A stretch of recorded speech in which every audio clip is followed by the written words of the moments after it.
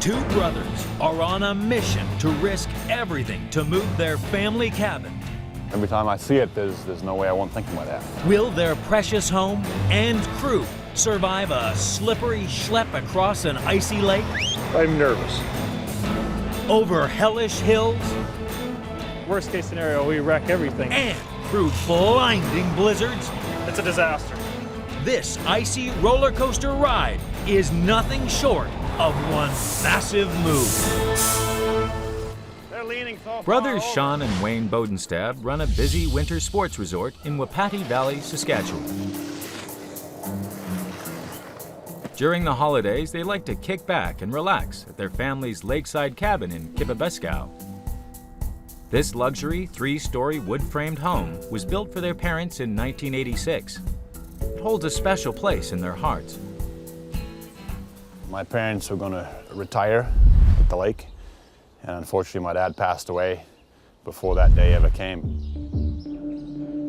Sean and Wayne lost their father in 2010, and this cabin is full of memories. Every time I see it, there's no way I won't think about that. So there's definitely a sentimental attachment. With a busy resort to run, Sean and Wayne don't have time to look after the cabin, let alone enjoy it with all their family. So they make the bold decision to move it to the resort.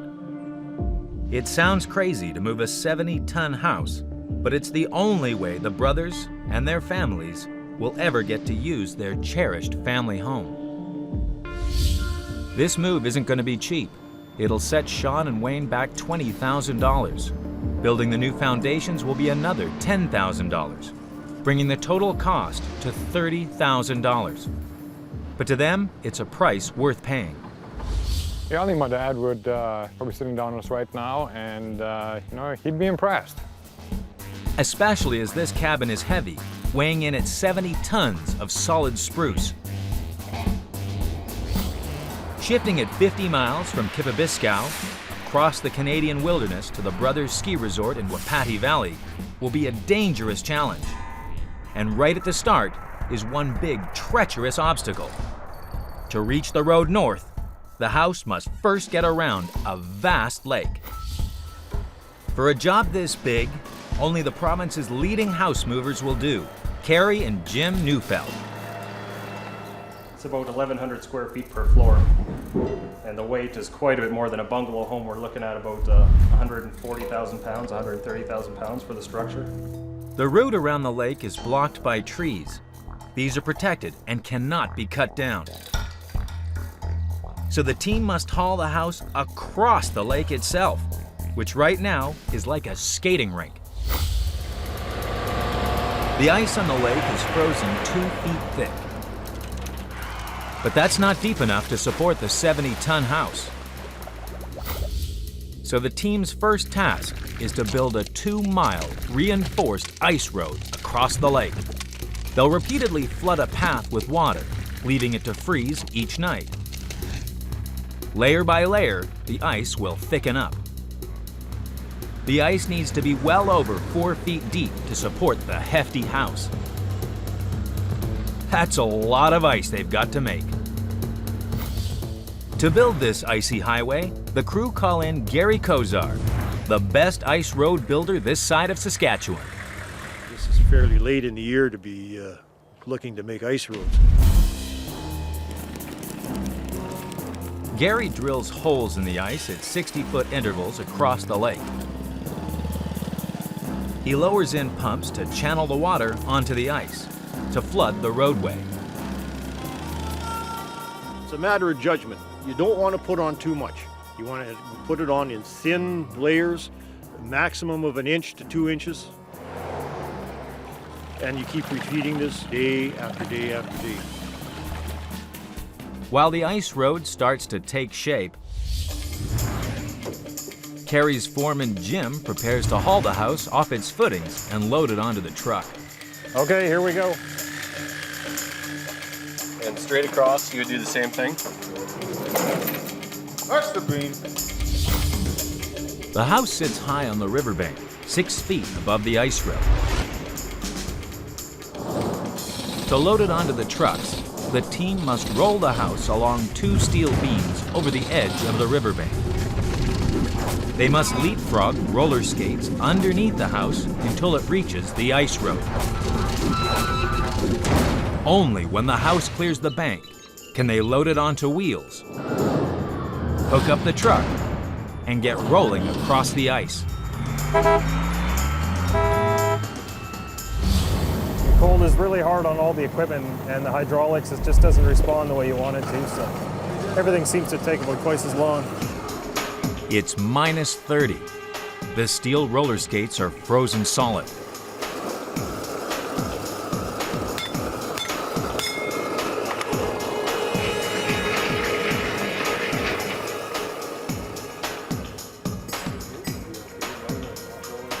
Okay, let's try it.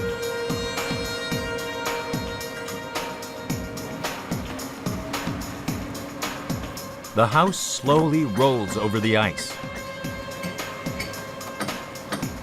There's a lot of weight, so you can hear the rollers. There's some stress on them.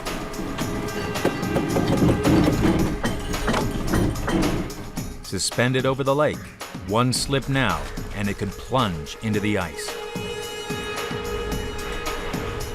With wheels under the rear and a truck hooked to the front, the cabin's epic journey is set to begin. There's been a few sleepless nights when this thing could derail real quick and this move is done, like it's over.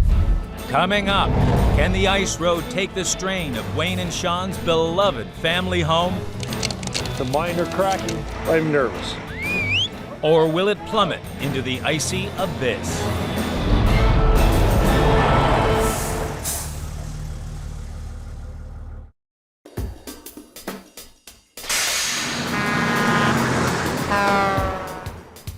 It's 7 a.m. in rural Saskatchewan. And after successfully rolling this 70-ton, 3-story summer house onto the ice, Carrie's crew hope to haul it to Sean and Wayne's ski resort 50 miles away before sunset. Obstacle 1, the lake. Iceman Gary checks if his 2-mile frozen road will hold up. Just arrived on site. I'm going to make my final inspection of the ice. Here we have just a smidgen over 44 inches of ice. Some minor cracking. I'm nervous. The ice road is not quite 4 feet thick.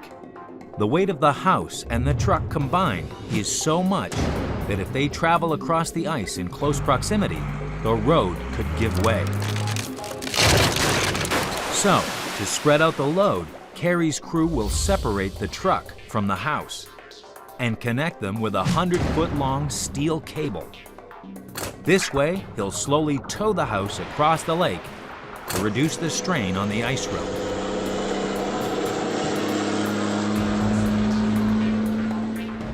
I'm going to try to... Carrie briefs his crew on the dangers ahead on the first stage of this 50-mile move. I'm just going to touch a few things on safety in case a dolly drops through the ice. We're going to keep that load moving. If that happens, Jim, I'm going to wave you and you're just going to put full throttle. In other words, if the ice cracks, floor the gas, boys, or risk sinking to the bottom of the lake. There's a lot at risk. We stand a lot to lose here, but I don't know if we can do anything more. Jim has drawn the short straw and is driving the lead truck. Okay, let's go!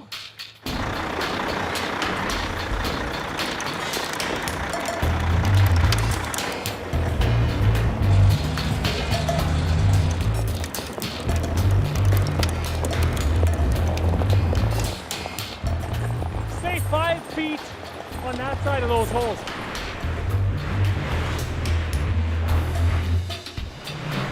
Keep in mind that ice is the strongest under its first load. After that, it starts getting weak. Between them and the bottom of the lake lies 30 feet of murky water. I'm going to keep my speed here at 5 kilometers per hour. Come on. Come on, come on. Come on. The important part is we got to make it home to her. My 4-year-old daughter just turned 4 last week. So that's the important part. Safety first, you betcha. That truck in the back could be in danger.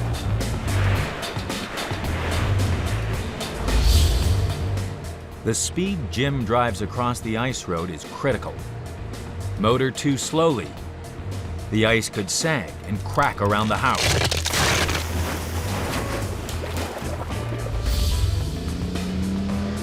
Drive too fast. A wave of water could form underneath the ice, rising up to crack the surface.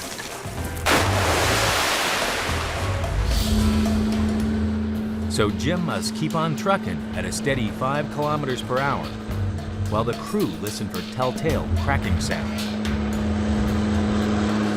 You just got to keep it moving. As soon as you stop the load, the ice loses its strength and it'll go down, and of course surface water, and that's a disaster. They crawl across the lake with trepidation, and it's not long before they hit a major glitch. Here's a crack right here. See? The truck is close to the cracks. Right here. If they move too fast, the ice could give way. Just maintain your speed. Okay.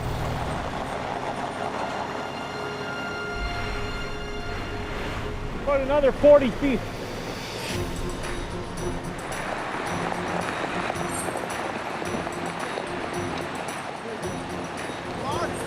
Looking good, looking good. Keep her coming. Keep her coming. That's good there, Jim. Let's chalk that load.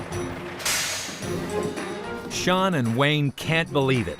Their home reaches the other side of the bank in one piece. But they can't relax yet. There are bigger hurdles to come. I don't think it could have went any better. I was so happy. Gary's not taking much credit on this project for himself, so I'll give him some credit. Thanks, Gary. Gary, come on in. All done. Coming up, can the team drag the house up an icy hill without it skidding back down into the frozen lake? Worst case scenario, we wreck everything.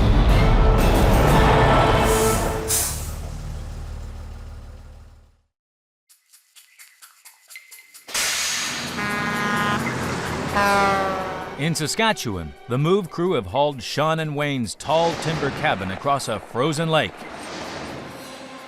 Now they have an even bigger challenge, an icy mountain to climb. 12 p.m. Kerry's crew must drive it up a steep hill to reach the road north. This hill is our next hurdle. It's the only thing that I'm really concerned about, stress on the house. The hill is extremely steep and very tricky for a heavy house to climb. It could put a lot of pressure on the cabin's rear walls, with catastrophic results, collapsing into matchwood. To reduce the strain on the back of the house, Kerry plans to jack up the rear wheels to keep the load as level as possible. Wooden wedges will keep the building extra steady as it makes its ascent.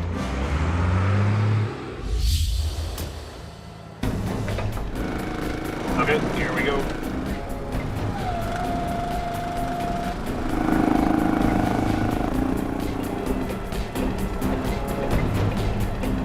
With the house level, the tug of war begins to winch it up the hill. All right, let's pull it ahead. If the line breaks or something like that, I mean, there's no way our truck will hold it. It's going to slide back down. Worst case scenario, we wreck everything.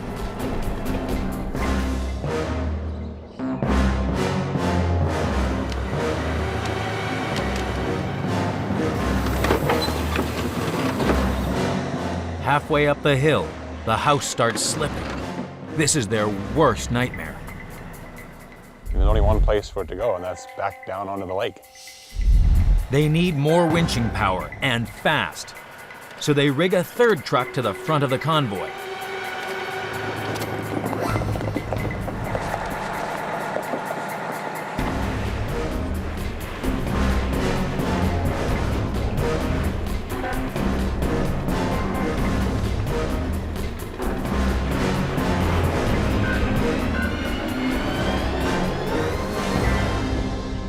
I'm luckiest guy in the world. I got the best staff possible. They're amazing. You guys see it. if things continue to go the way that they are, I think we're in great shape. But Mother Nature can play some crazy tricks on us. 2 p.m.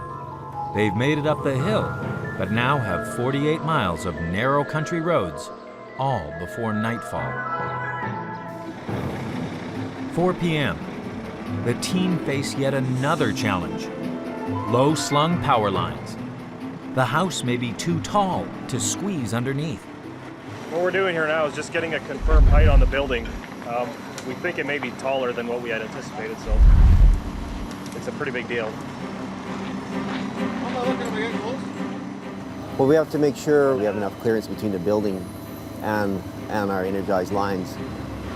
If we're too close, it could flash across onto the building and damage equipment and have an outage. The electricians have bad news for Kerry's crew. We're 11-9.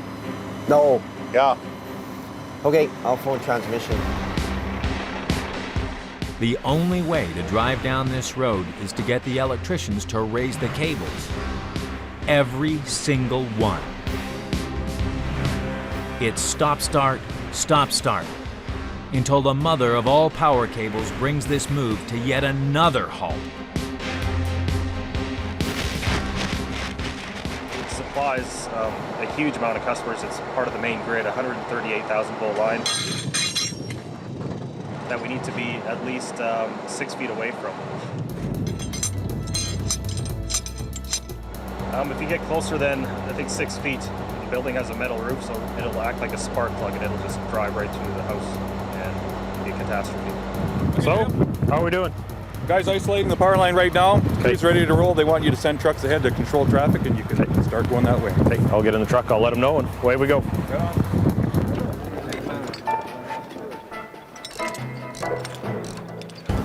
It takes 2 freezing hours to squeeze under the line. And just as they get back on the straight and narrow, Mother Nature has another surprise for them, a blizzard. The thick fog and freezing snow makes the road too treacherous. This is a typical January day. It's too bad it's March.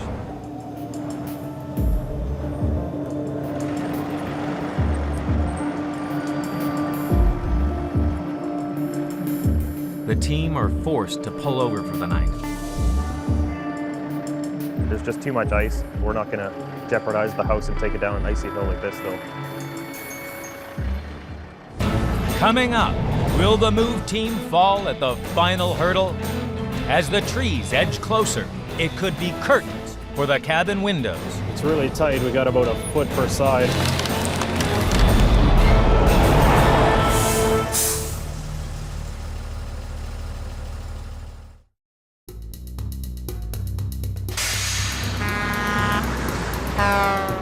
Wayne and Sean's precious cabin has survived a treacherous trek across ice, up hills, and through a blinding blizzard. The finish line is nearly within reach. Move day 2 in Saskatchewan. The snowstorm has passed and the crew haul the house back onto the road. But they're not out of the woods yet. The road down to Sean and Wayne's ski resort is hemmed in with trees. It's really tight. We got about a foot per side. The branches could smash the cabin's windows.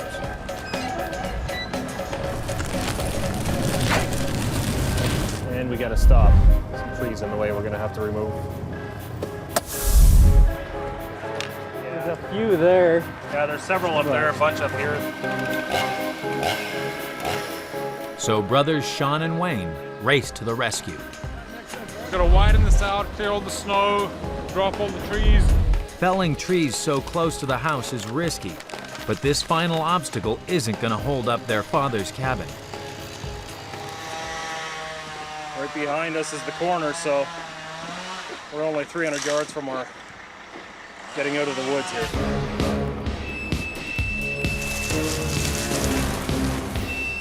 Don't lose your nerve now, Jim. The cabin's new home is just around the corner. A bit of a drop, like in the center, as you come off the road shoulder, Okay. and into that pasture.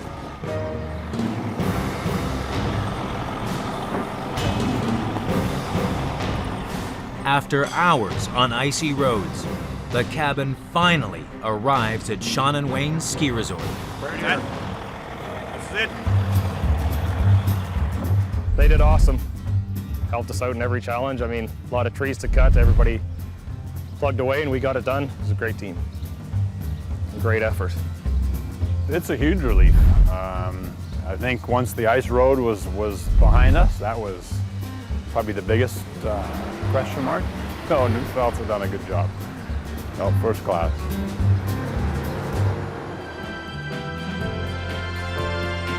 Four months after the move, the brothers have wasted no time in completely renovating the cabin. We're absolutely ecstatic with the way the whole project came together. With the cabin sat firmly on the new foundations, they've given the house a beautiful makeover from top to bottom. Thanks to the move team, the family can enjoy their father's legacy all year round for many generations to come. He was always up for a challenge, so I'm sure he's still looking down on us, and I'm sure he's got a big smile on his face. It feels good that it came together and it's still in the family, and it's going to be here for many years to come, so it's great.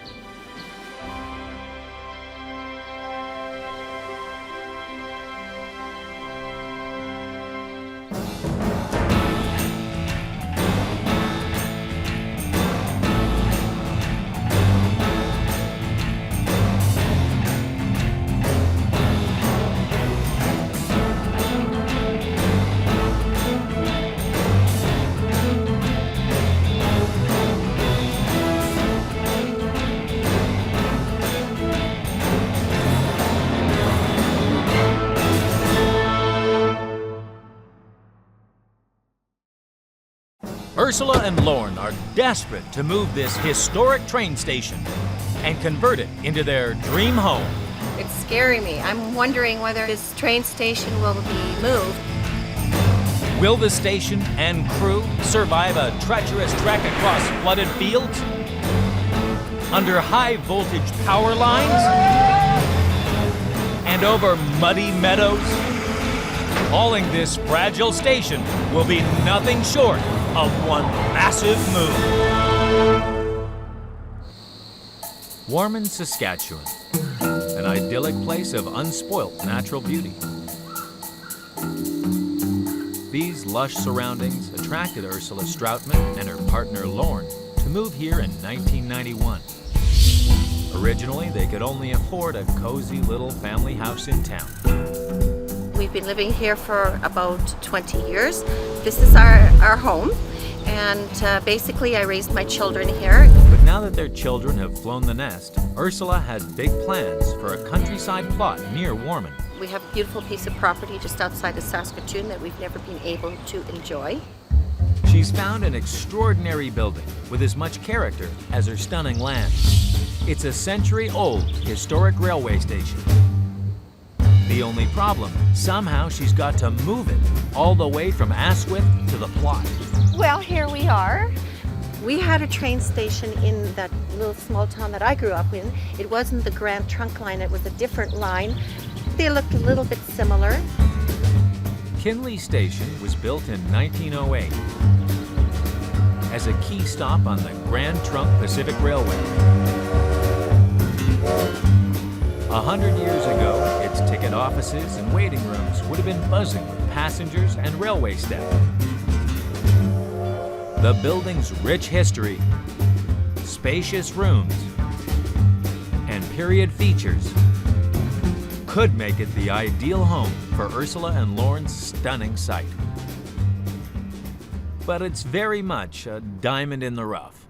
Walls have to be redone. Everything has to be redone.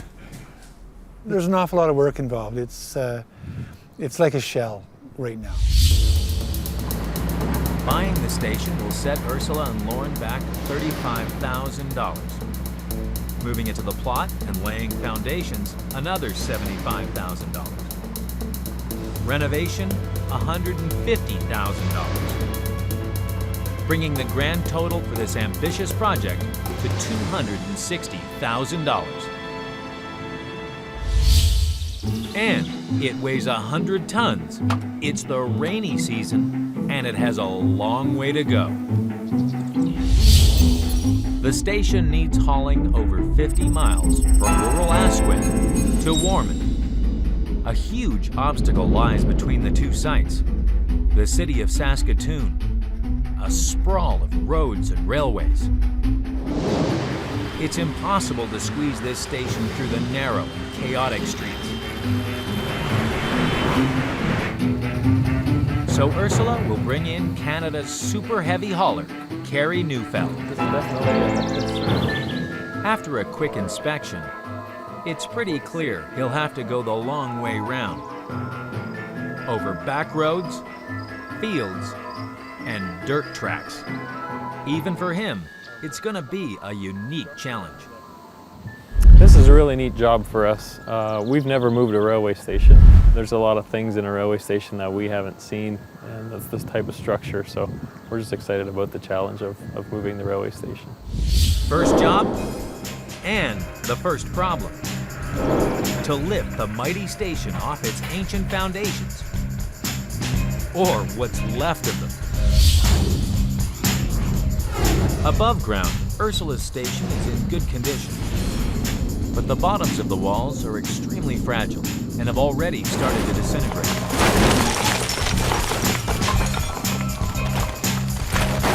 To strengthen the station's fragile frame, the team must build a rig of steel beams to cradle the structure. This hopefully will stop their dream home from breaking up during the journey.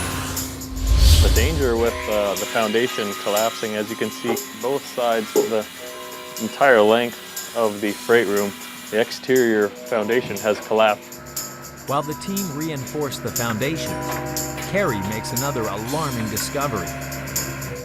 It's only day one, and there's a second problem. They've removed a wall here. You can see where the walls used to be on the floor here. With this wall gone, there's nothing really holding the walls from going back and forth. To make more space inside the station, a load-bearing wall was removed 35 years ago. This makes the structure even more delicate. The slightest jolt when it's lifted up could cause it to collapse.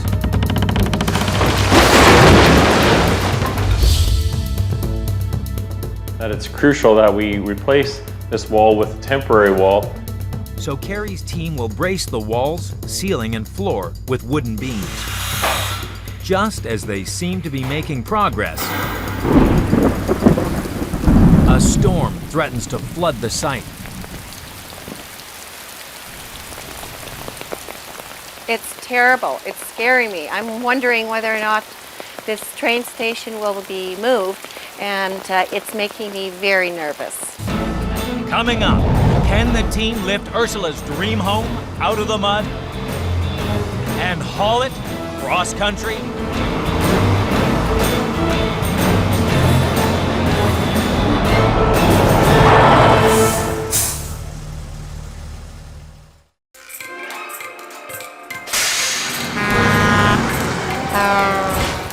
After being beaten back by the storm, the team raced to move the station today. Fortunately, the weather seems to be holding. Ursula and Lorne arrived just in time to see their fragile station being wrenched off its old footings, hopefully without a hitch. I've never seen a building lifted before, and I'm really looking forward to seeing this.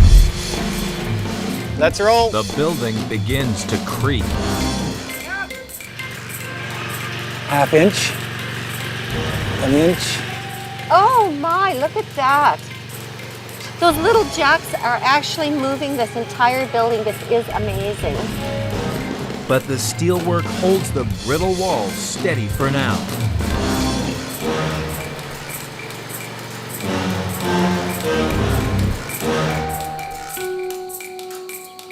We're good to go here.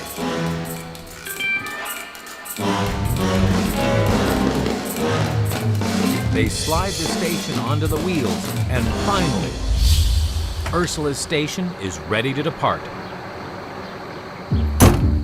Yesterday's storm has turned the field into a quagmire. The station might not be going anywhere, but down. Ursula and Lorne are very worried. This is going to be 40 feet wide, and these roads are only 20 feet wide. And the ditches are filled with water, so there's an issue.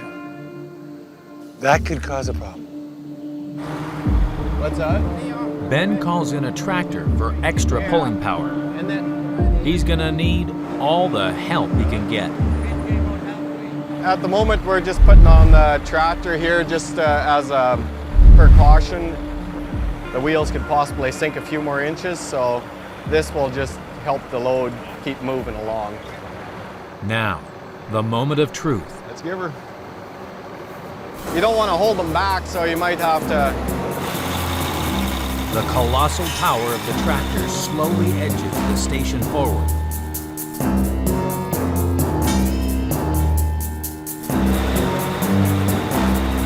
But they still have to squeeze through a forest that's blocking its way. This is a mover's best friend. But it's nothing Ben's trusty chainsaw can't handle.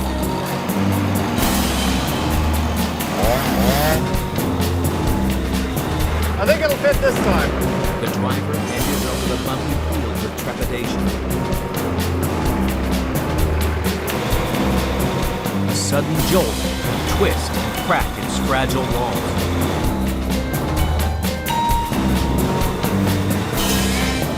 It's been a rough old start to this station, and there's still a 50-mile obstacle course to go.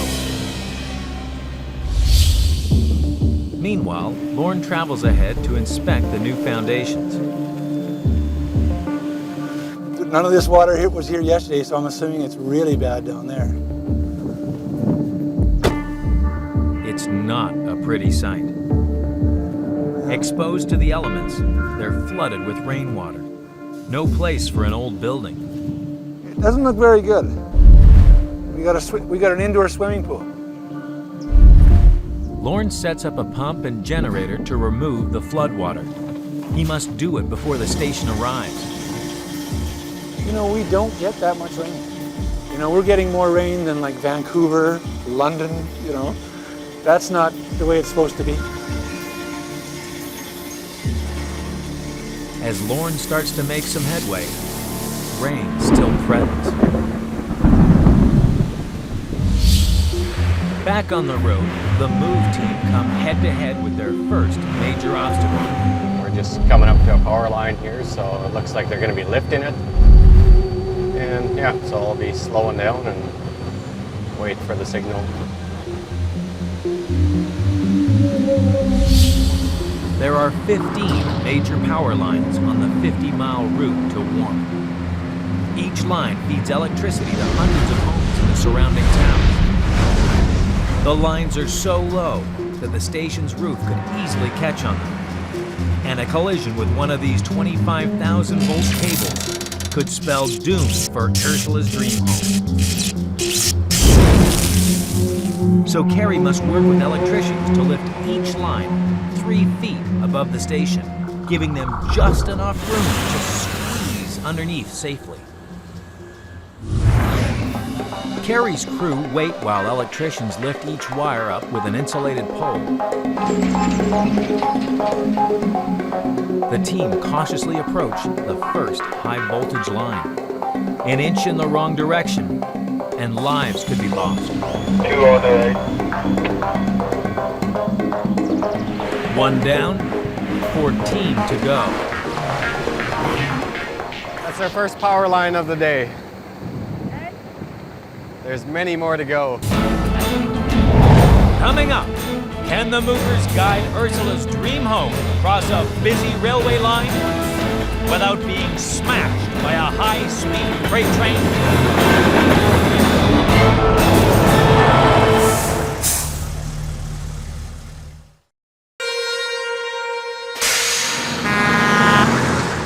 Having successfully guided Ursula's new home under a series of high-voltage power lines, the team have a deadline on their hands.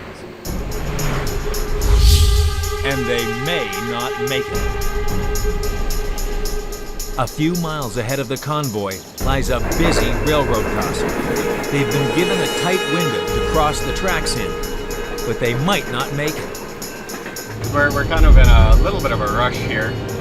We got about 2 miles to go to the railway tracks. It's 11:15, and at 11:45 our permit expires to cross those railway tracks. We'll keep our fingers crossed that we make it there in time. If the team missed their slot, it could derail the whole project. Ben puts his foot down. He must drive carefully. Floods have ravaged the area, and water is encroaching on the already narrow roads.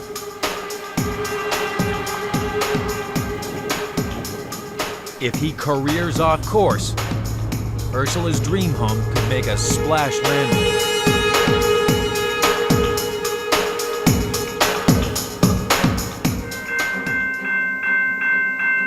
The station arrives in the nick of time.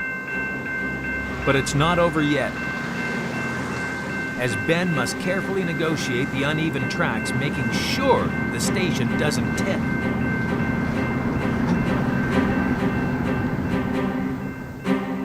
They make it in one piece. After surviving power lines, floods, and busy railway tracks, the station finally arrives at Ursula and Lauren's site. Seeing that station come over the hill on the grid road was really spectacular. But now it faces a very sticky problem.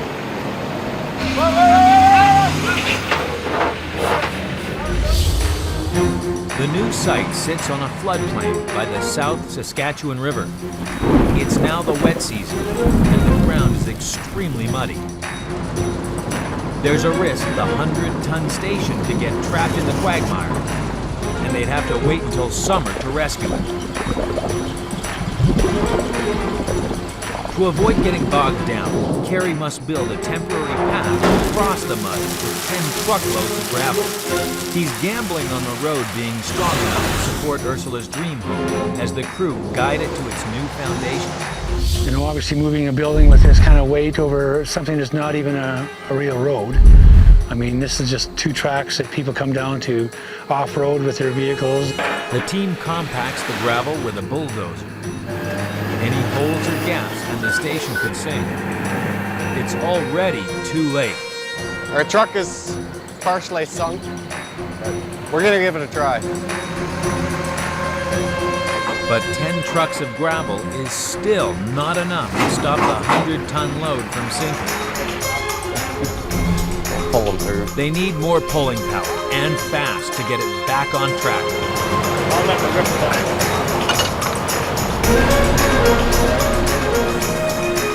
The foundations are just 65 feet away, but in this mud, it might as well be Texas.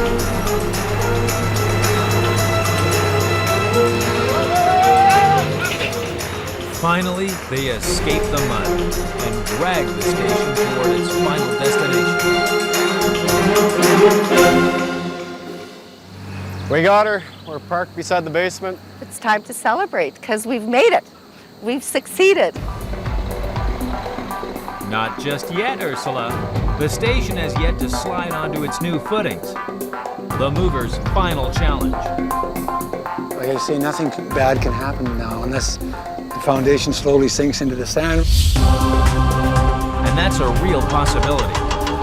Settling the station on its new footings will be a challenge. If the wooden walls aren't lined up precisely with the concrete foundation, they'll warp and lose their strength. For a perfect touchdown, the team will slide 2 long steel beams under the station and then roll it into place on giant roller skates. They'll measure the station every few feet to check it rolls on course. The station is precariously balanced, 15 feet in the air. I've never seen anything like this in my entire life. Let's roll. One slip now, and Ursula's dream home could come crashing down around her feet. Coming up, with Ursula's dream home hanging in the balance. Oh, just a second, that one is twisting. One tug in the wrong direction could spell disaster.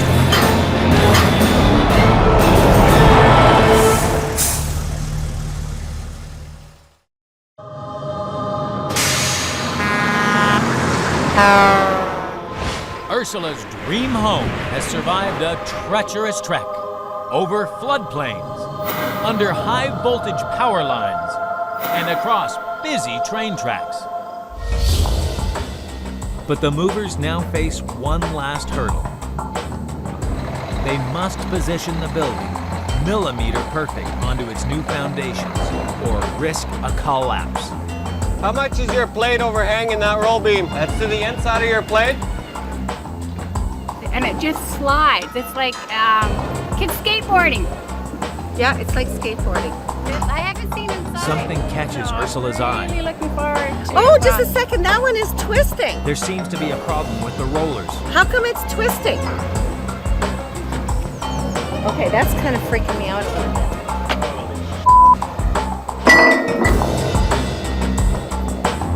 There's too much weight on the rollers. The station's huge weight has brought the slide to a halt. The clock is ticking. The longer they're held up, the greater the chance of the foundations caving in.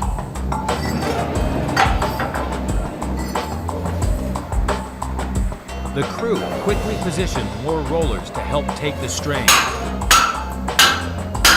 with brute force. And it's not long before they're back on track.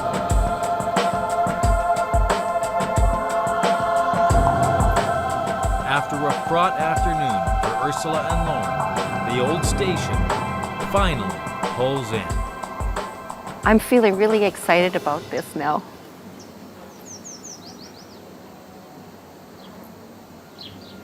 Two months after the station arrived, Lauren and Ursula are hard at work, transforming it into a luxury home. Lauren is the project manager, and I'm just the watcher. And I like bossing him around. This is not a small project, but they'll have the views they've always dreamed of.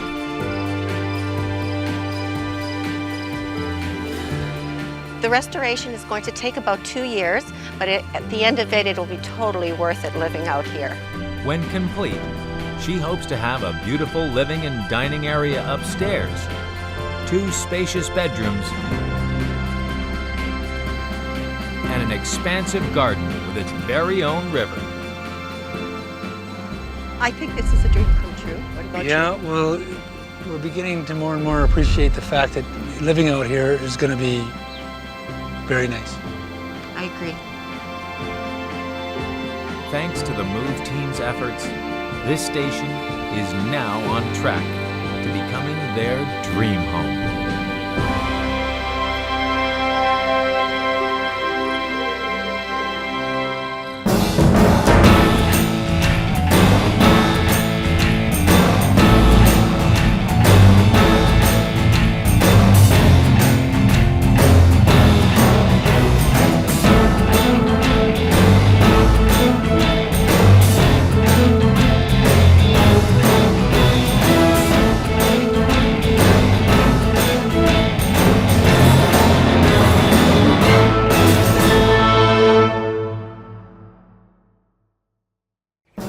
A big family, desperate for a bigger home.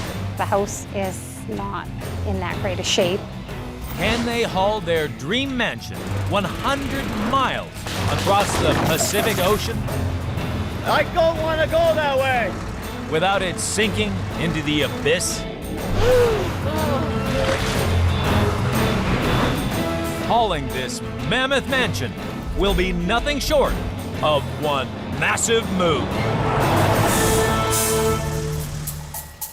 Souk, Vancouver Island, a tranquil town with stunning views of the Olympic mountain range, perfect for all the family.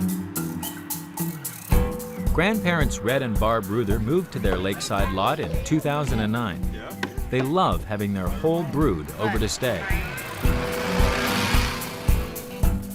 The kids love it here, and they just really enjoy coming out to spend time with Nana and Papa, and I want them to keep that. But as their grandchildren grow, their cozy house can't do the same. House is small. It's only 960 square feet. The house is not in that great a shape, but it's the property that's absolutely wonderful. Red and Barb don't want to leave their picturesque plot, but they can't afford to build a larger replacement home from scratch. So they decide to have a second-hand house moved to their existing property. And boy, do they find a place. A huge 70-foot-long luxury home in West Vancouver that was destined for the wrecking ball. It comes full of modern fittings, spacious bedrooms, and enormous floor-to-ceiling windows that make the most of any ocean view. My first impression of the house is I just think it's fantastic. It's got way more space, I think, than we actually need, but I've got a big family. Buying the house will set Red and Barb back $35,000. Moving it to their lakeside plot and laying foundations, $75,000. Renovation, $150,000, bringing the grand total for this daring project to nearly $260,000. But that's still half the price of building a brand new home this size. To reach Red and Barb's cherished lakeside lot, the house needs hauling over 100 miles from Cypress in West Vancouver to Sook on Vancouver Island.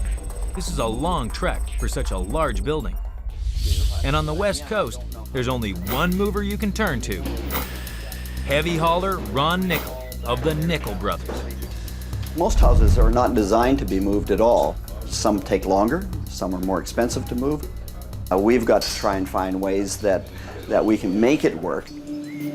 But moving this house will test Ron's mettle. He wants to drive it to the new site by road. But the building is too wide to pass through these narrow streets. Ron's route needs a rethink.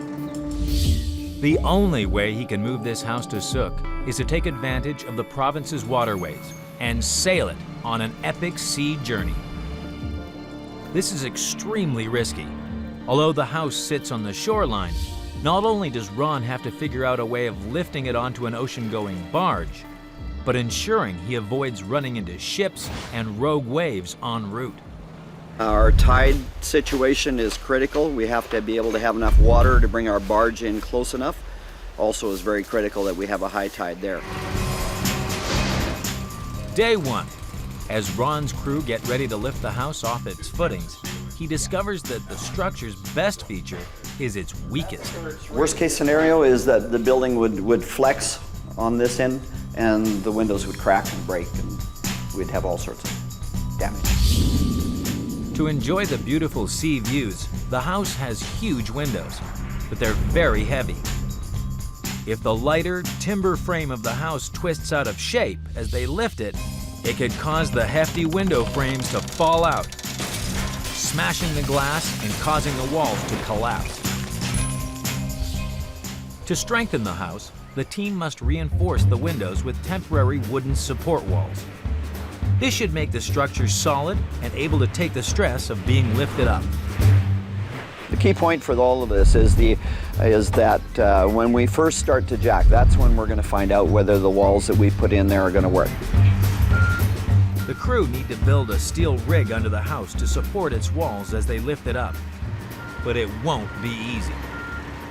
This is a very critical time in the whole procedure because once the building is free of the foundation and up, this is the time that we're looking at to see how the building is reacting to the change of bearing points. This plot is crammed. The neighbors won't be too happy if one of these beams takes out their windows or gate posts. Look! No! We gotta get back to 10. Is there a great big mechanical machine that raises it? This house is so heavy, Ron needs more than 20 hydraulic jacks to prise it off its foundations. Anybody see any problems yet? Spotters make sure the house remains level. If it leans, it could topple onto the homes next door. Up about a half inch in the garage. And there's liftoff. I'm surprised that all the glass is in place. It is worrying to see it so high up in the air because, I don't know, you just think it's more susceptible to the elements and just makes you worry about how it will arrive at our end. Red and Barb's new home is so big, it needs 32 wheels to make it mobile. I find it really nerve-wracking. I mean, gee whiz, that's a big house to lift. It's got a long journey ahead of it. With the house ready to roll, Ron's team now face their biggest challenge. Load the house and take it out to sea. Coming up, can the crew guide this extra wide load across an extremely narrow ramp? We could get grounded out there and then we'd be in serious troubles. While racing against a fast-moving tide?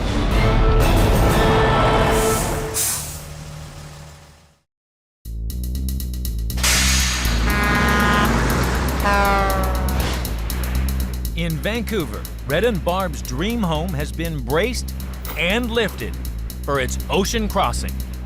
Now the team are at the mercy of Mother Nature. This house is so heavy, Ron needs as much water in the bay as possible to load it onto the barge, or it could get stranded on the shore. Today at 9:30 p.m. is the only time the tide will be high enough to load for 4 weeks. It's a critical deadline. And at peak tide, the team will have a razor-thin window of just 60 minutes to load before the tide goes out. A delay could spell doom. They need a meticulously timed plan to get the barge in, lay down ramps, load, and set sail. The barge should come in pretty close to where the water line is there now, and then our ramps will span the rest of it coming this way. 5 p.m. The team race to make a level path across the shore. In the nick of time, the barge appears.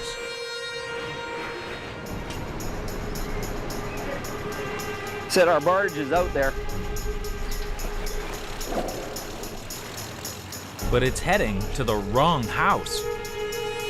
Your guy is here. I can see the ramps and the crane and that, but he's too far towards North Vancouver along Marine Drive. This is Ron's worst nightmare.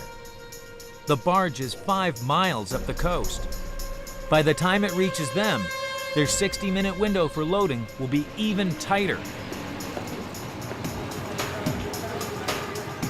Once the tide starts dropping, then very quickly we could get grounded out there and then we'd be in serious troubles.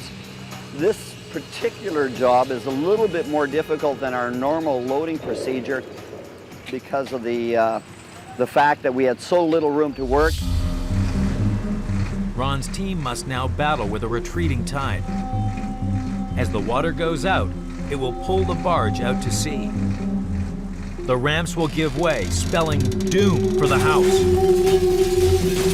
The team need to tether the barge to the land with 2 big trucks. But on this lot, there's no room for them to get to the shoreline. So they have to improvise, lashing the barge to an excavator and a giant concrete block. In the hope that even with the strong tides, the barge holds fast.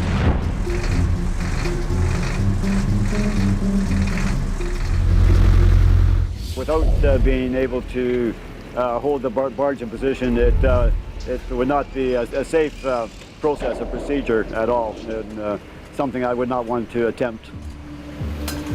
The excavator tries to maneuver the concrete block down the side of the house to reach the water's edge. Straighten out even a little more. But it's a tight squeeze. This thing weighs almost 6,000 pounds. We'll be able to hook the barge right up to this right here. This will hold it in on one side, and that machine will hold it in on the other side.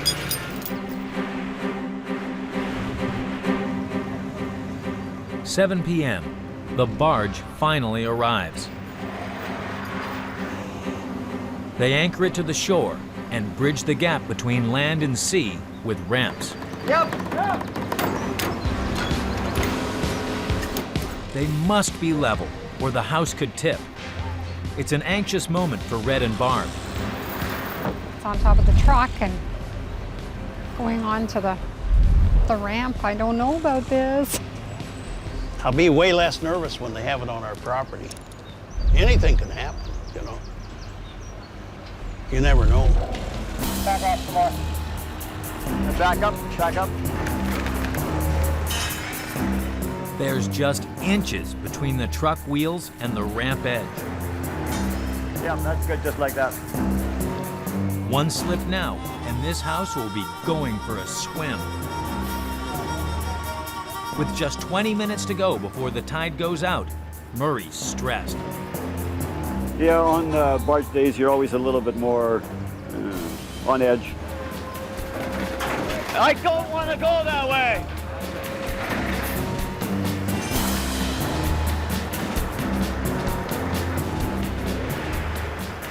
Yep, we're on. That's the worst of the pressure as far as the climb goes. The house makes it onto the barge as night falls. The rest should be easy. But hauling this precious load through sea traffic at night will make the next stage of this move even more treacherous. Yeah, it seems we always seem to be cutting at 5, so it's always a race. Coming up, will the house make it to Red and Barb's land without rogue waves sweeping it out to sea?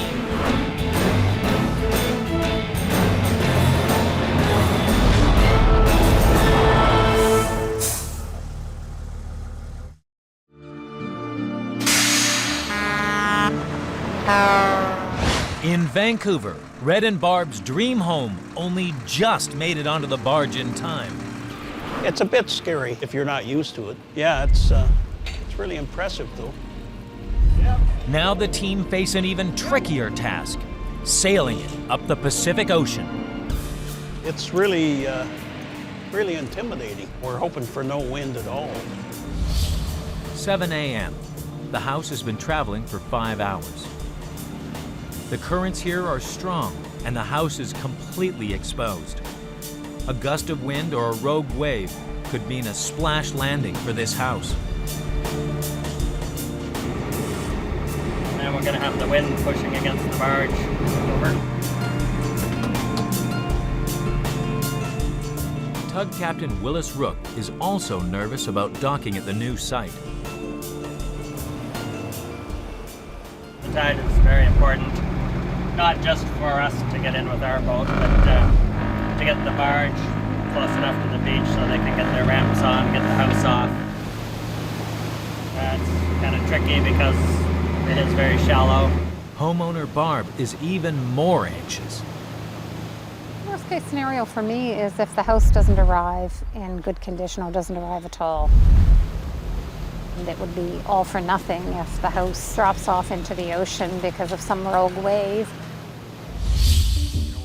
At Red and Barb's shoreline lot, Ron Nichols' brother Alan gets ready for the barge's arrival. So because this is where I need to get to with this second staging, right? Is right here. Because the barge, I think it's going to come in right there, right?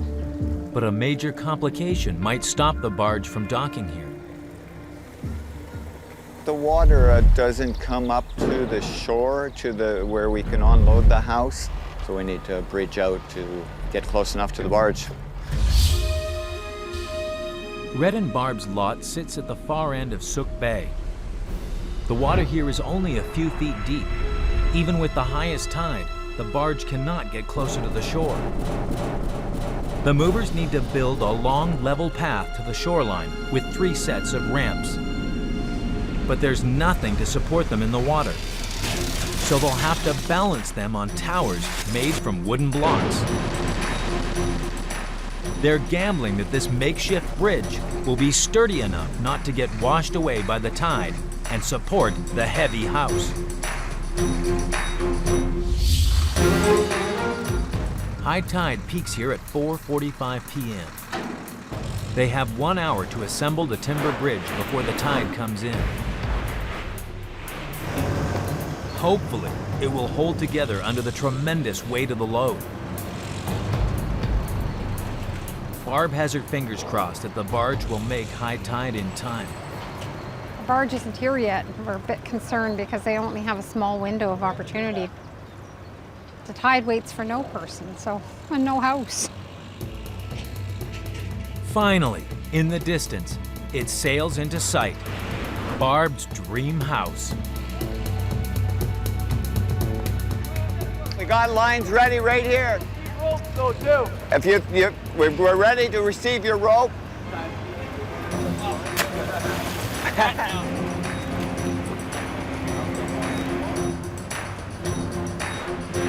Amazing how they're actually making the connection between the land and the sea. The team now face a precarious balancing act, guiding this house over the narrow bridge onto dry land. I can't believe that they're going to be able to drive the car off, but they know what they're doing, so anyway, it's going to be exciting. Coming up, will this hefty house prove too heavy for the brittle bridge? Oh, whoa, whoa, whoa, whoa, whoa, whoa. Don't roll, just go out.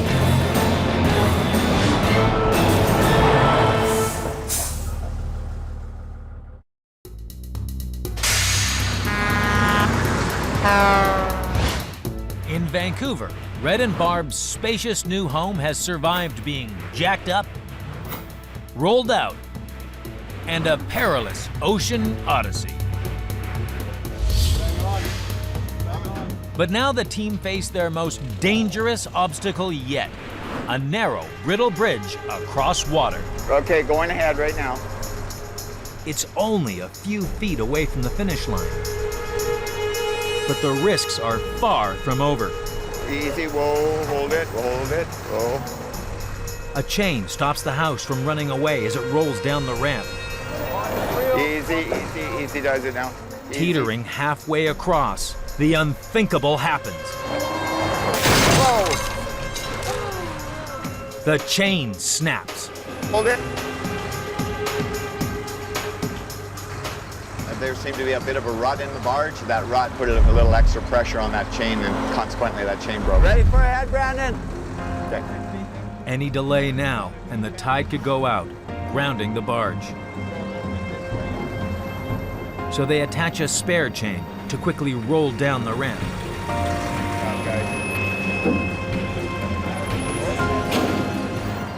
Finally, they reach dry land. On the ground! Yay, look at that! Oh my gosh! It was a heavy building coming down the ramps there, so to bring it down as slowly as we could. Incredible feat that they can actually do this. You know, it's incredible engineering feat. It's awesome to have it on terra firma. Friggin' awesome. Barb's spacious new family home finally arrives.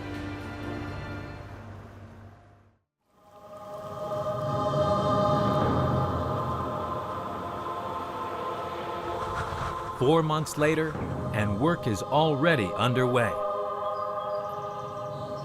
As well as keeping their old bungalow, they'll soon have a 3-story home with luxury finishes. But it'll be a while before Red and Barb can finally move in. There's some major things that are left to be done. There's the windows, and they're pouring the floor early next week for the basement. I think we'll be pretty much tied up in 1 more month.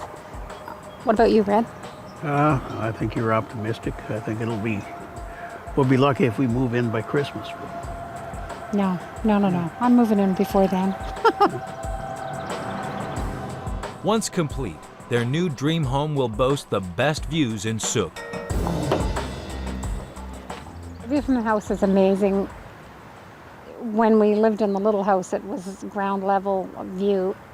The new house, it's just every level you go up, the view becomes more expansive, and it's just fantastic. something the whole family can enjoy for generations to come. I think I heard, hey, big guy! Do you like Nana's new house?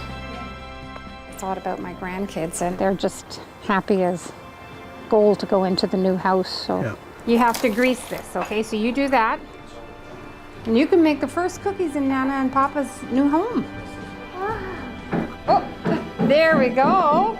You put it somewhere, okay? Thanks to the move team's skill and determination, Red and Barb now have their very own Pacific Palace. If houses have souls, I think its soul will be happy here.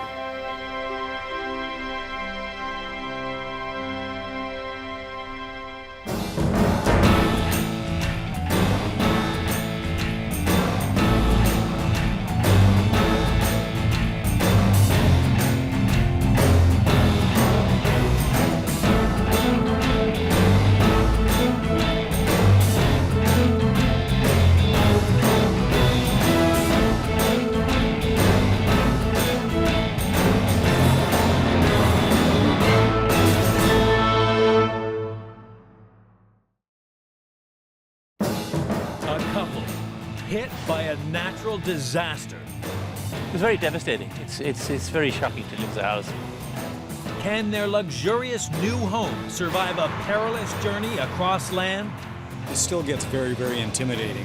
And through busy waterways? Oh, whoa, whoa, whoa, whoa, whoa. Hauling this harbor house will be nothing short of one massive move.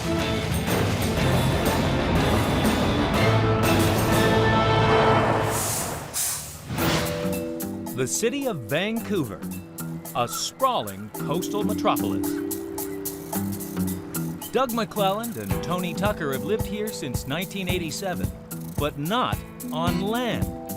They were the proud owners of a custom-built floating home in Cole Harbour and would never consider swapping it for the life of a landlubber. It's a great lifestyle. It's amazing. We're right downtown in the middle of Vancouver, and when you come home at night, it's like living in the country. But while away on a Christmas vacation in 2009, disaster struck. There was a monumental amount of snow. It shut the whole city down. And so much snow built up on our roof that it got top heavy. And eventually it tipped over on its side and it crashed down on top of a sailboat that was sitting beside it. It was very devastating. It's very shocking to lose a house. With their worldly possessions submerged, Doug and Tony were left to pick up the pieces. I don't think either of us considered for a moment that we would do anything else except to rebuild. And rebuild they did. Doug and Tony's new aquatic mansion will be even bigger and more luxurious than their old home. See, it's still a bit of a construction site. It will have a fitted kitchen, an office, 2 bathrooms, and huge floor-to-ceiling windows. So this will be the back of the house. It faces out onto the open water. You'll see the mountains, you'll see the boats. It'll just be a spectacular view. But first you have to get it to your marina, Doug, and it can't be moved over land. Doug and Tony's house is being built in a special boatyard on the Great Fraser River. When completed, it needs to be moved 35 miles to reach their mooring in Cole Harbour Quay in Vancouver. While their house is designed to float, no one knows if it will survive being towed on an extremely hazardous journey down one of the busiest and most turbulent waterways in the world. To add more pressure, construction and harbor mooring costs are racking up. We're pouring so much money down the drain, and so we need to get into this location and get back to a normal sort of person's life of paying only one rent. Building the house will set Doug and Tony back $250,000. Moving it and the moorings a further $75,000, bringing the grand total of this daring project to $325,000. Visa, MasterCard, American Express, they'll love me. I just hope I can pay it off in the end. To make sure it's money well spent, Doug has hired one of the world's top naval architects to design their house.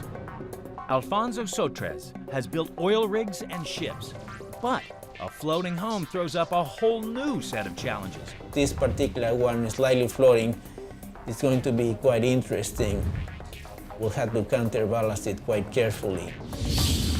To make the floating foundations for the house, the crew has encased giant blocks of styrofoam with waterproof concrete. Pretty much nothing can sink them. But things aren't that simple for Doug and Tony's new house. It's so tall, it's top-heavy. So Alfonso has made the foundations much heavier and deeper to lower the building's center of gravity. The extra concrete should keep the house rock steady. After months of intensive construction, the crew must weigh the house to check it sits level in the water. We're going to measure the weight of the house and the location of the center of gravity. The house has been designed with a beautiful viewing deck, but there's a complication. It makes the back end lighter than the front. One strong wave, and this house could end up like the Titanic. So the team must lift the house onto special jacks to work out how its weight is distributed. They can then balance the house out by moving furniture inside. They can add extra ballast where it's most needed. The crew will lift the house onto jacks with a special crane, usually used to raise ships. I have never seen a house lifted by a big boat lifter before, so I'm sort of paranoid that the house is so heavy. Sounds sort of dangerous to me. With the lifting straps under Doug and Tony's $325,000 investment, crane operator Ken can prepare for liftoff. It still gets very, very intimidating. When you pull back on the controls, you see the house has gone past you and the hull's coming up and you're looking, you're going, oh boy.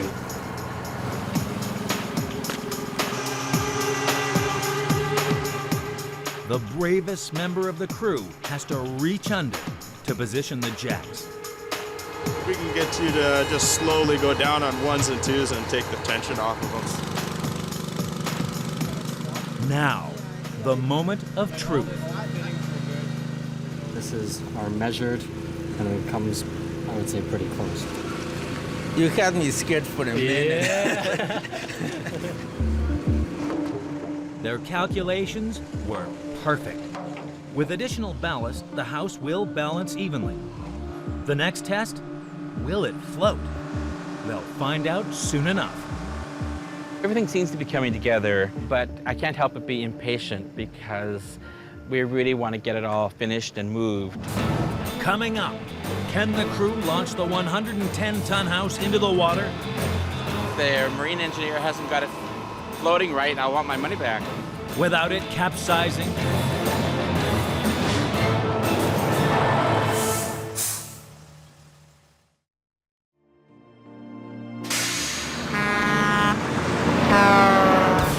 In Vancouver, Doug and Tony's new look floating home is finally ready to launch. Today, the team must carefully lower the 110-ton luxurious home into the fast-flowing and unpredictable Fraser River. Somehow, the situation lends itself to getting more and more nervous. Homeowners Doug and Tony have come to the shipyard to watch. They're anxious. The most challenging and most nerve-wracking part of the whole thing is the move. We have no control there, really. I mean, once it sets sail, we just have to cross our fingers and hope that it arrives at its destination safely. To launch boats, the yard has an enormous mobile crane, but it's not built to lift large homes. Its awkward shape could cause the house to swing out of control. To stabilize the house, crane operator Ken must add more lifting straps. It's vital Ken raises the house slowly to keep it level and stop it from swaying. This is more like a security blanket for me because I don't want anything to go haywire on us.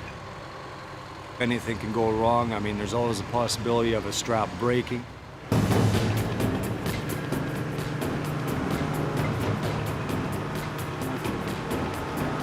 Ken keeps a close eye on the house as he lines it up with the water's edge. One wrong tug of the joystick now, and this home could end up with a view of the riverbed. Certainly paid all the engineers and architects enough. If the marine engineer hasn't got it floating right, I want my money back.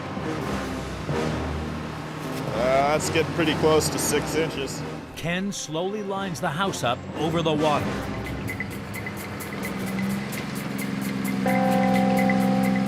And touchdown. Well, I'm quite happy to see that's floating very level. That was the biggest concern. With the home floating nicely, the team prepare it for the biggest, wettest trip it'll ever make. Could be a happy ending tomorrow. Happy ending. Long last, my God, wouldn't it be wonderful?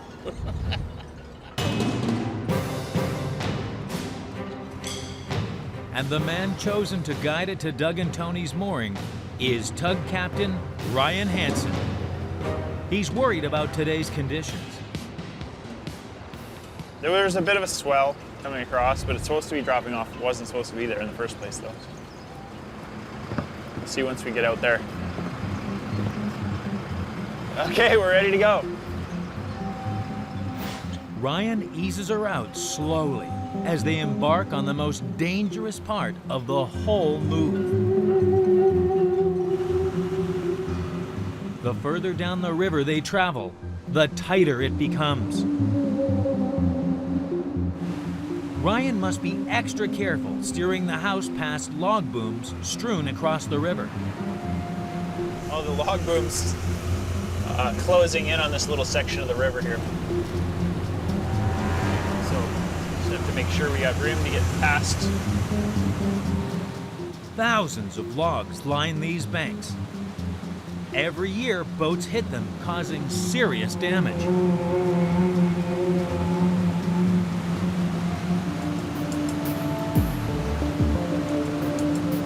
Oh, whoa, whoa, whoa, whoa, whoa, whoa. Don't roll, just go out.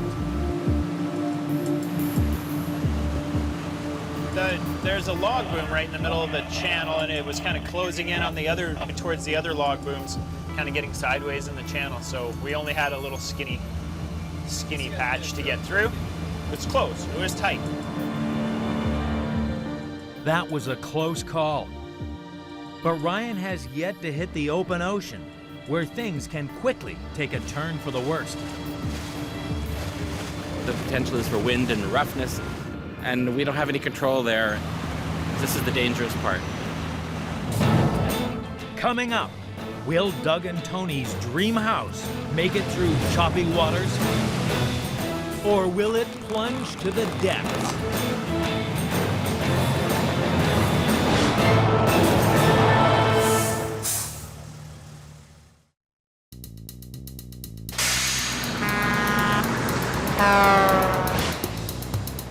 In Vancouver, Doug and Tony's new custom-built floating home is heading out to the open ocean.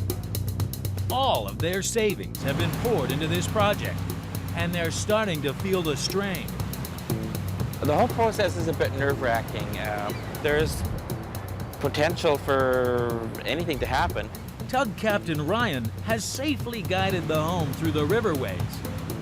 Now he faces the dangers of the ocean.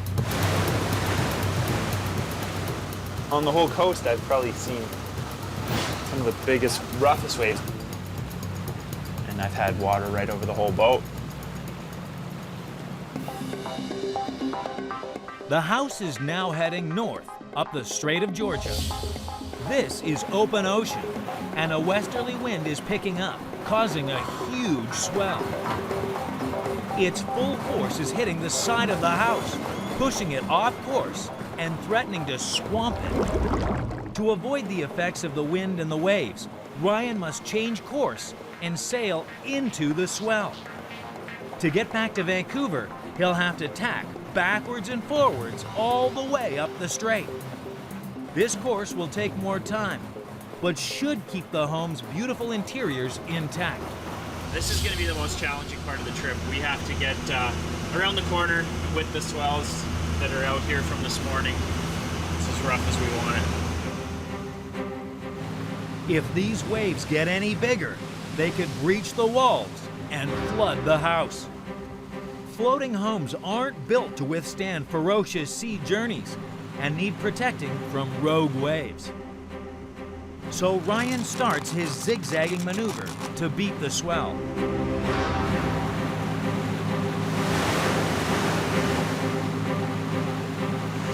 Made the turn now, so it should improve, but I don't like seeing the water getting down near the bottom there. From here to Cole Harbor, Ryan needs to constantly monitor the conditions. If they get worse, he may have to turn back.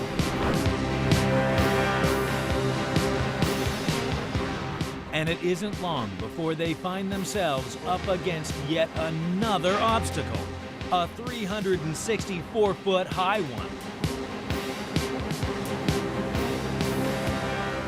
It's a very, very tight shipping lane coming in under the Lionsgate Bridge. And so just a bit of nerves on those issues. We have to trust in the tugboat captain's skills. Ryan calls control to make sure he's safe to head under the bridge and into the path of fast-flowing currents. Yeah, we're probably 10 minutes away from the bridge, just upstream here. We're staying on the north side of the channel. The house is heading into the narrow confines near the Lionsgate Bridge, but the tide draining out of the inlet makes the currents here extremely choppy. Pick the wrong course now, and the currents could throw the house onto the rocky shoreline. So Ryan needs to speed ahead and plot a straight route. Once safely through the narrows, the tug must slow down so they have complete control of the house for the final stretch. It's a critical time for Doug and Tony's floating home.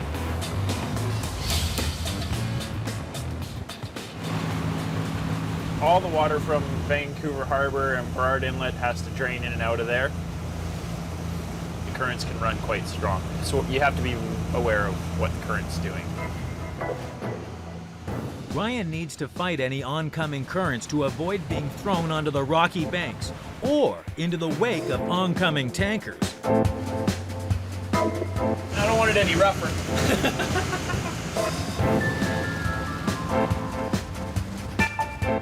The floating home makes it safely through the currents. Now, the end is in sight. Cole Harbor.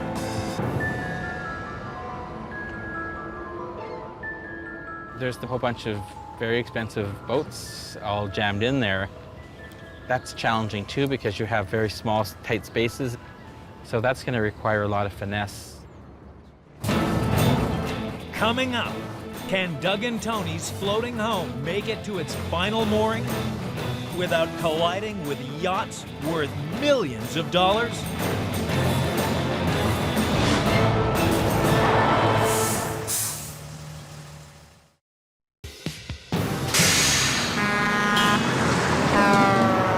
Doug and Tony's luxurious aquatic mansion has survived a precarious lift, launch, and trek through treacherous waterways. It's a long process with a lot of variables, but until the house is actually in the slot with all the ropes tied up to the dock, it's not a finished deal. The team's final challenge is to guide her into the harbor without denting these million-dollar yachts. And to add to the pressure, the boat owners come out to watch the house arriving. This huge yacht on the end here belongs to the owner of the marina, and so as long as we don't bump it. Ryan leaves the tug to the second in command and jets off to scout out the harbor. Doug is there to greet him and point out the obstacles.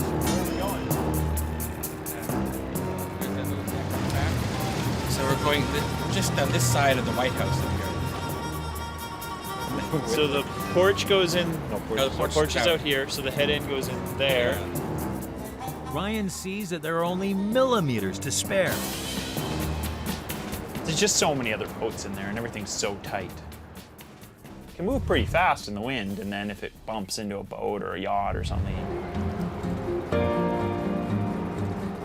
It gets tense as Ryan and the marina crew try to steer the 110-ton home through the narrow waterway to its mooring.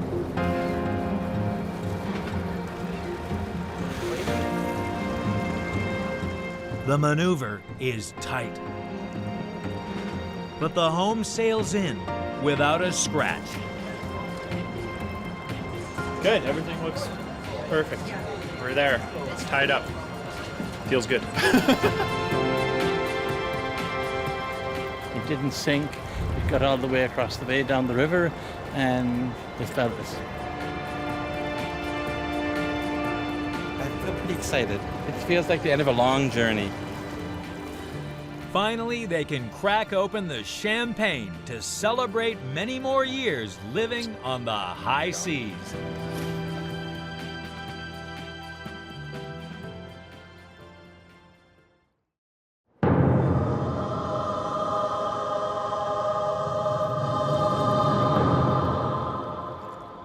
One month later, and Doug and Tony are already enjoying their new floating home.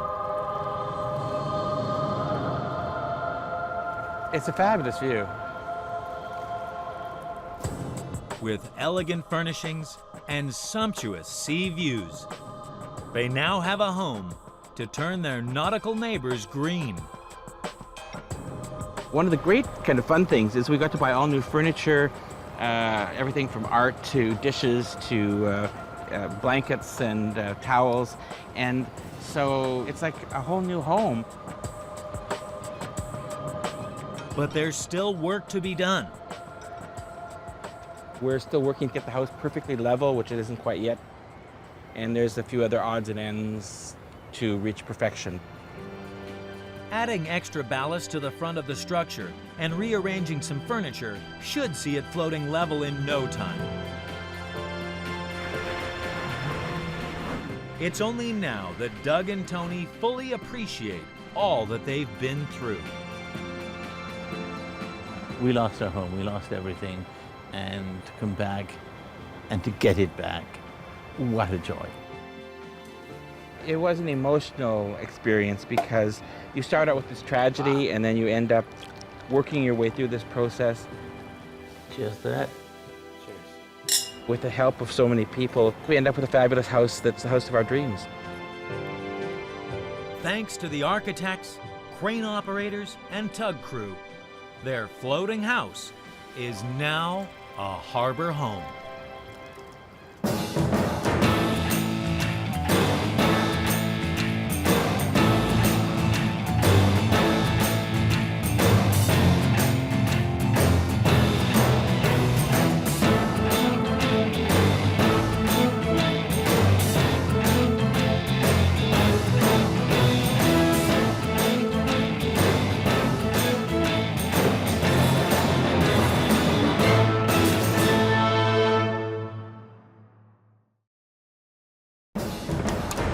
A family on a mission to build and move their dream riverside mansion. I don't like all the cracking and banging that's going on. Will the house survive a treacherous tilt into the fast-flowing water? We could have a catastrophic failure where the building could fall off the dollars. And a dangerous tug downriver? It's like throwing a big block of concrete. Hauling this floating fortress will be nothing short of one massive move. The Fraser River, the largest in British Columbia. It's along this beautiful but busy waterway that Graham and Sharon Hartley and their two kids, Grace and Evan, dream of living. They hope to escape their current home in Ladner, which is landlocked. I've looked forward to being on the river for years. I've always dreamed of being able to jump in my boat and zoom off whenever I wanted to, and we can go kayaking and fishing and stuff like that together right out our front door. I want to move to the river because I love it there, and with all the wildlife, there's a whole lot more than here. So I think it'll be fun. But the family don't want to live along the river. They want to live on it, in a unique house that floats.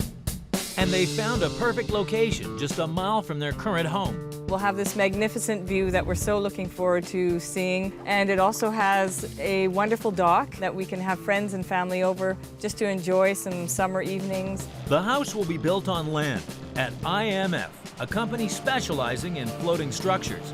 If anyone has the skill to build and launch a huge aquatic house, it's Matt Tobias's crew. A standard single-family home is about 100 tons, and we're uniquely situated here in Vancouver that we can actually pick up very large items, so we can build bigger structures. The construction site sits along the Fraser River. Once assembled, Graham and Sharon's floating mansion must embark on a treacherous 7-mile journey to reach the mooring. The team has to guide the house down this mighty waterway with a tugboat. It'll be a hazardous trek with fast-flowing water, sunken sandbanks, and boat traffic. Sharon is worried about this perilous plan. It could tip over. That's a reality. It could. Perhaps it doesn't float as well as we think it might. Such a grand project comes with an equally grand price tag. Buying the mooring will set Graham and Sharon back $400,000. Building the house, $240,000. Moving the house downriver, $80,000. Bringing the grand total for this ambitious project to $720,000. No one knows if the house will even survive such a dangerous journey. It's a huge sum of money for this family to risk. In the end, we're gonna have this fantastic view, but in the meantime, we gotta build the place, we gotta get it in the water, which is a huge challenge, we gotta get it down here safely, and we gotta get it tied up to this dock. So in the next few months, it's gonna be a lot of work. First challenge, work out how to make the huge home float. The team need to design a special foundation that's strong and rigid, but is buoyant. They'll use huge blocks of styrofoam. Steel rods hold the blocks together, while a layer of waterproof concrete will make the base rigid. The frame of the house can be built on top of this floating foundation. This way, the house should be sturdy enough to survive the river journey to its new home.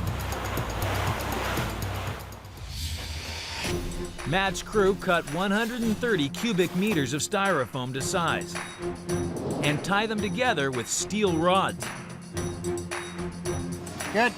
Graham's taken charge of project managing, so he's thrilled to see work start. This is an amazing day for me. I've been waiting for months, years for this to happen. Finally, they're pouring the concrete. There's no turning back now. They pour 60 tons of concrete into the mold. It's all that will stand between the house and the dirty riverbed. I wanted to have the best float possible. If you don't have a good float, you don't have a good house. I've got a million things going through my mind. In 9 days, the house will be framed. We'll have inspections done. And so it's gonna be a quick process from here. It'll look like a house all of a sudden. And 2 weeks later, look like a house it does. Now that you actually see the structure, it's just exhilarating to have it happening. Graham's particularly pleased with one feature, which will allow the family to soak up the river views. We're on the second floor of the house now, overlooking the Fraser River, and the bigger the windows we could fit in, the better. So that's why we had to put this steel frame in there. It's exciting. This is a great room. I think it's turned out well. Don't get too excited, Graham. Your big windows might give you a great view, but they're going to cause one almighty weight problem. The walls around the heavy windows need to be reinforced with steel beams. But all the windows are on one side of the house. Launch now, and he could have a titanic disaster on his hands. So, he must counteract the concentrated weight of the windows by adding concrete to the foundation on the opposite side. If he gets it right, when the house launches, it should quickly right itself and not tip in any direction. They ease the huge windows into place. Thousands of dollars worth of glass hang in the balance. One slip could result in a costly disaster. The windows will provide a great view, but they've resulted in one heavy house. Coming up, the heavy house gives Graham an expensive headache. They say it's going to cost around $20,000. Will the house sink or swim? We could have a catastrophic failure where the building could fall off the dollies.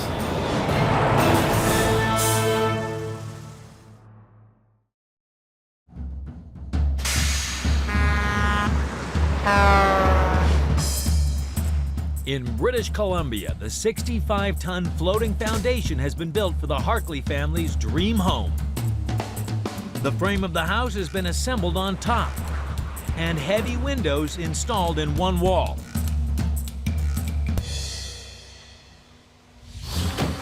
Whoa. Looks good. You never know what they're going to do until you actually see it, but I like it a lot.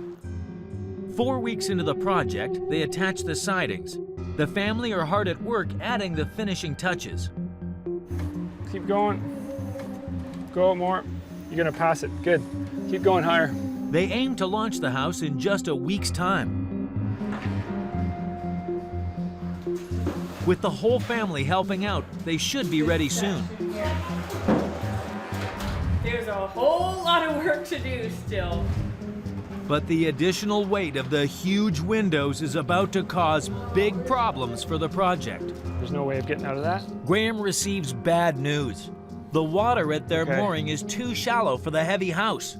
It will scrape the riverbed. I just got a call from the Port Authority. Basically, I got the word that there wasn't enough depth at low tide for the house to sit, to stay off the bottom. So what we've agreed to is that we're going to take 6 to 8 feet out of the whole water lot, which is approximately 1,000 cubic meters of soil. And for that, that's going to take about a day, and they say it's going to cost around $20,000. Now that's gotta hurt.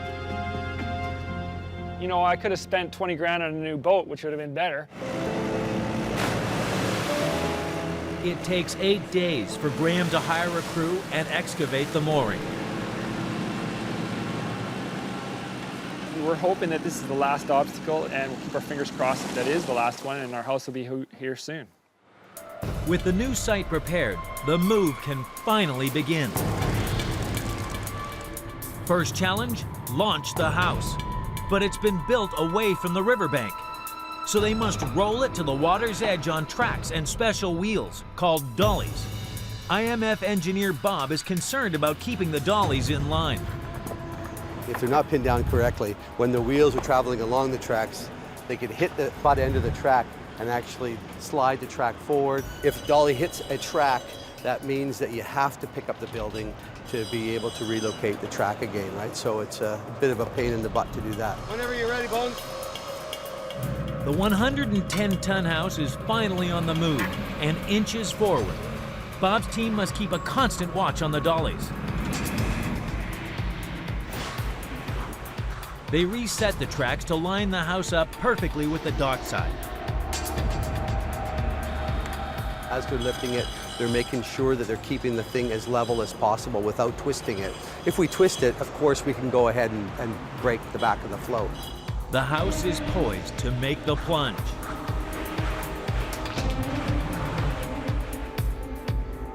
The whole family arrives to watch their house take to the water, hopefully like a duck. Years, we've been doing this stuff for years, working on this, and finally it's going to go in the water. Engineer Bob Field knows the risks of maneuvering such a heavy house. If a catastrophic crack started, we would have to replace the float. I mean, right, if you took that thing and twisted that thing so the back is broken on that float, you'd have a serious, serious problem, right? The house is extremely heavy, weighing more than 100 tons.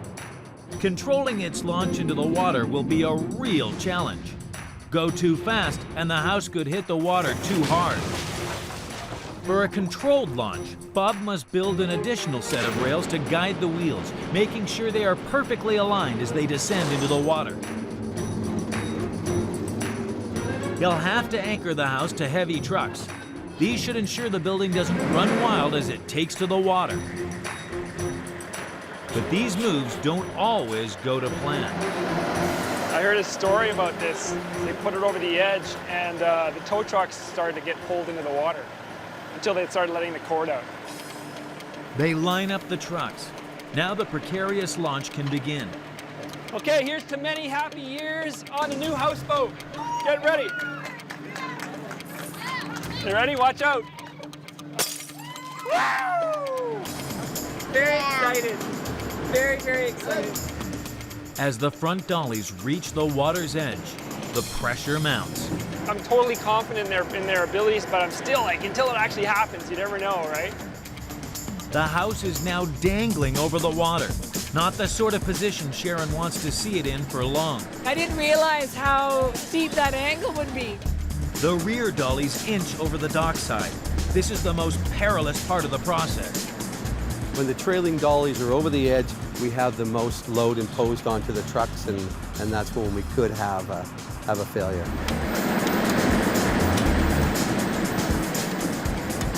I don't like all the cracking and banging that's going on. If the trucks were to break loose, we could have a catastrophic failure where the building could fall off the dollies. I like the fact that it's still standing like that and not like tipping over more like that though. I haven't seen any cracks in the windows yet. That's good. Look, let's get it touch the water. Any minute. Oh, yeah. Nice. There it goes. It's in the water. It's starting to float. It feels good. I want it to come up just a little bit. Oh, there. Yeah, it's coming. Coming up, will the house float level? Is it floating flat that way? And survive a dark and dangerous river journey? There's going to be some more maneuvering to be done here tonight. It's not all over with yet.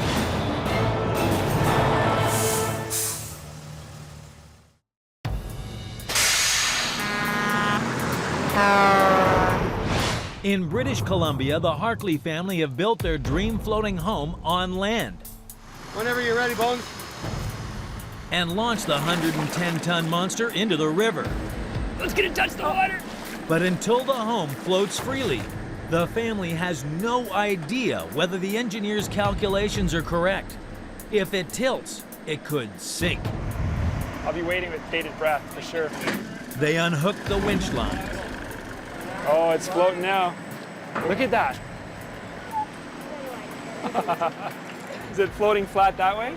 Yeah, it looks pretty good. That way's flat, that way's almost right. Oh, yeah, baby! That's what I was looking for.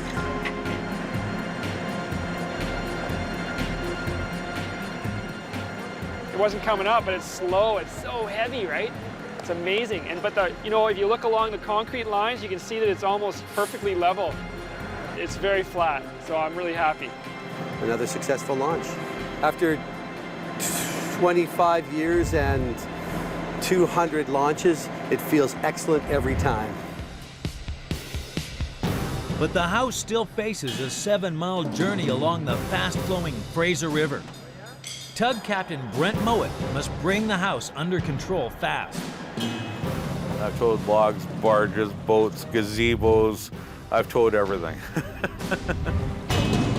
It might be a floating home, but that doesn't mean it's tough enough to survive a 7-mile river journey. It's like towing a big block of concrete. They don't respond very well, and they're not very maneuverable. It's slow.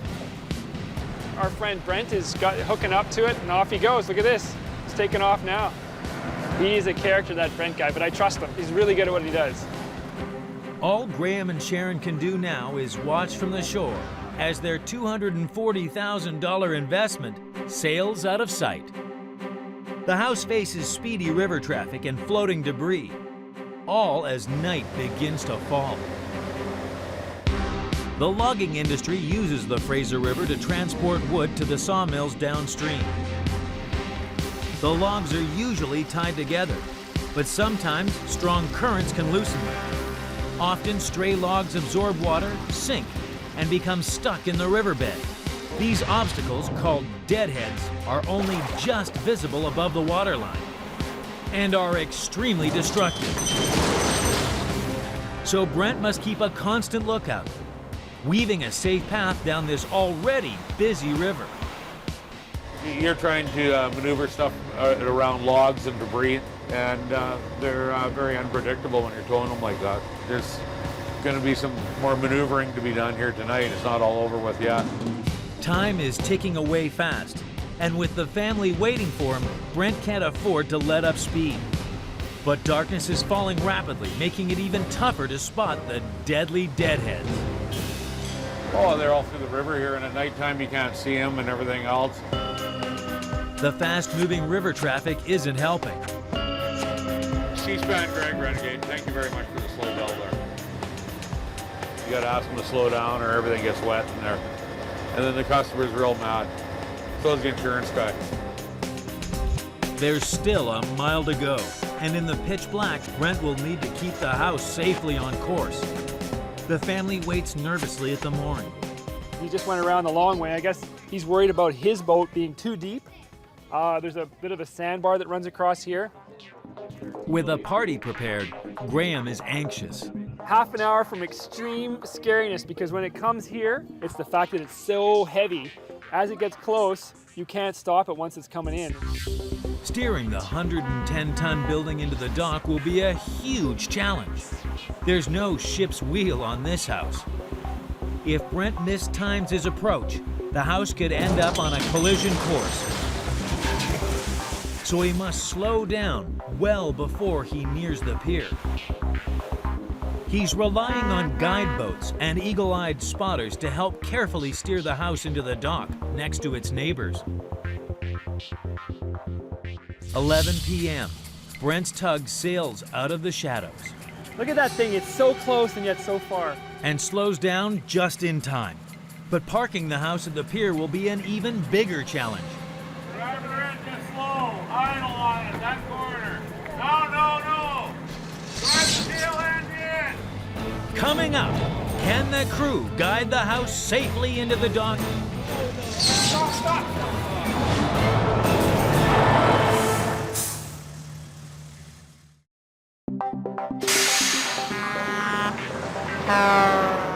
In British Columbia, the Hartley family's monster home has been tugged down the river. Look at that thing, it's so close and yet so far. And arrives at their mooring. No. Drive the tail end in. They've waited years for this, and their friends have raced for ringside seats to watch the nerve-wracking finale.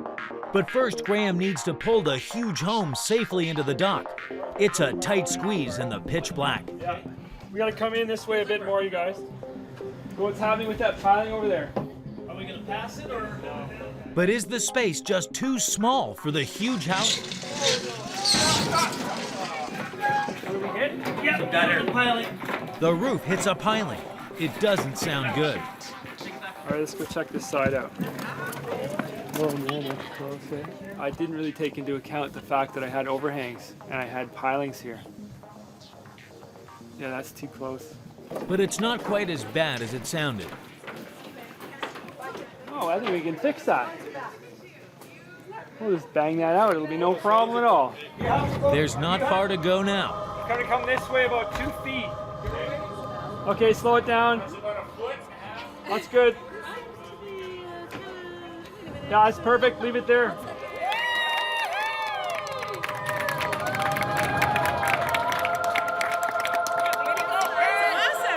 The house finally floats into position. They tie it to the pier with ropes. It's tight. It's very tight, yeah. Good job. Thank you. Very nice. Look at that. Everyone, let's go on. Wow, Brent, thank you. I'm Graham's wife, Sharon. Hi, Graham. Thank you so much. You're amazing. Come on in, everybody. It's all the best holidays wrapped up into one big present, and even though we have a lot of work ahead of us this month, trying to get it finished so we can move in, it's going to be so exciting, and we're just all keyed up and the adrenaline's flowing, and it's just really fun.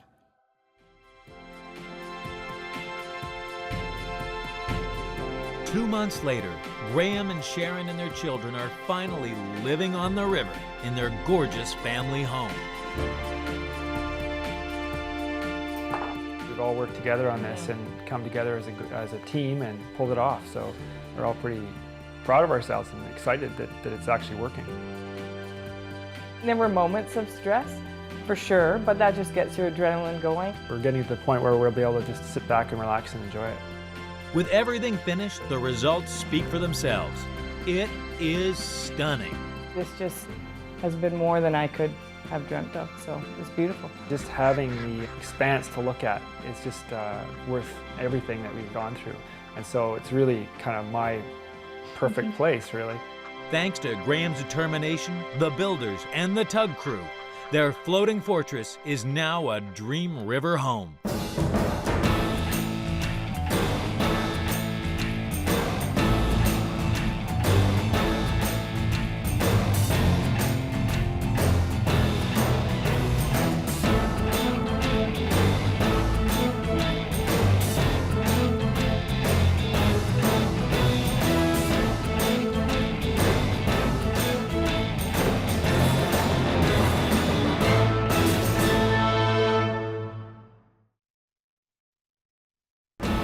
A family on a mission to save their dream mountain home.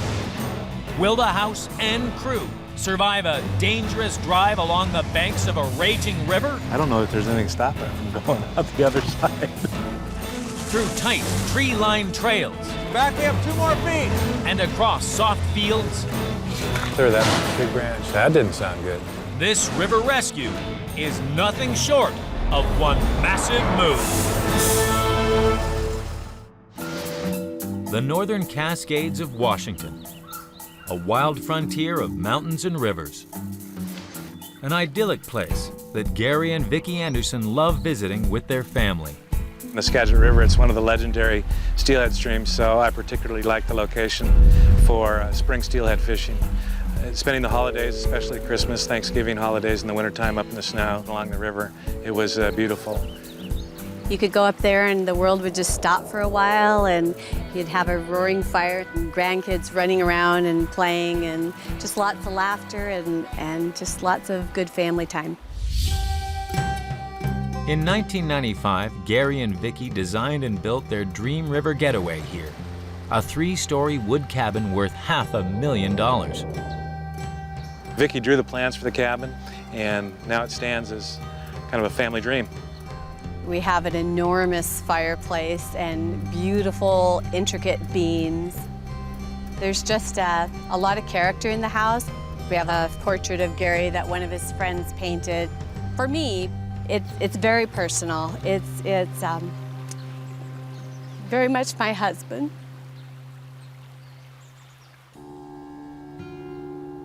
But today, their dream home is in imminent danger.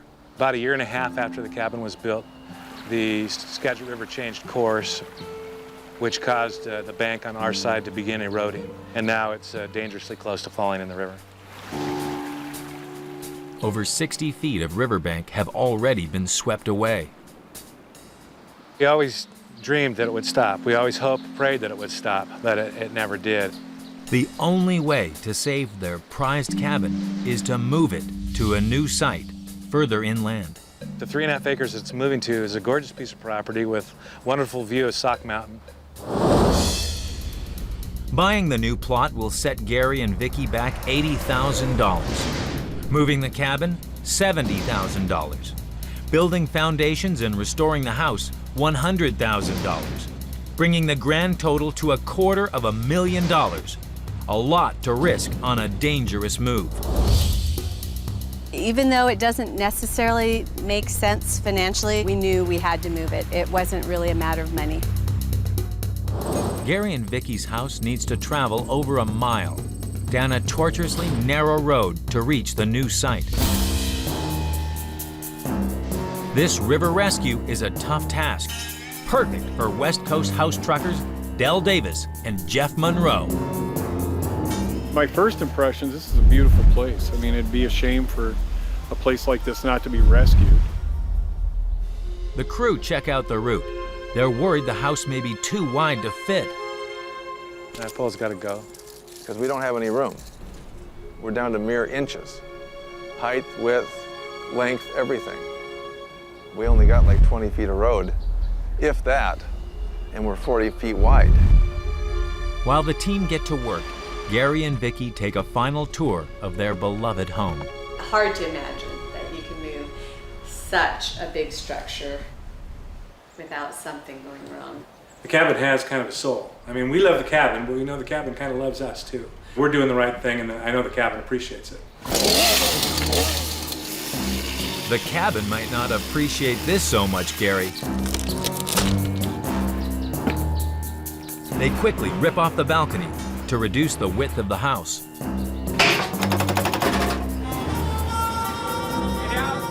But just as they slide support beams underneath the cabin, Del spots something that could bring this move to a halt. The beams will create a strong level platform underneath the house. This will support the walls and chimney as jacks prise the 60-ton cabin off its foundations. But there's a problem. Strong winds are frequent in this region. So to stop the house flying away, many hurricane straps pin the walls to the ground. These are hard to spot, and if they leave any in place while they lift the house, the results could be catastrophic. Del and his team have to double check that all the pins are cut, so the house can break free from its footings. It's kind of ironic that we're in the moving business to pick homes up, and we've got the big battle of fighting these guys that are tying them down. There are more hurricane straps than they thought. Freeing this house is going to be one hell of a job. So there's going to be a good dozen of them in here. They have to smash away the top of the walls to expose the pins. If we miss one of those tie-down straps, there could be substantial damage caused to the structure, and we could pull some lumber apart that would cause some damage. The cabin is so heavy, it takes 8 heavy-duty jacks to prise it free from its foundation. The team did a good job cutting the hurricane straps, and the cabin rises smoothly. Now Del faces an even bigger challenge. Roll the house away from the crumbling cliff edge. Here it comes. Coming up, can Del's crew haul the cabin away from the brink of disaster? It's got to go someplace now. I just hope it goes this way and not that way.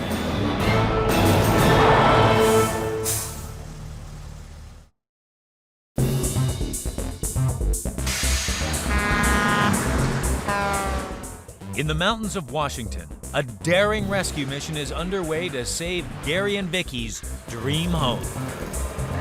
Here it comes. Their cabin has been jacked up, but now it needs to be pushed up a steep slope. The house sits much lower than the road and must climb a steep hill to reach it. If they try towing the house up the slope on wheels, the extra weight at the back of the house could be too much. So Del has another idea. Jack the house up 6 feet so it's the same level as the road, then slide it to the street on steel beams. This won't be easy. It's high off the ground and a long way to the road. But once there, they can start the journey through the thick forest. We do have a pretty gnarly slope there we're contending with. If we get tipping too far over on that heavy side, then our center of gravity goes extremely high, and we're right there at a balance point, which gets rather dangerous. The team raise the house and position slide beams underneath. If they're not perfectly level, the house could topple. All right. Where do we need to be? You want me to fine-tune anything? No, we're good. Now we're gonna put them in. They roll skates under the house. This is gonna be the world's biggest slip and slide. Your guides should be all set. Homeowners Gary and Vicky come to watch. They're nervous. I don't know what to think. It's up in the air. It's got to go someplace now. I just hope it goes this way and not that way. Obviously, if it's level, it should roll the way they want it to go, but I don't know that there's anything stopping it from going out the other side. With the beams and skates in place, they're ready to go. We'll grab it with the machine and we'll roll it off here. With the house safely set up to roll, Del hands the start button to Vicky. She's gonna get the honor of pressing go on her own rescue roll. Okay, I'm gonna do it on 3. 1, 2, Oh, go ahead. 3. You're all right, dear. Here it comes. It's coming right at you, Vicky.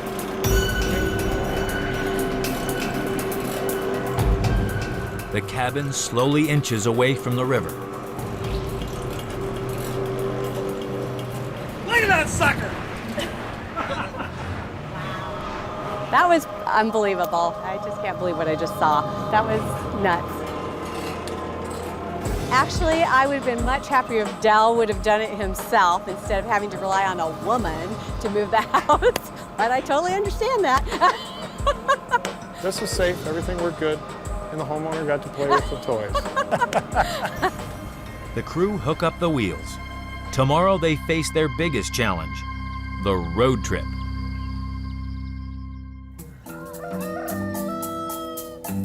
The next morning in the Cascade Mountains, it's the calm before the storm of the big move day. The team make their final checks and hook the cabin to 2 tow trucks.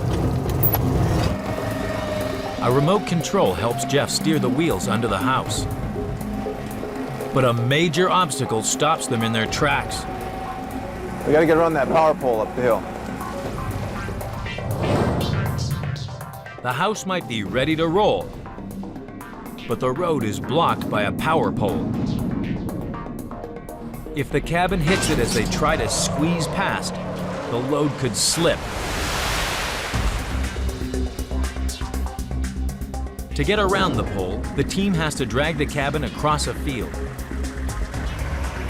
To make such a tight turn, the truck must go ahead of the house and winch it in stages. Every few feet, Jeff will have to turn around the wheels underneath the house. A slow and laborious operation.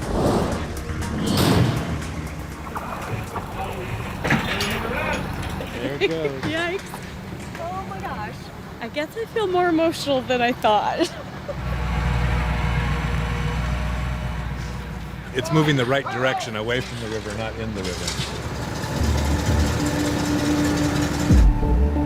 As the cabin inches onto the field, the wheels sink into a bed of shrubs. We'll have to survey the damage, see if we have something we need to fix, or if we're going to be buying some new trees. Saving these trees is the least of their worries. It's a pretty harsh turn to do. We've got to actually loop around at 180 degree, thereabouts, and be back in line for the main road.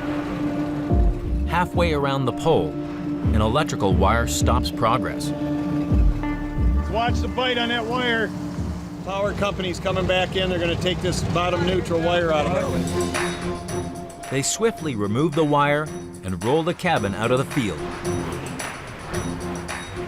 Looking good. They cleared the telephone pole. They had probably 2 feet. One dangerous dodge down. But now the crew face an even trickier test. Squeeze this colossal cabin down a tight tree-lined trail. Coming up, can the team keep the move on track and save the house from a nasty log jam? Clear that big branch. That didn't sound good.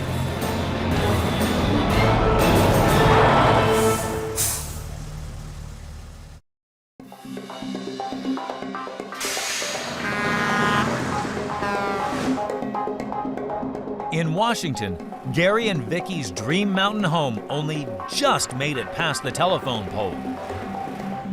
It's looking good. They cleared the telephone pole. Now the 40-foot wide cabin faces an even tougher challenge. A tight tree-lined trek on a 20-foot wide road. They have to cut the trees back as far as possible. But weaving the house through the branches will take time. There's a risk that at such slow speeds, the truck could stall, jolting the house, sending it on a collision course. So the team will have to send the truck ahead and run a winch line back to the cabin. Pulling the house like this will give them the control they need to steer it through the branches with pinpoint accuracy.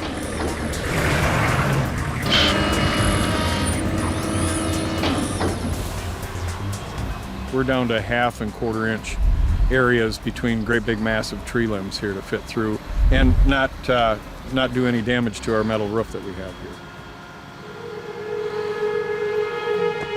It's tighter than they thought. One wrong move could rip the roof to shreds.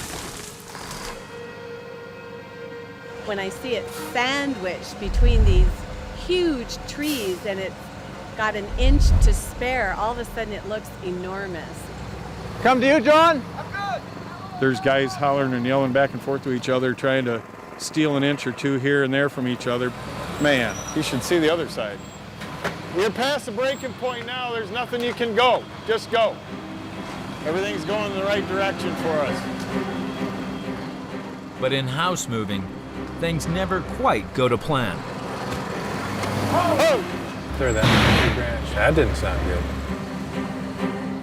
The tall house is hemmed in by low-hanging branches. The roof could be torn apart if they keep going. How are you going to reach it? It's up there. Oh, that's an ugly one. It's not going to fit. It doesn't look like it's going to fit. I said it looks like a great big square peg trying to go through a round hole. There's no way forward.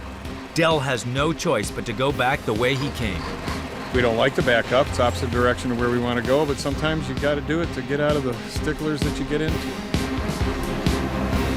Backing up a 60-ton house down a narrow lane is their worst nightmare. The crew gingerly kick her into reverse. Come on. Back me up 2 more feet. Do it. Just do it.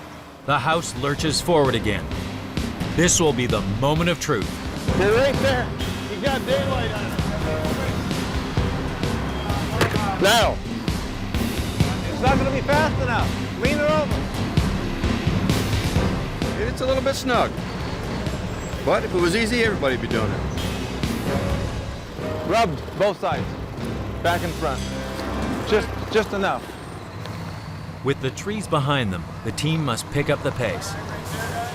It's 1/10 of a mile to the intersection at the road that we're going, and it's the longest 10th I've done in a while.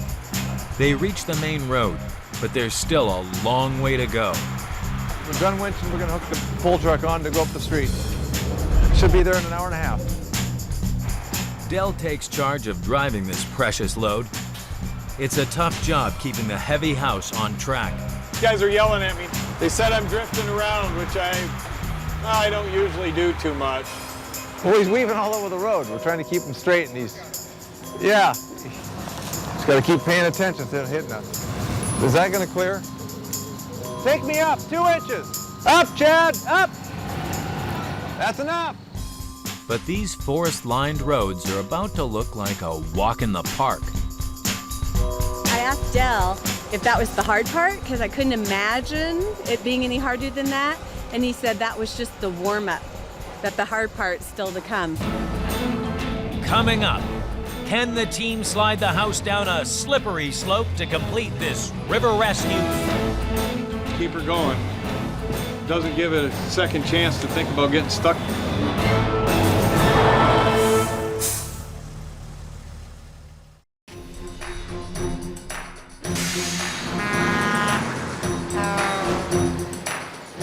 Gary and Vicky's luxury cabin has survived a treacherous trek through tree-lined trails.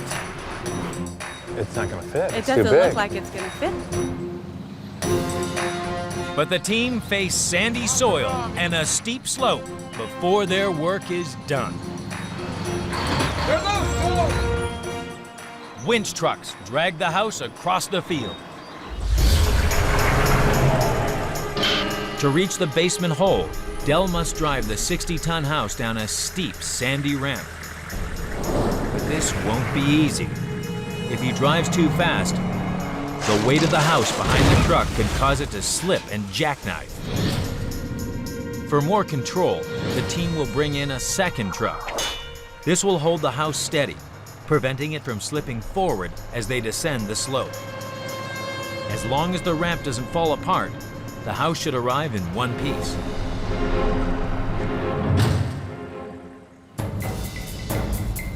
Yeah, anytime you're ready. Easy, easy. Bring it around. Suddenly, the wheels start sinking into the dirt. You got it. Hold up.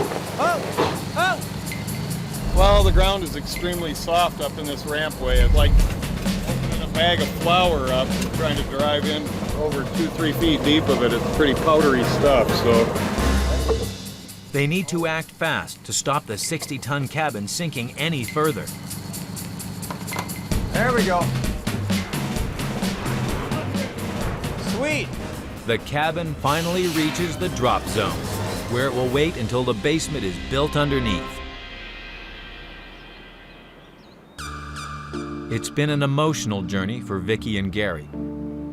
It was surprisingly emotional. I knew I would feel a sense of relief, but I don't think I realized how much it meant to me to save the cabin.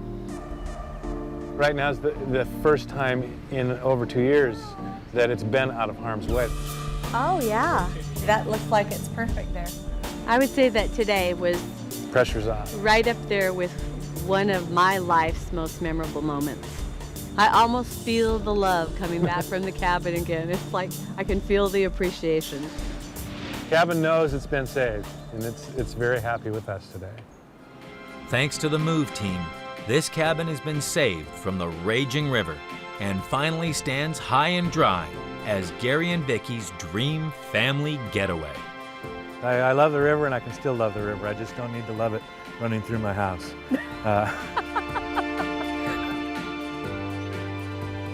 All that's really left is to lower the cabin on the foundation, hook up the electricity and the plumbing, and it will be pretty much done. Sort of fun now that the house is moved to be able to look around and get to know the land. Want a blackberry? Cheers. 2 months after their luxury cabin arrives, Gary and Vicki can finally enjoy their home's new lease of life in safety. We're anxious to get back in there and Enjoy it. Enjoy it. Not worry about it. know that the cabin is on safe ground forevermore.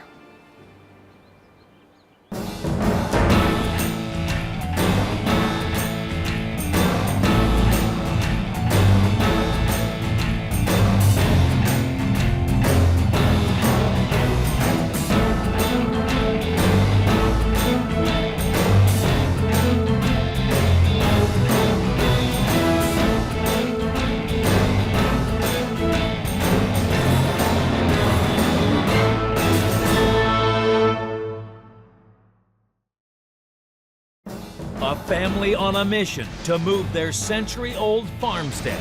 I keep having this recurring dream that a tornado is going to come or it's going to tip over. Will their precious home survive a treacherous trek across bumpy fields?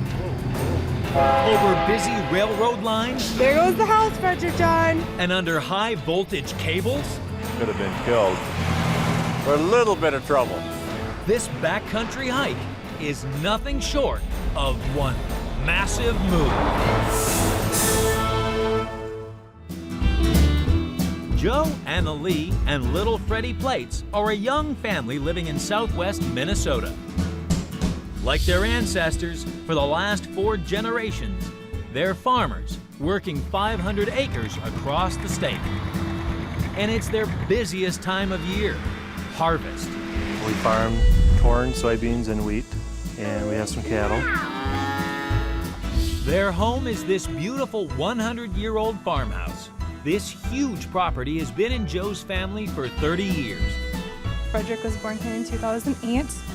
His first steps were taken in the living room. This is the only home that he's ever known. The house is also the hub for the whole extended family. But they face a dilemma. The couple have inherited 200 acres of fantastic farmland, but it's 20 miles away. One hellish commute for Joe, and one strong pull of the heartstrings for Anna Lee. My grandmother always told me it'd be a place where she wanted someone with the name to carry on the tradition of having family here. So they make the courageous decision to cut the commute and take the risk of moving their home to the new farm. And to double the stress, like any man, Joe won't be parted from his workshop.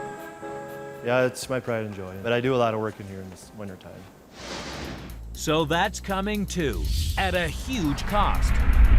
Moving the 2 buildings will cost $26,000.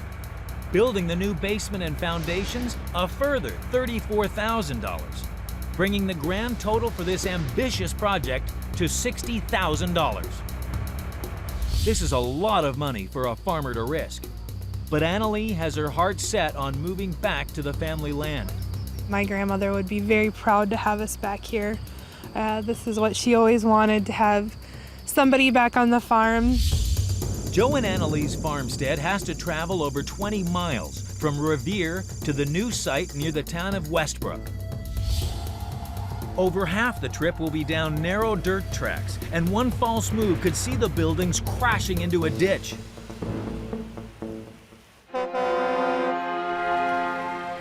Joe and Annalee call in Minnesota's leading house movers, a family-run firm of 3 brothers, Garvin, Marlon, and Jerry Marcus, along with their 3 sons, Eric, Kevin, and Dan. What could be better? A family of heavy haulers to move this huge family farmhouse. Task 1, build a sturdy platform underneath the house to support the walls as they lift it. Garvin will use steel beams for the job. By noon today, we should have most of the beams in place unless we take a long coffee break. But there's a problem already. A massive load-bearing wall obstructs the team from sliding the beams into place. Without these, there's no way to lift the house safely. The wall is too thick to drill through, so they'll use the beams as battering rams, hoping to hit through in exactly the right spot. You never know if the house will fall down or not, I guess. Hey, Dan? Right. Don't do this with your own house.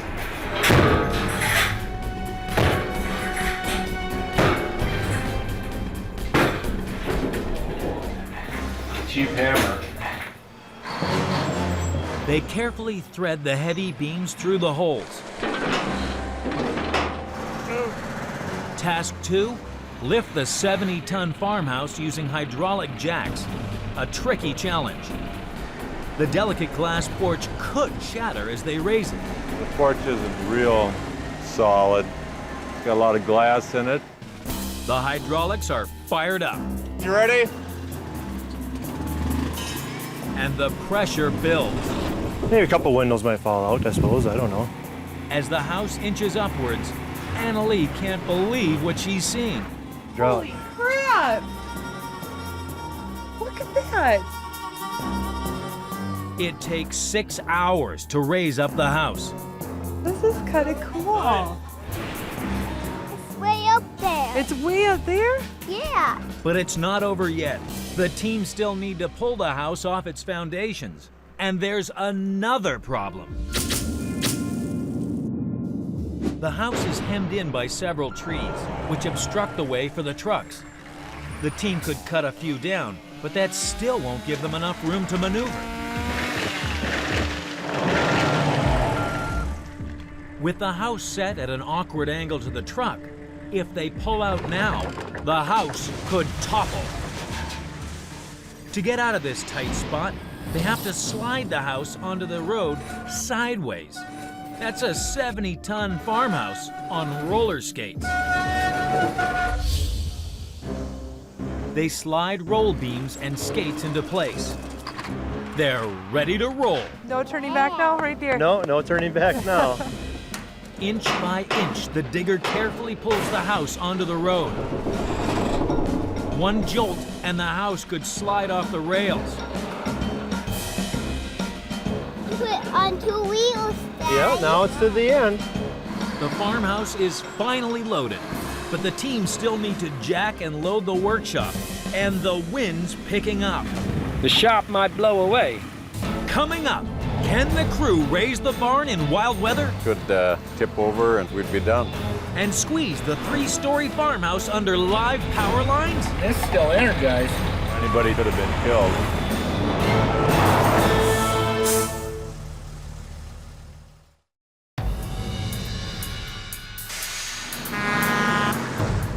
Joe and Annalee's 70-ton family farmhouse has been jacked up. This is kind of cool. and slid onto wheels, ready for a cross-country journey. No turning back now.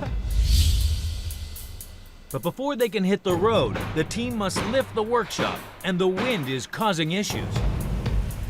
The shop might blow away. A giant gust into this big empty space could topple the building. Could tip over and we'd be done.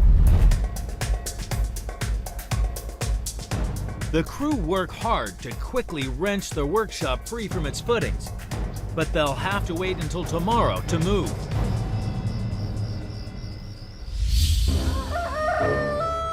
"8 a.m., and it's the day of the big move. A 20-mile cross-country trek lies ahead.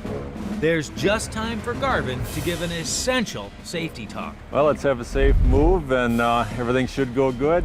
Sounds good. Let's get her. Always a little bit nervous when we first start. I keep having this reoccurring dream that a tornado is going to come, or a fire is going to happen, or it's going to tip over. Okay, here we go. Holy buckets! Wow.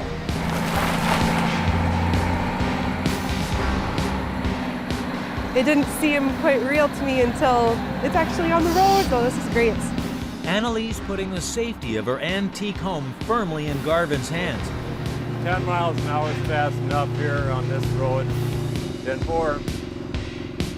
It's a narrow road for a supersized load.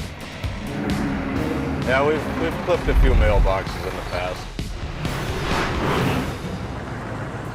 But up ahead, there's a much bigger obstacle. Massive power cables, and lots of them, blocking the move team's path. The lines are low and could easily catch on the farmhouse's tall roof, spelling disaster. The team were hoping to raise the lines, but they're too taut. They have to be cut to make enough room for the house. But the lack of cable tension could cause the telegraph poles to fall, blocking the way. Electricians have to be on hand to prop up each pole as they cut the cables. A long, slow process that could add many more hours to this journey. The convoy reaches the first power line, but with no electrician in sight, Garvin's crew can only presume this one is already switched off and high enough for the house to pass under. That line is dead. Yeah, they were supposed to have added plenty high. The 50-foot tall house inches underneath. Joe can't believe how tight it is. Looked like the wire was awfully close up on top, but they made it under. But just as they make it out the other side, a horrified electrician intercepts them. We're set up over there. We're not ready for this. And this is still energized. The line was live. The crew and house just had a lucky escape. Were we close here? Yeah, too close. The metal building, that's a good way to be looking for more workers. After this close shave, Garvin's crew are a little shaken. Anybody standing around the building could have been killed. But this is just the first power line of many. As the convoy reaches the next one, the electricians are ready. Well, we're waiting for the wire company to take down these 2 wires. All these obstacles are delaying the move, time they just don't have. Tomorrow's supposed to be rain, so it's to get her done today. By the time they're free of the power lines, they've already been on the road for 3 hours. But up ahead, yet another problem threatens to derail this move. A railroad cuts across the road. Its uneven surface could bump the farmhouse off the truck. To prevent this, the team will have to quickly build a level gangway over the tracks from long wooden beams. But the tracks are bigger than they thought, and they quickly run out of wood. The road isn't wide enough for our dollies underneath the house, so we just got to extend it a little bit. Garvin grabs more planks and hopes they're enough to give the house a smooth ride. As the house crawls forward, Annalie is more worried about approaching trains. They called the railroad company and let them know that it was going to be taking place, and we have a lot of train traffic on Highway 14. It's a bumpy ride, but the house makes it across safely. And the huge workshop follows behind. But the team are still only halfway to the new site. They'll need to pick up the pace to make it before nightfall. Coming up, will the house survive a run-in with tall trees? We're in a little bit of trouble. And make it onto the new site in one piece?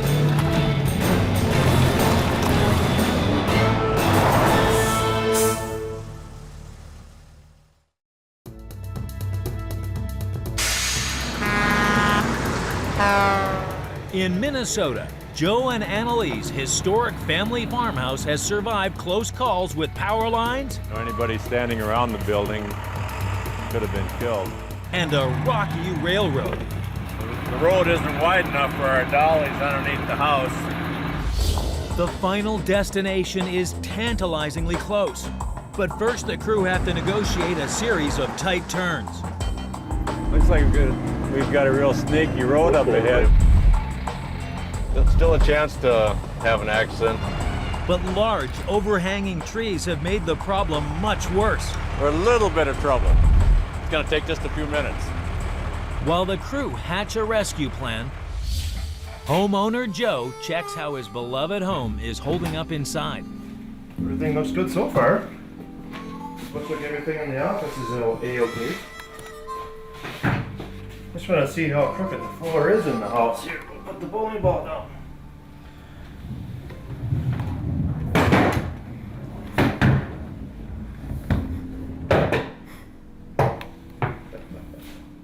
And it's not much better outside. The team are stuck. They fear the low-hanging branches could damage the house. So we've got to back the truck up there and get the chainsaw going and buzz that branch off so it doesn't wreck the roof on the house. The lower branches are easy, but the only way to reach the higher ones is for Eric to ride the roof, 40 feet in the air, cutting the branches with a giant saw as they go. Clear, take her head. He's okay up there. He's all right. Do not try this at home.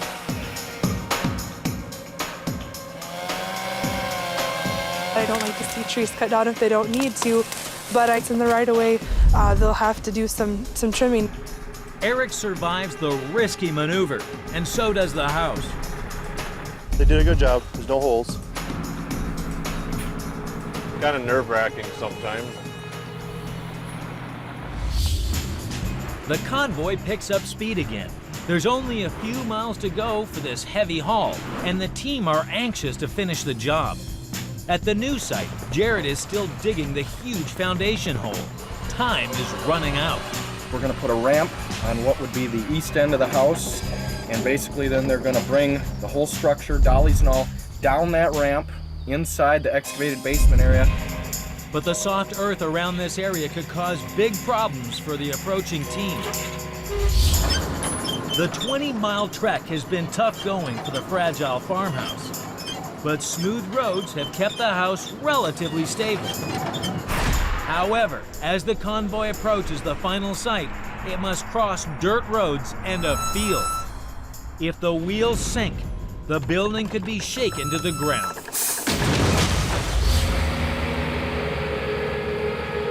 The road must be a little bit soft here.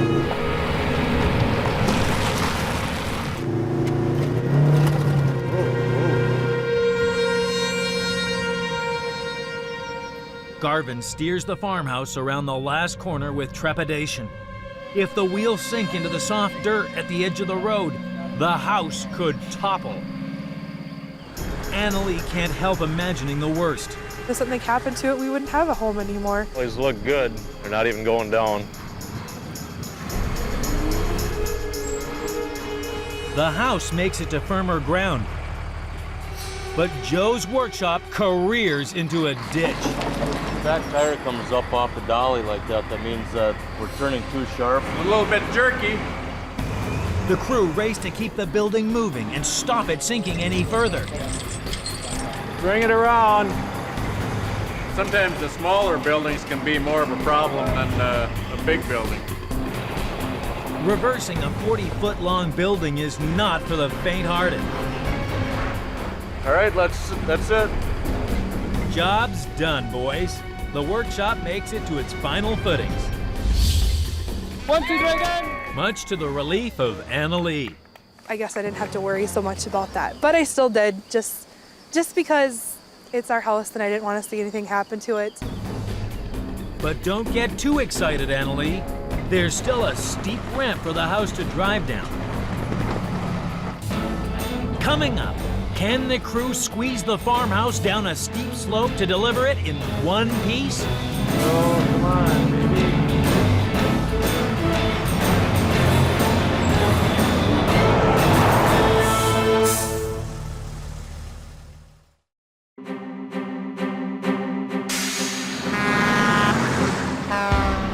This century-old family farmhouse has survived a 20-mile cross-country trek, but now it faces its biggest hurdle, a dangerously steep hill down to its new home. I'm interested to watch them drive it in the hole. That looks kind of iffy to me, so. The team must maneuver the building into a hole where it will sit while the foundations are built. But the ramp is steep and the hole is tight. One wrong move on the descent could spell disaster. This is the mother of all parking maneuvers, a true test of skill even for seasoned house trucker Garvin. So get ready for a ride. He might be smiling now, but this 70-ton lumber load could skid at any minute. We good there? And to add to the pressure, all of Joe and Annalee's family have come to watch. The hole's got a steep grade to it to drive down into it. Makes me a little bit nervous. If the wheels sink into this soft soil, the house could slip. So here's where we're going to do a wheelie with the truck. The house is kind of crooked, but it could take it. Inches separate the house walls from catching on the side of the hole. This is one tight squeeze. The house just seems so much bigger in this location than it did where we were before. Oh, come on, baby. Oh, whoa, whoa, whoa, whoa, whoa.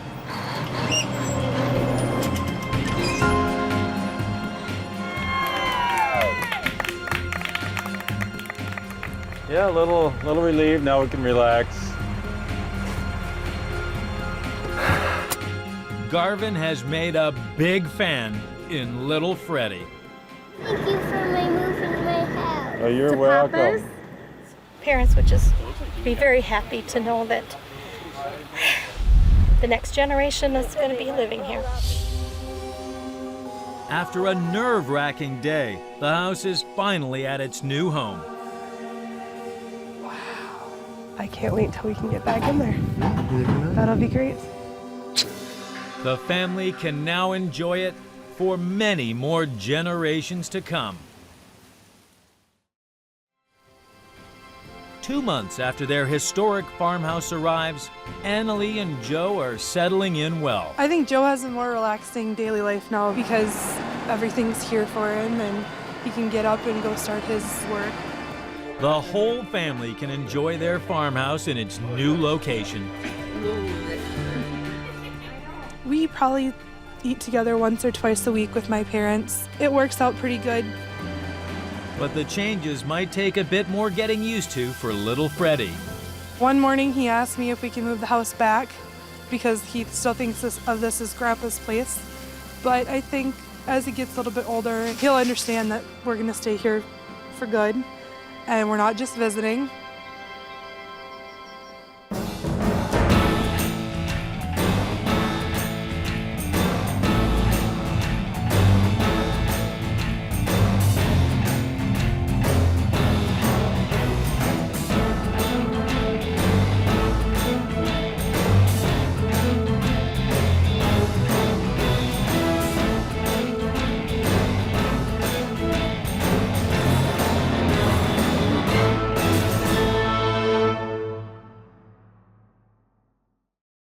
A family on a mission to save their treasured home.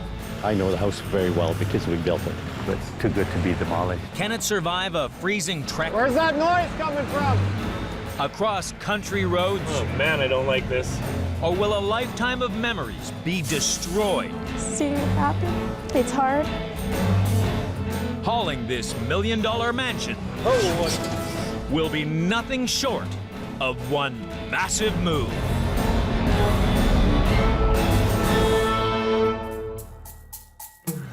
Saskatoon, Canada. The biggest city in the province of Saskatchewan. A concrete jungle amidst the pristine Canadian prairie. Engineer Doug Pitchler designed and built his family home just beyond the city limits in 1977. But since then, the metropolis has grown. At that time, it was 3 miles out of the city limits. Now the city limits are way beyond us. Home to 35 years of memories, Doug built his home from scratch. But new housing and industrial estates will soon swallow up the land, as his son Glenn explains. I wouldn't want to see it demolished. Don't want to put it in a landfill, that's for sure. Doug's family want to escape the urban sprawl. Reluctant to leave their treasured home behind, they've taken the bold decision to move it to a new site in the countryside. I spent most of my childhood here, yeah. It's very special. Still is special. That's a family home. There's a lot of sentimental value attached to the house. There's memories built into the walls. The house means just as much to Doug's granddaughter, Rachel. This is definitely the headquarters. This is where we gather when we all come together. Yeah, there's a lot of memories. But it's Doug's wife, Mary, who is finding the move hardest. She's probably going to steer clear of the house. I think it's maybe going to be a bit painful for her to see it move.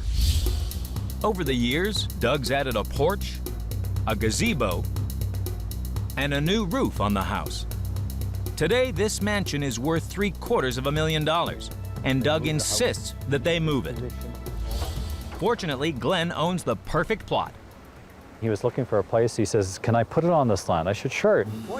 Now nothing is going to stand in Doug's way. He's a bit like a bulldozer. Sometimes you just have to sit back and just let him do his thing. I do get excited when I think of the end result. I think it'll be good. Moving the house will set Doug back $80,000. Renovations and landscaping after the move, another $150,000. In total, the move will hit Doug's bank balance for $230,000. We're paying quite substantial money to move it, and I'm of the opinion that I haven't got forever to do it. So I said, do it now. The whole family are helping Doug with the move. He wants this to happen, so I'm going to support my grandpa. Hallelujah. The mansion currently sits east of Saskatoon. It needs moving 6 miles across the province along a bumpy road to reach the new site. When a house needs hauling in Saskatchewan, there's only one number to call. Saskatoon's finest heavy hauling team, led by Carrie Neufeld. Hi, Carrie. How are you today? Good. Good. We'll try to make this as stress-free for you as we can. We'll do our best. As long as you don't dump it in the ditch. Well, we try not to. This mansion is over 100 foot long and weighs over 100 tons. It's a huge job for Carrie. First task, lift this massive building. The team must build a rig of steel beams under the floor to support the walls. But there's a problem. The mansion has a huge porch and gazebo. Each one weighs over 2 tons. As the team try to jack it up, there's a risk that they could cause the rig to flex and the house to snap. To prevent this, the crew must thread extra sturdy, super long beams called cross-loaders under the rig to reinforce it. In good weather, lifting this mansion would be tough. But with the mercury falling well below zero, the cold creates a whole heap of new problems. This is one of the joys of winter. Nothing works properly. Oh, whoa, whoa, whoa, whoa, whoa, whoa! Don't roll. There's frost on the steel. It makes it slippery. If this thing were to slip off the roller, that would potentially kill someone. The crew manhandle the beams into position, but the problems keep coming. Our beams are 13 feet too short for the house. This beam inside here, which we call our stinger, we pull this stinger out to catch the back wall. Stingers in place, Ben struggles to slide in the huge cross loaders to support the gazebo and porch. We're fighting for a couple of inches of extra room here. If it's not supported correctly, obviously it's you know, it's going to fall off, and that's something that we don't want to have happen. They slowly wrestle the beams into place. It seems like every aspect of this job is a bit more challenging than what we had anticipated. Seeing the house in this state alarms the family. I'm a bit shocked. I don't want to bring my wife over here. I think she'd scream. The house is safe from demolition, and that's it. That's the exciting part about it. I didn't think it was going to be this emotional, but talking about it and seeing it happen, it's hard. Coming up, can the team lift this mammoth mansion into the sky and get it onto the open road?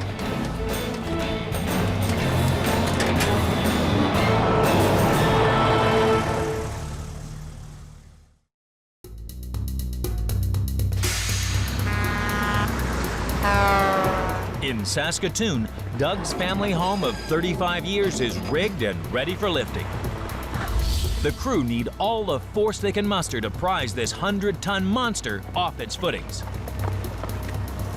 These jacks do all of our lifting. They do all the hard work. Once they're set up, it's just a matter of hydraulics, and they lift everything. Normally, to lift a house, the crew would only need 4 hydraulic jacks. Each jack can support around 15 tons.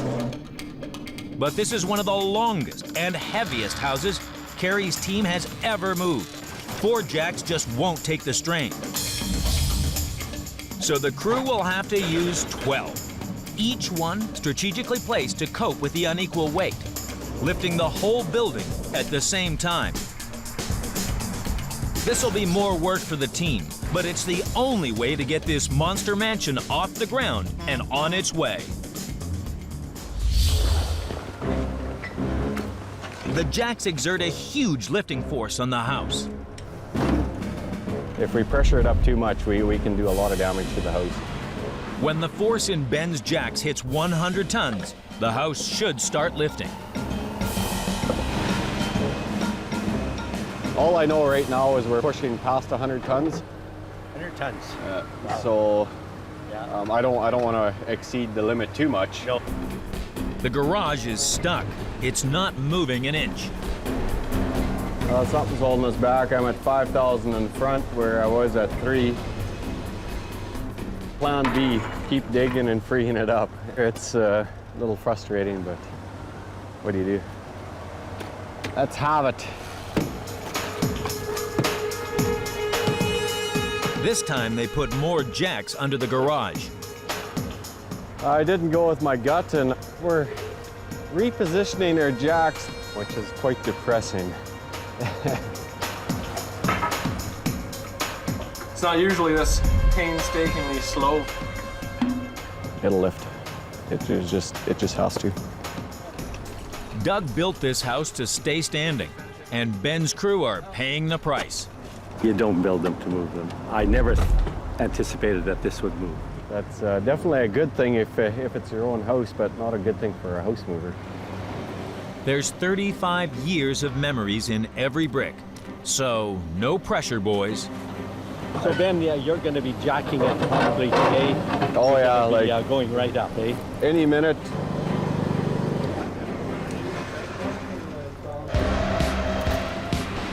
Yeah.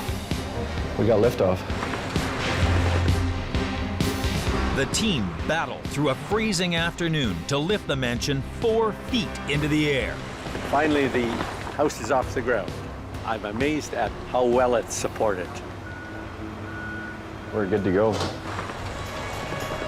The team's next challenge is to roll the mansion off its basement onto wheels, ready for its massive move. You guys all ready? Yeah. Okay, let's roll. Something this heavy, you only get one real good chance at it, so slow and steady. He's rolling really good. We're got another 4 or 5 feet left here, and he's clear of the basement. This maneuver is fraught with danger. Oh, whoa, whoa, whoa, whoa, whoa, whoa. And with just a few feet to go, they've hit a major glitch. That's what a flattened roller looks like. I'll go back for warranty on that one. With the crushed roller replaced, they drag the mansion onto 40 wheels. Lock them up.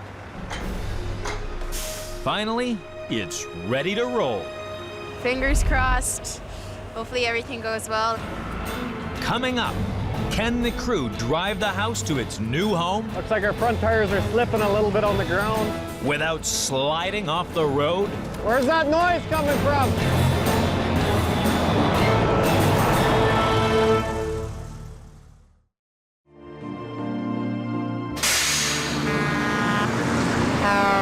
In Saskatoon, the team have lifted and rolled Doug's 100-foot-long mansion onto a 40-wheel trailer. Now the crew and family are ready for the big move. Looks good up there. Yeah, it's straight and not cracked up or anything. It'll be interesting to see it go across the field. First challenge, get to the road. The easiest route is down Doug's narrow driveway. But there's no way that this 60-foot wide building is ever gonna make it. So the team must risk taking the fragile building across a neighboring field. It's not gonna be easy. It's bumpy. One jolt too many, and the porch, gazebo, and garage could break off. To make matters worse, the field is sheeted with ice. This will be one slippery schlep. If we break through that frost, we could have a big challenge on our hand. Okay. Oh, it's moving. Oh. Looks like our front tires are slipping a little bit on the ground, so we're gonna have a little bit of trouble steering. The ground's a bit soft. I'm just concerned about the stability of the house. But no fear, Doug's trusty tractor is here. The horsepower we got is Doug's secret weapon. It's helping out a lot here. They dare not move any faster than 3 miles per hour for fear of shaking the house. This is the biggest house I've ever moved. It takes an hour to inch across the field.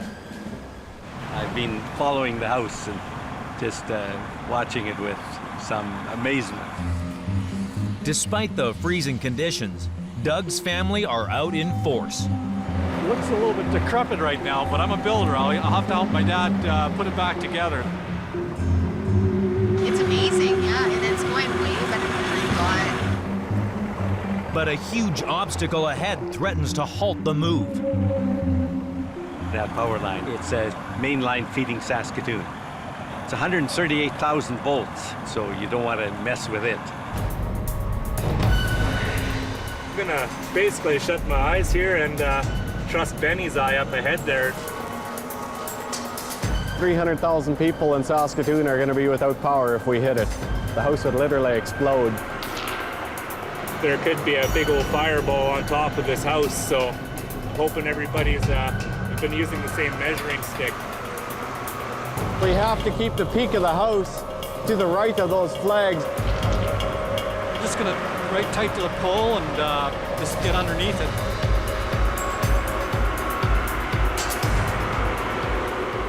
I think we are golden. Good stuff. The team have crossed the field, but turning onto the road won't be easy. A gas station blocks the corner. I wasn't expecting quite that many cars parked on this gas station lot. It's going to be really tight going through these vehicles here. Watch that ditch there. Steering around this sign without leaning too far into the ditch will test Scott's mettle. It's gonna get my whole damn dolly in the ditch. Can I take more? The house suddenly lurches. One false move now and the house could tumble.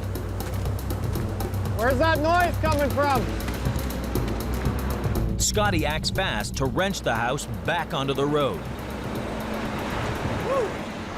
Oh yeah, we barely made it around that corner bend. It's tight. I'm glad that's over. They pick up the pace on the open road.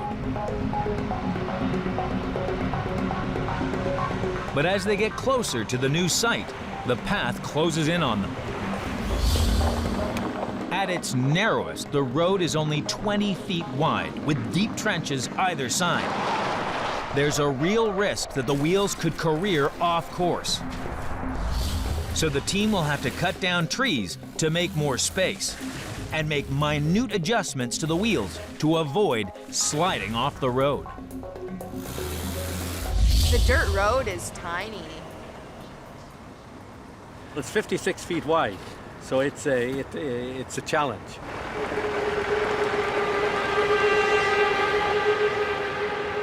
Oh man, I don't like this. Wicked ditch on my left side and these tight trees on my right. This ditch is sharp enough, it could suck our wheels right in. We're still within inches up there on my left side, squeaking her through. Any tighter and the branches could smash the windows or wreck the roof. We're gonna start cutting down some trees. These trees aren't, the road isn't wide enough for us to get around them.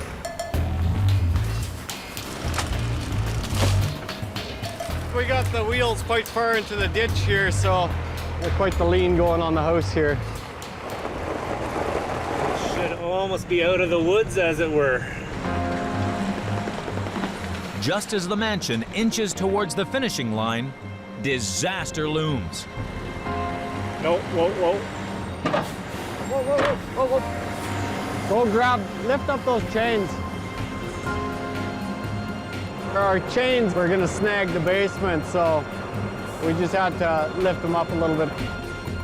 After 2 weeks' work, the house is just one slide away from its new home. The house is here. It's arrived. Now we've got a basement to set the house on. That's the next step. Slide it on, get it positioned.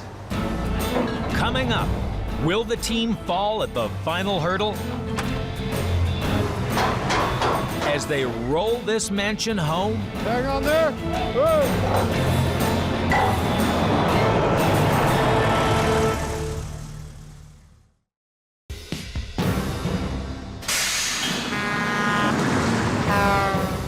the crew have guided this massive mansion through frozen fields and treacherous turns. The beast has landed, not on the basement, but beside the basement.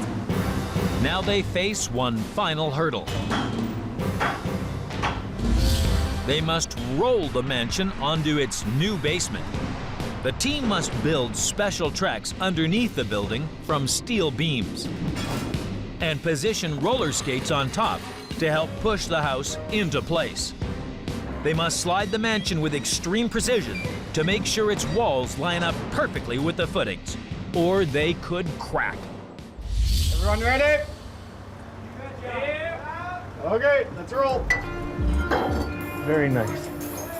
Oh. The house floats precariously 12 feet in the air. One wrong nudge, and it could take a nasty tumble. Some guys like lard, but we'll make like the Egyptians and just roll it on and work for them. Hang on there. Whoa. The mansion's front wall doesn't line up flush with the basement. That whole wall is out?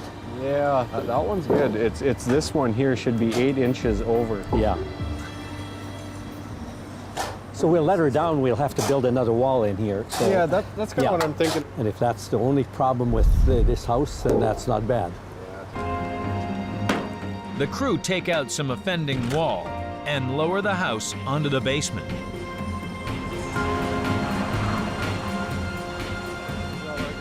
She's done. It's one of our most challenging moves that we've done. Feeling good right now. After a 6-mile trek through ice and snow, the mansion is now back in the open countryside. When you do a project, you imagine it in your mind. And so I'm very pleased. It looks good. I'm hoping to have them living here in about 2 months. I guess that's what happens when you live in a house so long, it becomes sentimental. You don't destroy it, so.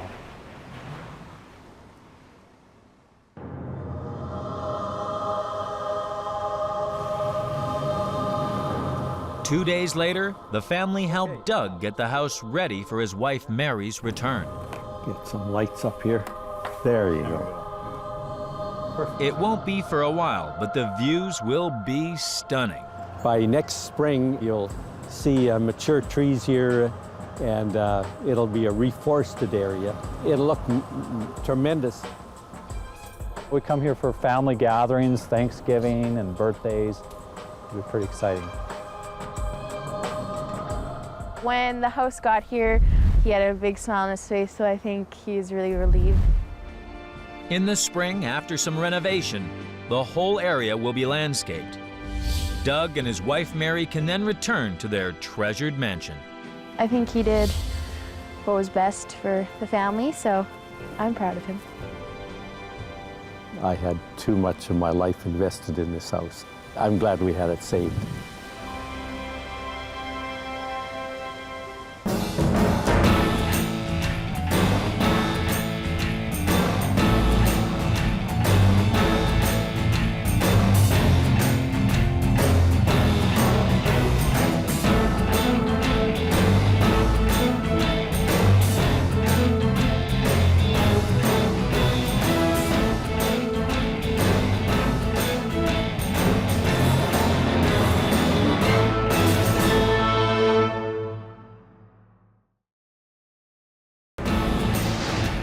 This man is on a mission to save his historic Hawaiian beach home. Will this house survive being chopped into 8 pieces? Might not go back together at all. Exploding equipment? I thought a gun went off or something. And a treacherous road race in the dark? Go, boy. Flat those 4 tires. This Hawaiian house chop will be nothing short of one massive move. The tropical Hawaiian island of Oahu, a place of stunning natural beauty. Successful property developer Jeremy Henderson grew up on the mainland, but has just moved here to make Hawaii his permanent home. Hawaii is a great place to live. It's a special place. The natural beauty here is amazing, as well as the history. This love of history is very important with his latest ambitious project. On Oahu's North Shore, Jeremy is renovating this 100-year-old wireless works into a museum. The buildings are really cool. They needed a lot of work. I think they have a lot of potential. There's just one thing missing. Jeremy needs a home to live in, and one that fits the site's unique history. After 2 months of looking, he makes an amazing find. This 90-year-old beach house is a historic gem, designed by renowned architect Charles Dickey. This Dickey house is very important to Oahu. I like that it's historic, and I like the architecture. I like wood features. I love the roof and the interior ceilings. It's a beautiful house, and I think it's a perfect fit for this property. Jeremy bought this house from Greg Kashiwa. We moved here in 1950. I was only 8 years old, and I have really fond memories of growing up here. My wife and I got married here, and starting with that just goes on and on. Until recently. Now Greg and Gail have decided to move and sell the house to Jeremy. It's great that the house is going to be preserved somewhere, and we hope that once Jeremy has it relocated, that we can go out to look at it. The house currently sits on the coast of Ainahaina, just east of Honolulu. It needs to travel more than 50 miles to reach Jeremy's plot in Kahuku. That's a grueling 4-hour road trip for such an old building. To make sure it's done right, Jeremy calls in Hawaii's leading house truckers, Kikiaola Construction, run by Mike Faya. In this house, we have some unique challenges. The city has grown up around this house and sort of entrapped it. And this Dickey home they're special. They don't deserve to be torn down. Moving the house will cost Jeremy $150,000. Road and building permits a further $3,000. Restoration a massive $400,000, bringing the total costs for this ambitious move to $553,000. It's expensive, but with its great history, Jeremy believes the house must be rescued. This project is a major undertaking, but I think it'll be the most rewarding project I've ever done in my life. Well, you know what you're doing, so I trust you. Well, thank you. We hope so. We hope it all goes back together again. Moving this fragile home is gonna be difficult. The very first challenge is a driveway that extends about 100 feet, but it is constricted to about 13 feet. So I've got to fit this 40-foot wide building down this 13-foot driveway. The house just isn't gonna fit. So Mike's crew will have to cut this antique house into 8 separate loads. A drastic measure, but it's the only way they can squeeze the house out of the lot and onto the road. The first cut really is the deepest, as master carpenter Ricky slices through the roof. 3 layers of tiles, felt, and board. It's not real pleasant cutting a building like this up. You know, if that's the only way it is to preserve it, you know, that's the way it's got to be. I was like, how many pieces is it going to be in? You know, is the house going to be in 2 pieces or 20 pieces or what? Jeremy's particularly worried about this area, the great room. This room is my favorite room in the house because I love the ceiling, I love the woodwork. It's really a showpiece of that. Yeah. The great room sits in the middle of the house and is too tall to travel intact.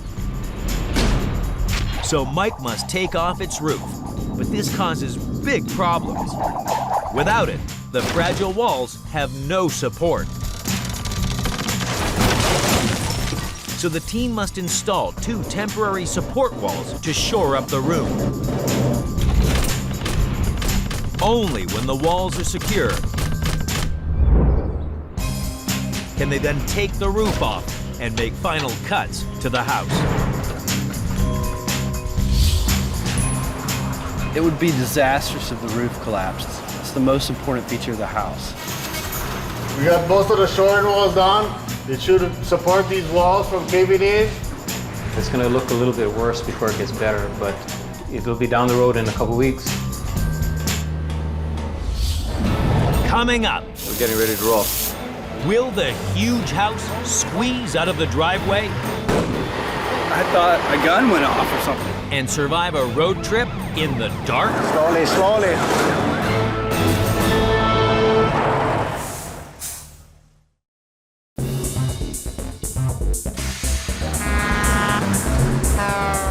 In Honolulu, Jeremy Henderson is moving his 90-year-old beach house.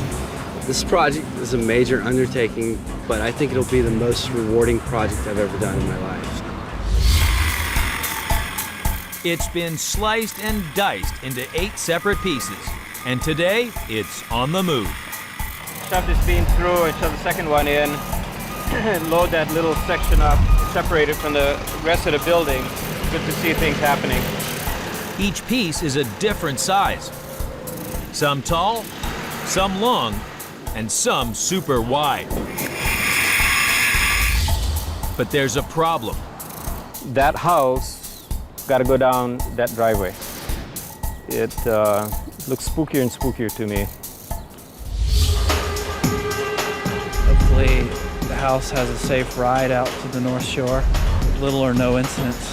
It's a little scary. To add to the stress, the police have only given Mike 4 hours to do the move. Even worse, it's at night.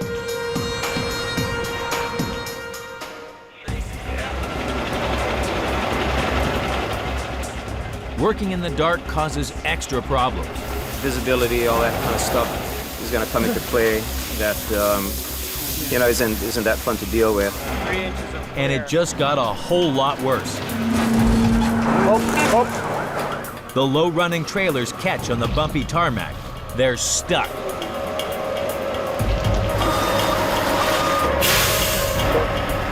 The support beam's in the concrete right now. To raise it off the ground, Mike maxes out the truck's air suspension. As high as you can go? A risky strategy.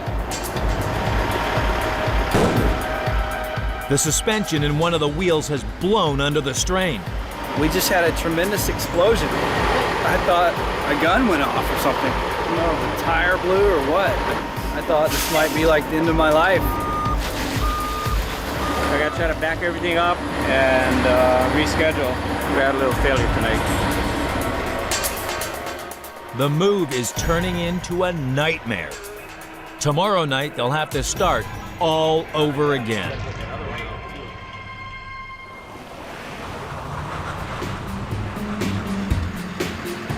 Move night 2, 12 a.m. The beams run low, but miss the ground. So far, so good. We gotta go straight some more. Pull it down there. Here we go. The first 4 pieces of the house, including the bathroom and master bedroom, finally make it out of the drive. Let's go. These parts are particularly tall, which causes big problems for Mike's team. There are 4 low bridges along the highway, and its surface is uneven. Pick the wrong route, and the house could end up on a collision course. So the team need the help of the local police to pick the smoothest route and keep it clear of traffic. As they travel, they must check the height of each bridge to make sure there's enough clearance. We measured our load, we're at about 14 feet, so we should be all right. I think this next one coming up is 15 feet 4. Don't bother slowing on this one. I hope this one is a little bit higher. That was close. I barely made that one. A particularly low bridge forces Mike to slow right down. If the roof is too high to pass under here, they may have to turn back and find another route. Okay, this is the lowest one. Keep on going, Rich. They made it by a whisker. You guys are looking good. This next 20 miles or so that we're going to be going, we can kind of relax on this. Then after that, we're going to be going on the 2-lane roads, and that'll be new territory again for us. With the bridges behind them, Jeremy races to the new site. And we're gonna go up ahead to get ready for when they arrive. Fearing his house may end up in the bushes, Jeremy lays out reflectors to light a safe path. They can go right or left or straight into the pond, so we're gonna hope they go to the right. Put up some red reflectors in the road. Follow the reflectors on the right-hand side when you hit the fork. The reflectors do the trick, and the first 4 pieces of the house arrive safely. Congratulations, they're yours now. I love it when they get here. But the holdups have cost the crew precious time, so they must work through a 3rd night tomorrow. Coming up. Okay, coming up again. Can the team raise the roof? It looks like it's binding right here. And squeeze the rest of the house down the driveway? Okay, Braden, look alive.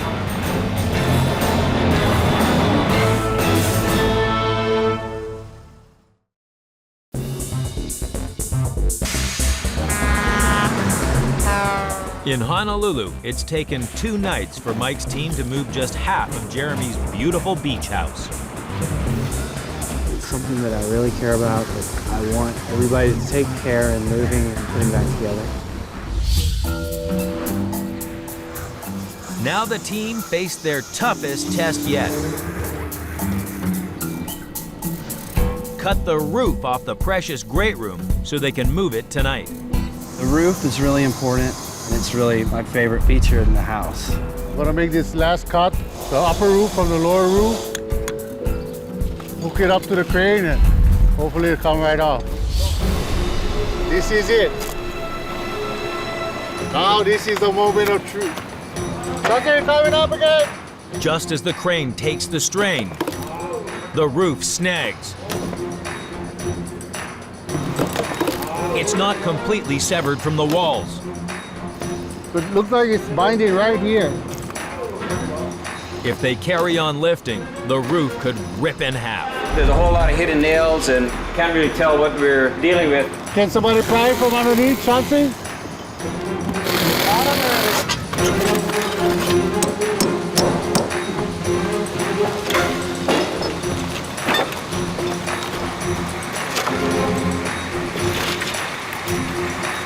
Finally, liftoff.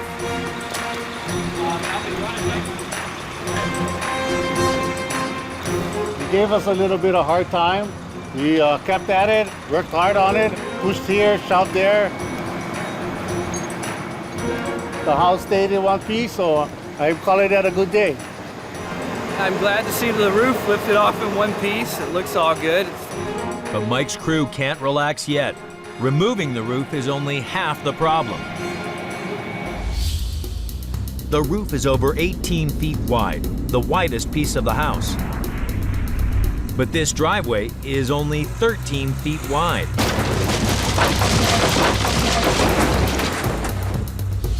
Jeremy's reluctant to cut the precious roof in half, so his team must tilt it to one side, making it slim enough to squeeze down the driveway to the road. To stop the roof toppling over, the crew weld it to the trailer. Having worked all day, the team now face a third night on the road. 11:30 p.m. Mike's team inched the roof out of the driveway onto the road. It's a big piece of the house. It's a really important part of the house. Done a pretty good move with the roof tonight. It should go real quick. This is the way it's supposed to work.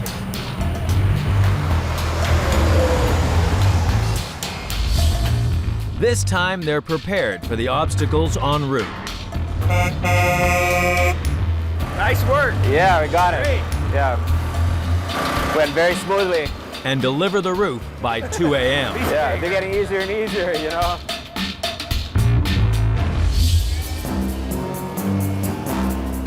The following morning, Mike's team are exhausted. Today we're loading up the living room section. It's going to be the longest piece of this move, 40 feet long. The road is only 52 feet wide. There's no let-up. After a day of worry, the crew now face night number 4.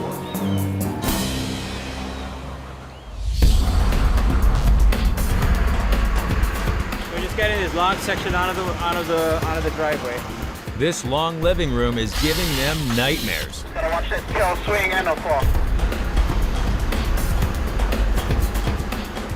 Keep on turning like that, Brayden.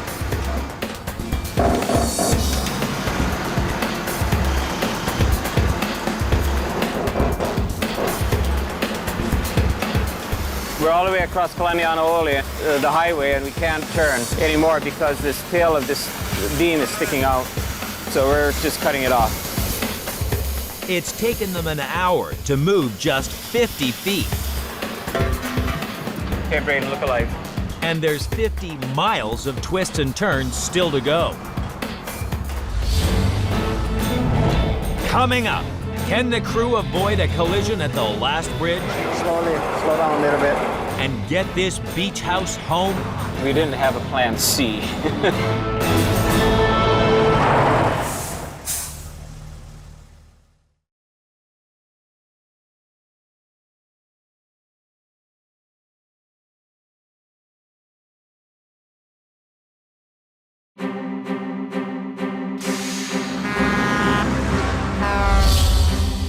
In Honolulu, Jeremy's beautiful beach house is being sliced. Watching the cuts, it's a little scary. Diced. It's not real pleasant cutting a building like this up. And driven across the island. 1:30 a.m., move night 4. Mike's team raced the biggest section, the living room, along the highway. They had better have their measurements right. We have a low overpass and it's coming up Yeah, it might even touch. Okay, Alvin, go real slow. Slowly, slow down a little bit. Slowly, slowly.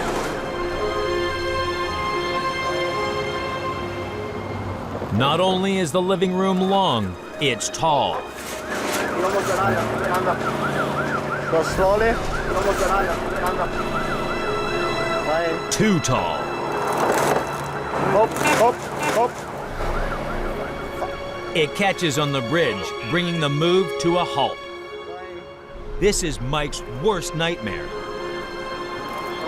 The highway will be jammed with traffic in just a few hours, so he must act fast. Flat those 4 tires. Make sure it can go down. You have enough to go down.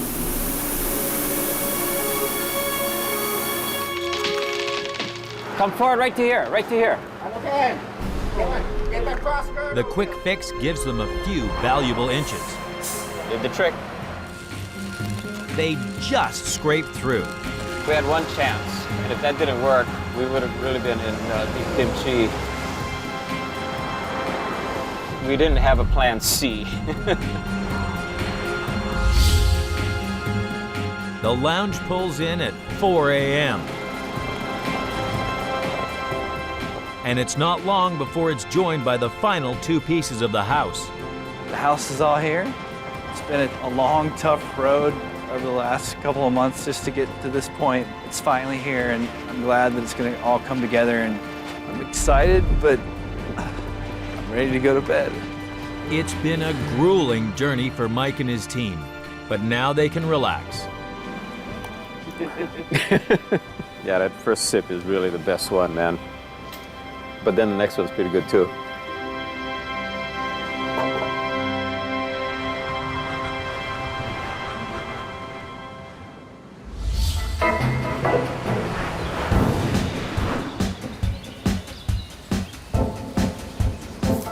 The following morning, Jeremy's out early, scouting for the most stunning spot to rebuild his beach house.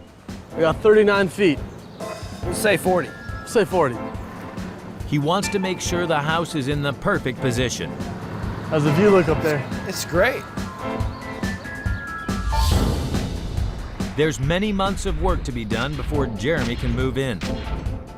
Mike's team have to carefully line up and rejoin each segment. Cover the cuts with board and plaster. Reconnect all the wiring and pipework. And seal the joins outside, restoring this architectural gem to its former glory. Hopefully by the summer, it will be finished.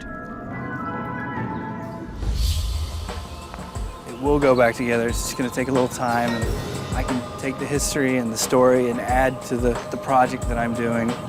Also have a great house. It's been on the ocean since it was built, and it's going to be back facing the ocean. Thanks to Mike and his crew, this historic house has been rescued, and Jeremy finally has a beautiful beach home.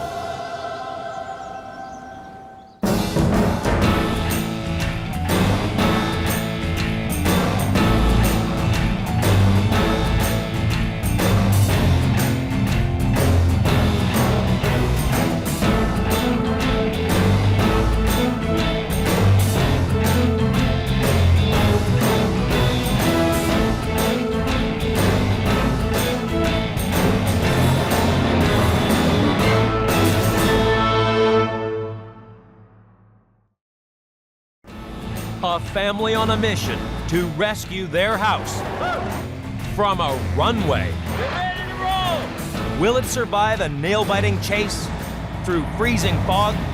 I don't want any accidents. Over narrow bridges. It looks like it's pretty close.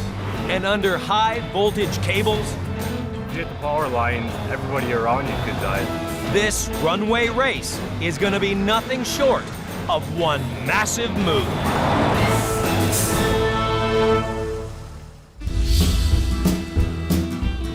St. Cloud in rural Minnesota. Home to the Gill family, Mary, Dan, and their 2 sons, Kyle and Kiefer. The Gills lived together in this house for 25 years, a tight-knit family who love the great outdoors. Boys grew up here. It's nice being out in the country. That's great. We've enjoyed raising the boys here. Youngest son Kiefer has already moved out of the family home and enjoys his independence. Come on, bite it. Bite it. Now elder brother Kyle is keen to get his own place, and he's been saving up. I've worked pretty hard, the last couple of years. Now this year I've been working, 3 jobs, and I've been willing to save up and buy my own house instead of moving into an apartment or renting one.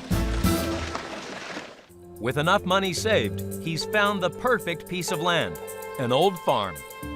Well, this place, you got a lot of, field view. You see, deer come out and stuff like that. It's just nice scenery and it's quiet.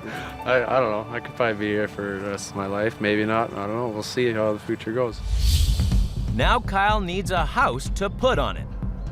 He can't afford to build a new home, but Dad Dan has spotted a golden opportunity. We've been driving past the house for approximately 10 years. It was just a gorgeous home. This 4-bedroomed house is crammed with features. And it's cheap to buy. But there's a catch. It sits on land owned by St. Cloud Regional Airport.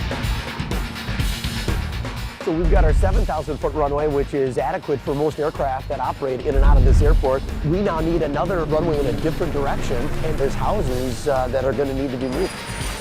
We bid on the home, and we were awarded the bid, and we've decided to move the home. Kyle and Dan plan to move the house from the airport to Kyle's plot 3 miles away. A tough trek for such a large house, but it's worth the risk. We're excited to see that the house is going to be preserved and recycled. I mean, you really hate to knock a house like this down. It's a beautiful home. House is in very nice shape. Plans for Kyle's bachelor pad are well on the way. And might put a fireplace, surround sound, I don't know, a big screen TV. We'll see. It is a little bit large, but in the future, maybe a family and everybody will grow into it. But moving the house won't be cheap. Although the house itself cost just $3,200, moving it will set Kyle back $41,000. Building foundations and refitting, a further $50,000. Finally, there's the $65,000 for his plot, bringing the cost of this venture to almost $160,000. With no money spare if there's any mistakes, the Gills call in seasoned heavy haulers, Ehrlichman Movers. They've been trucking houses for over 90 years. Chief mover is Randy Jonas. I love pulling houses. I don't know. It's a huge challenge, and I do lose sleep, but it's because I'm excited to do it, not because I'm worried about it. Randy's crew won't be alone. Dan is a builder, and there's no way he's going to watch from the sidelines. He's even dragged in Kyle and Kiefer. This is a big 2-story house. Even the garage has a room above it. It's over 66 feet long, which makes moving it a huge challenge. St. Cloud's roads are only 30 feet wide and very busy. Try going anywhere now, and this house will stop traffic and scrape the sidewalk. So the team has to separate the garage, cutting straight through this beautiful home. A drastic measure, but it's the only way this monster mansion will squeeze down these city streets.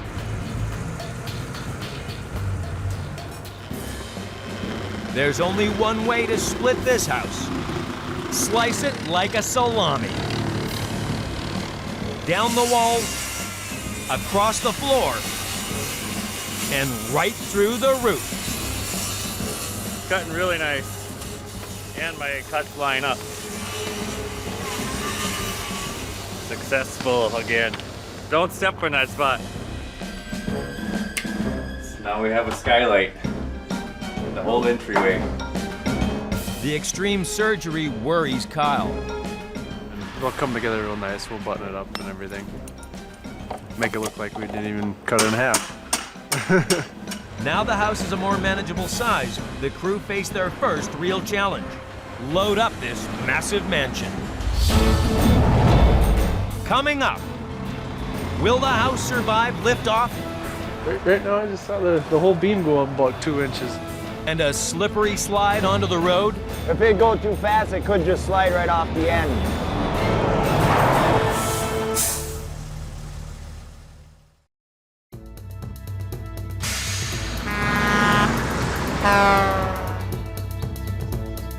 In St. Cloud, Minnesota, Kyle Gill has found his first home with the help of his parents, Mary and Dan.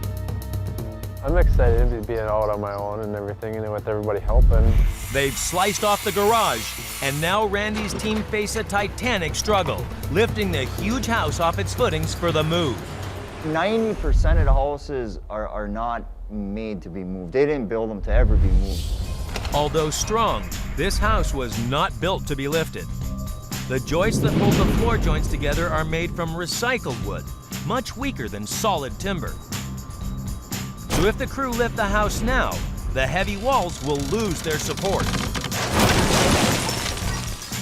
To reinforce the joists, they'll need to dig deep holes around the house and thread a rig of steel beams underneath.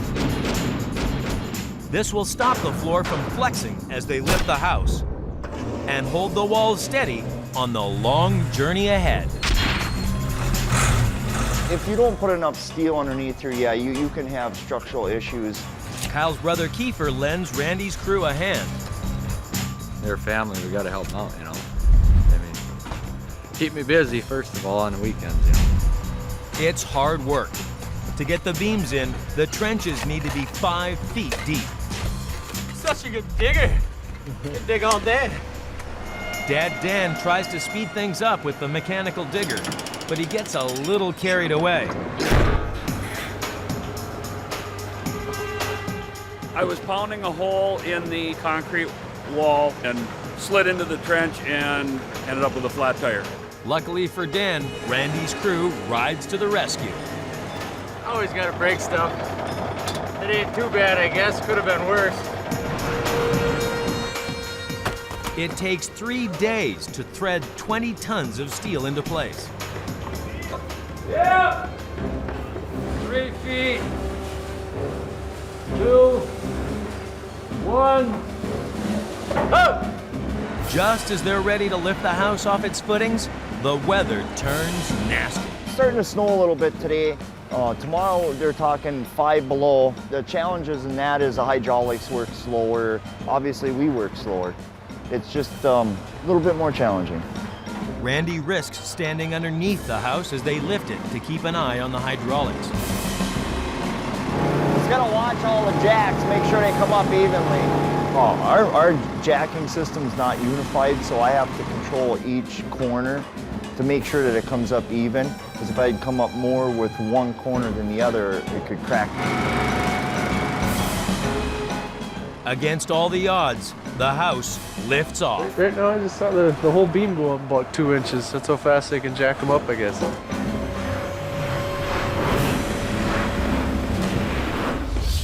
Next challenge, slide this 70-ton monster onto a trailer. It's gonna take more than elbow grease. Putting soap on the beam makes it slide a lot easier. We all smell pretty when we're done. It's vital the house slides level. The slope ain't right. It either won't come or it'll go too fast. If it goes too fast, it could just slide right off the end. It'd be kind of exciting to see how they're gonna do that. I've never seen that done before, so hopefully it goes good without breaking the house in half, you know. Oh! They lash the digger to the front of the house to pull. Down a little on our end. Something could happen, the house could fall, and people could get injured or killed. Every cent of Kyle's savings is dependent on Randy's crew's expertise and some sweet-smelling soap.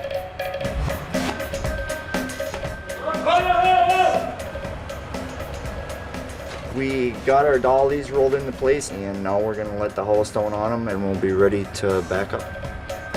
They brace the garage with wood and attach it to a second truck. Looking good. These branches make it tricky lining up the convoy with the road. Watch that tree. They may be set to roll, but the route ahead is blocked by a major power line, which feeds electricity to the whole neighborhood. Hit or even come close to this high voltage line, and it could have disastrous consequences.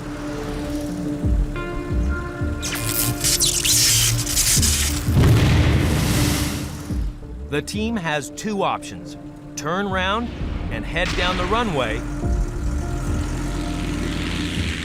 or persuade the power company to raise the line.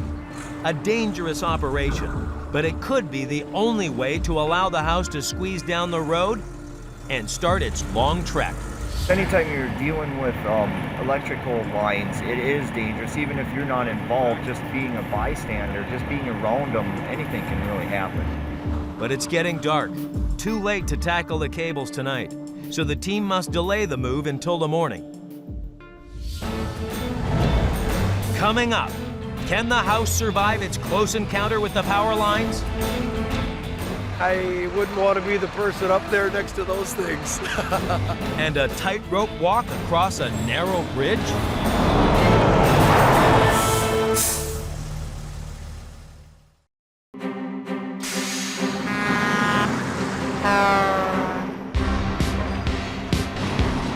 In Minnesota, the Gill family have jacked up their son's starter home and slid it precariously onto the back of a trailer. If it goes too fast, it could just slide right off the end. It's 6 a.m. and the morning of the big move. The house has a hazardous trek ahead. Parents Dan and Mary are nervous. It's a challenge. I like this kind of thing. It's exciting to me. Pretty nervous. Everybody was up running around at about 5 this morning, so we're all kind of gearing up, thinking about things we forgot about, things we got to do yet. There's bad news. The weather wasn't good yesterday, but now it's not just freezing. There's thick fog. The weather right now, it's foggy and it's actually misting a little bit. Just so other cars can see us, I guess, is the biggest thing. And our guys too. We don't want nobody to get hurt. Getting a little anxious to get going. Just get it done with. Randy's crew has to guide this monster home 3 miles and faces power lines, a narrow bridge, and rough terrain with almost no visibility. Can't even see our escort vehicles up there. It's so foggy. And I don't want any accidents, and we've never had an accident. Just as they get going, they hit their first major obstacle. These high voltage cables serve power to all the houses in the area, including the airport.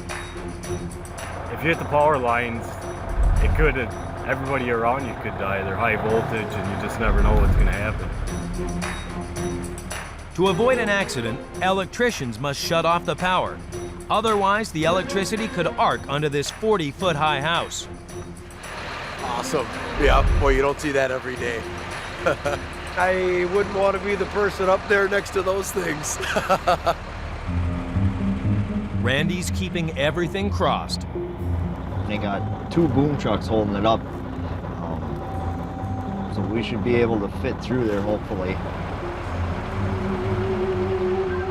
There's just inches to spare. They pick up the pace. The whole family is out in force helping Randy's crew. We're all out here. My wife's out here. Kiefer's out here, and Kyle as well. It's fun watching him. He's starting to get excited about it. He's a little nervous. He's got concern, wondering if we're going to hit trees and things. I think I'm more nervous than anybody up there. Oh, there's a mailbox in the way too. Look at that.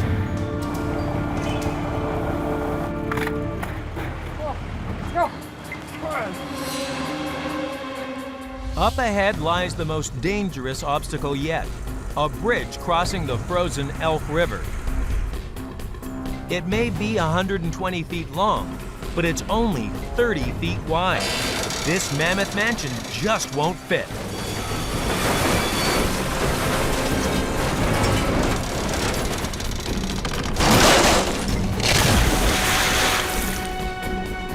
The crew must jack the house up higher so that its walls hang over the edge of the bridge. A risky maneuver. The team has to measure the road, the bridge, and the house as they go to make sure they can make it and don't get stuck. Probably the highest point, huh? Yeah. I got 27.6. Hard to judge. We're coming up to the bridge here in a little bit, and that's one of our biggest obstacles is to cross this narrow bridge with the wide house. All eyes are on the guardrail.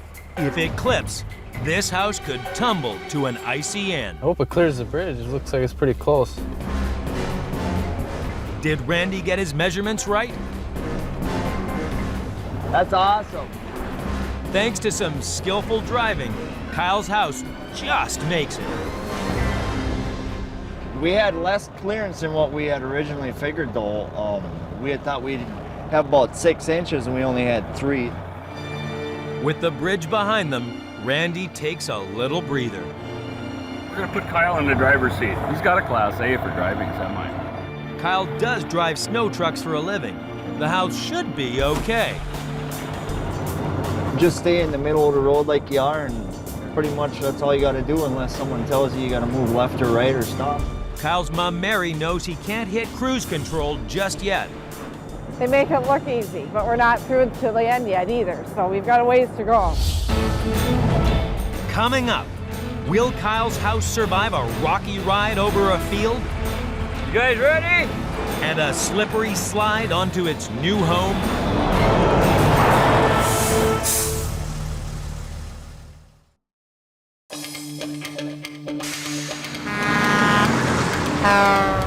In Minnesota, Kyle Gill's first home has survived a close encounter with power line and a brush with a bridge.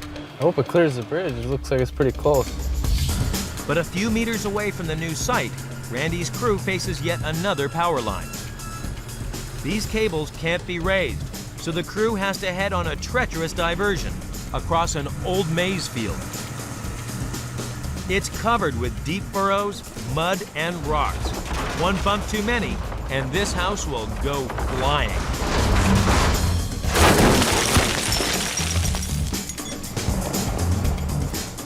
So Randy must slow right down. The team will have to constantly watch and adjust the wheels to keep it on track and get this house home safely. With the rough ground, you can't just drive fast or normal pace because it shakes the house. This is trucking hell. If you hit something hard, a deep hole or a big rock or anything like that, yeah, the dolly could slide on there. Smooth and steady, Randy. Almost there, so it feels good. Yeah, it's on the property. You guys ready? One-time shot, I hope. The team now face one final hurdle. Slide the house over this gaping foundation hole onto these wooden towers. Time to soap up, boys. Get that ivory soap on there, you know. Important ingredient in this house moving. The soap makes the beams super slippery. Push too hard and Kyle's house could overshoot and end up in the hole. The house slid ahead 2 inches on the main beams. Could you back up? The house has slid too far. Randy's got to act fast. We wrapped some chains to prevent it from going anymore and got it straightened out, and she's lined up. It's right where it needs to be. It's within an inch. That is the nice thing about the soap. You can pull it anywhere. Kyle's first house finally touches down. They'll reattach the garage later.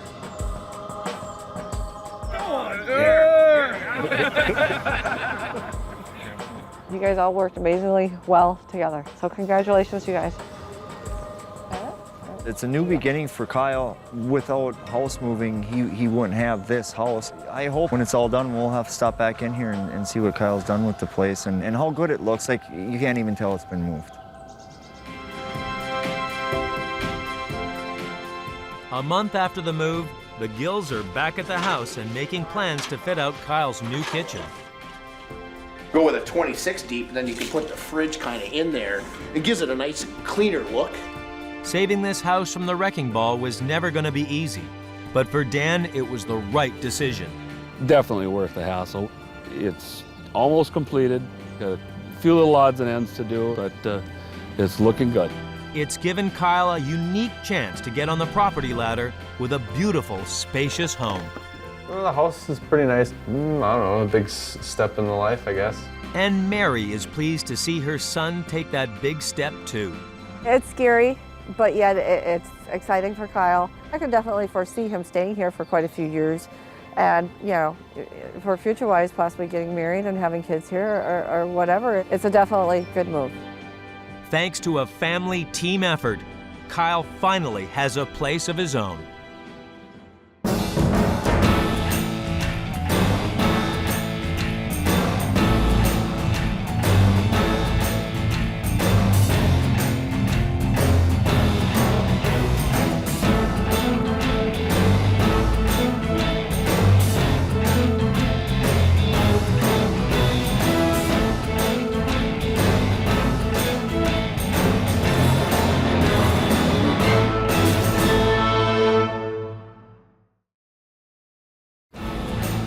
A couple on a mission to transform their cabin into their dream country home. This is terrifying. Well, I can't watch everything. I'm known for it. Will their luxury lodge survive as it's chopped into pieces Oh my gosh, that's insane. and taken on a perilous trek past trees and power lines? It could short up. Shifting this colossal cabin is going to be nothing short of one massive move.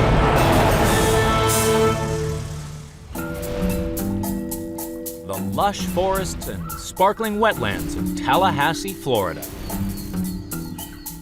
11 years ago, Mary and Trent Marr built this idyllic log cabin as a place to spend family holidays with their two daughters. It was fun for Christmas because up here you get much cooler weather, so it kind of felt more Christmassy. It just ended up being automatically, this is where my kids wanted to go. So we've had a lot of good holidays here. And for Trent, it's a perfect place to kick back. Being from the Keys, you never thought you'd ever have a log home. And I've had a lot of good memories in this log home. 3 years ago, they decided it was time for a change, to quit city life for good and live out their country dream. They found a perfect spot for their new home, a huge 115-acre plot where Trent can pursue his favorite pastime. Trent is an avid hunter. He's taken his dog hunting and training hobby to another level. This is a property I actually bought, and I just bought this so I could live out in the country in Monticello and do my dog training. This was my goal in life when the kids all left. I could move out to the country, not in the city anymore.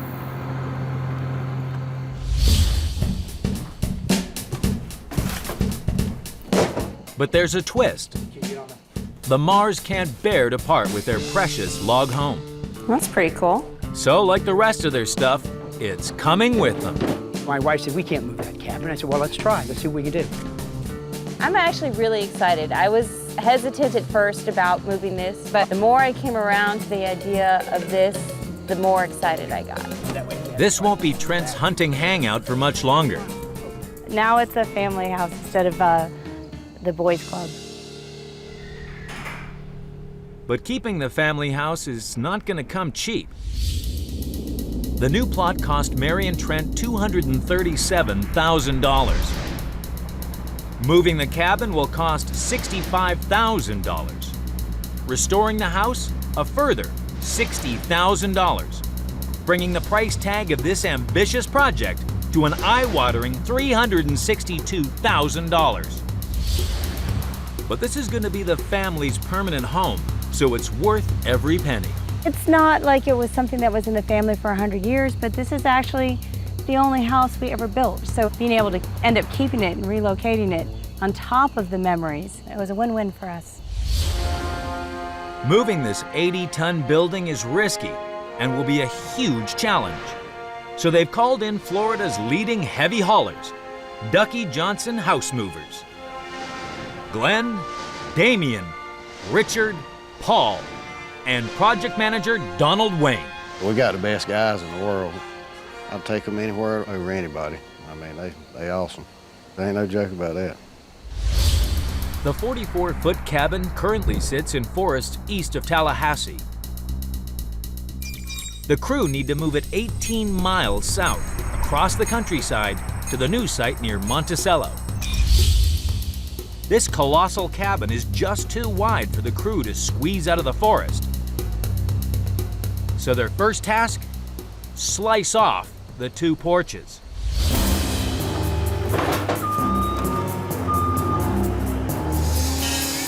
Oh my God. The extreme surgery comes as a shock to Mary. Wow. Well, it's all torn up. Like they're gonna yank it again?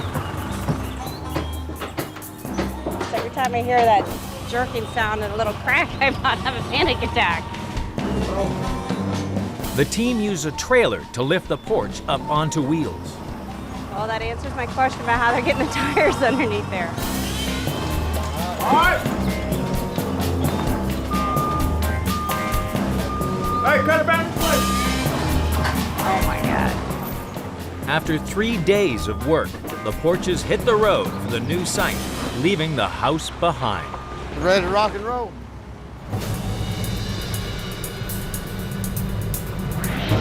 The porches may be skinny, but they're taller than truck driver Glenn thinks. A low-hanging branch tears a section off the roof.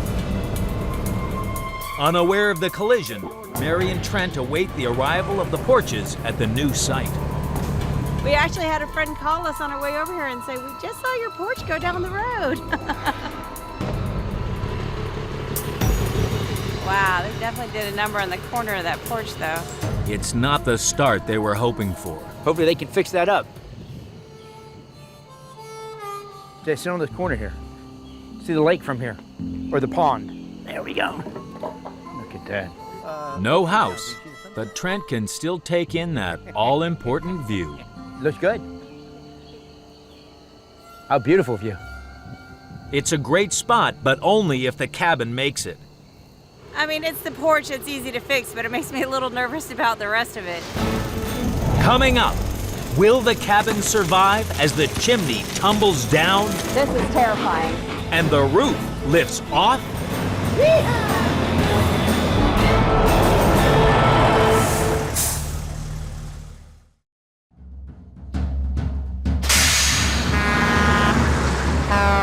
In Tallahassee, Florida, Trent and Mary Marr are taking drastic measures to relocate their log cabin.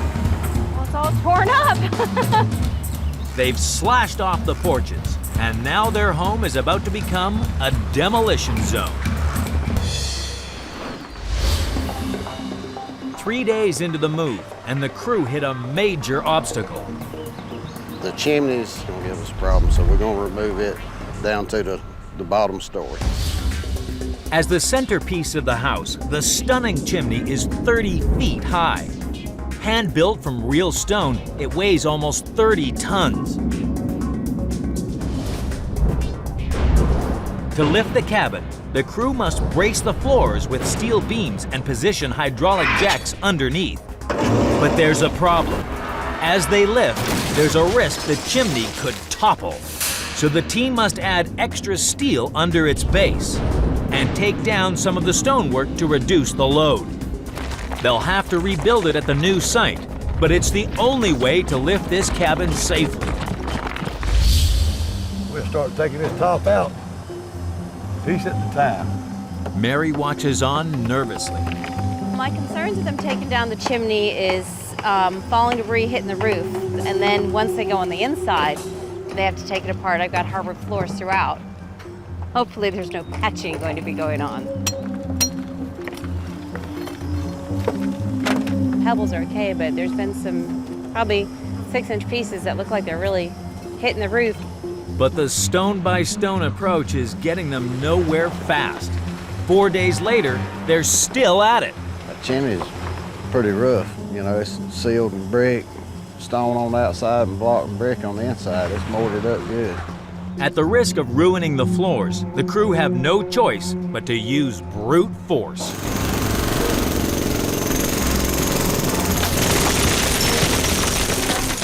As Damien rips down the chimney, the crew realize it's not the only feature they need to remove. With its porches off, the house may be narrow enough to squeeze down the forest lanes, but its roof is just too tall. The trees could easily rip it off and destroy the cabin. So the team must completely remove the roof from the house. They'll have to cut every bolt and batten that holds the roof down, then raise it up with jacks.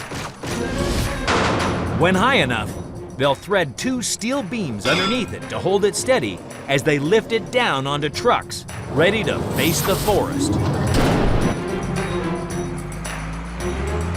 Right now we're at a crucial stage to where we're cutting the top story off. They got cut through the walls, the plumbing, the tile. It's pretty brutal. Inside, it looks like a tornado's ravaged Mary's living room. I definitely did not expect this, so this is terrifying. Kind of wish I didn't see this part, but all right, this is definitely a hit and run. I'm definitely not sticking around to witness any more of this. It's gonna take one thumping lifting machine to raise this lumber roof. This machine right here is the hydraulic jacking system. You can pick everything up level. Oh, it's a lifesaver. It's easy on the house. Mary's prized property is about to be prized in half. Out pressure on this one jack. Well, I can't watch everything. I'm on swimming. Hey, cut all 3 of these off on this end wall. Uh-oh, they've hit a glitch. Glenn spotted a wooden post they didn't cut. That's all it takes to hold it. See it right here? It's all clear. The jacks now raise the roof over a foot into the air, and they slide steel beams in to support it. Now it's a race against time. Rain is forecast and a storm could drench Mary's living room. Never can tell. Looks like it. We might get some today. I don't know. You definitely don't want no rain. It'd all be in wood and everything on the inside, and it'd be pretty much ruined. Inside, Damien races to finish tearing down the monster chimney. Hot up here.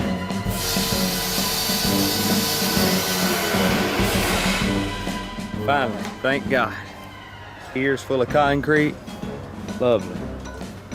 Lungs full of concrete. Concrete. But we done. That's all that matters. The final step is to place steel beams under the house. Jack it up and slide the wheels underneath. Yeah, we got it up. All we gotta do is put the truck up on it and it's ready to roll. Tomorrow they can lift off the roof and get moving. It's the day of the big move in Tallahassee. After 3 years of planning, Mary and Trent arrived to watch the event. Glenn's been warning me all week that anything I've seen that's disturbed me yet is nothing to this. Pick it up, man. Yank it up, move it. Come on, let's go. Let's rock and roll, huh? I'm so glad you're not in charge. It's time to lift the lid. Let's rock and roll. Yeehaw! Don't drop the top. It's one giant trapeze show. Oh my gosh, that's insane. Get the picture? Yes, that is like... You said you wanted to have more light in the top, right? They slowly lower each piece of the house onto trucks, ready for the forest track. Coming up, can the convoy prevent the cabin from falling off a bridge? That is nuts. And limbo under live power lines? It could short up.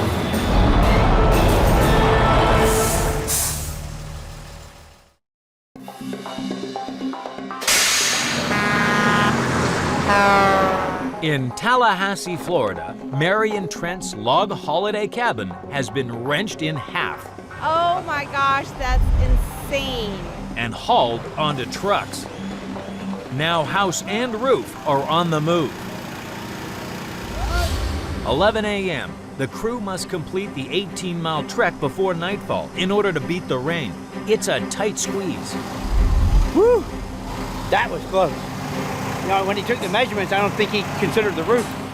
It's goodbye to the old plot as the house heads for the highway. But there's a major obstacle up ahead. The bridge that crosses Sneed Smokehouse Lake is just too narrow. A collision could throw the cabin into the swamp.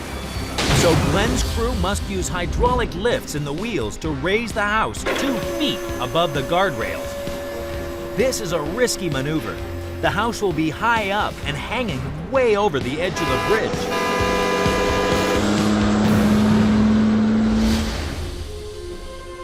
But as he speeds towards the bridge, truck driver Glenn doesn't seem to be slowing down.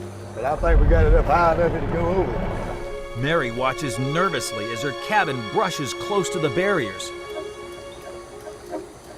Wow. That is nuts. Oh my gosh. Good job, Glenn. Slow but steady. That is nuts. House and roof slowly cross safely to the other side. That's it. It's on the road. Oh, it went good. We ready to roll on down the road some more? 1 p.m. and there's still 16 miles to go. They've got to get the roof back on tonight, and there's still hazards ahead. We are watching the top. Make sure no wires or tree limbs or nothing hangs on the top. With the house sitting so high on the truck, it's getting close to the live power lines. It could short out. Low wire coming up. With a helping hand, they make it through. Got it? Next challenge. To avoid hitting these trees again, the truck drivers must steer a precarious zigzag path. If you're running down the road 25, 35 mile an hour and you hit a good sized limb, you know, you can tear the house up. Oh! Your side. Time for a little pruning.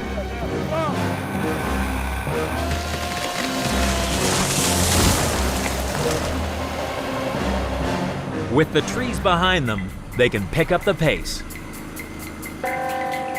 But these road signs could bring the move to an abrupt halt. Pick it up now, Richie. It's coming loose. Nothing's gonna stop this massive move. Huh? They wouldn't have got their mail. It takes the whole afternoon to reach the new site. But a tight turn onto the lot threatens to topple the whole building. Just this turn right here, trying to stay out of the ditch and try to stay off the pole right here. At last, they've made it. We got it across town and we're on the new property.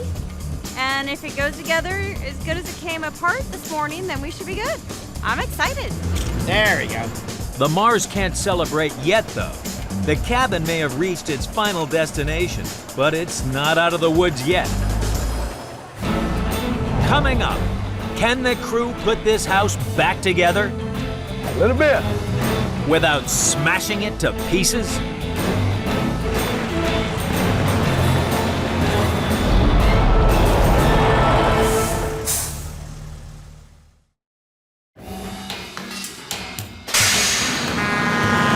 This log holiday home has survived a hair-raising hike through the forest. That's insane. Now the team must piece this giant jigsaw puzzle back together. And with the weather drawing in, the race is on.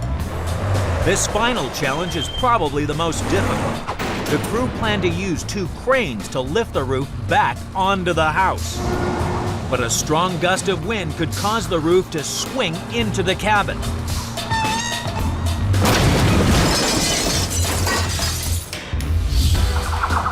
The team needs a moment where there's not much wind, so they can precisely line up the holes in the roof with the bolts in the house. A tricky task.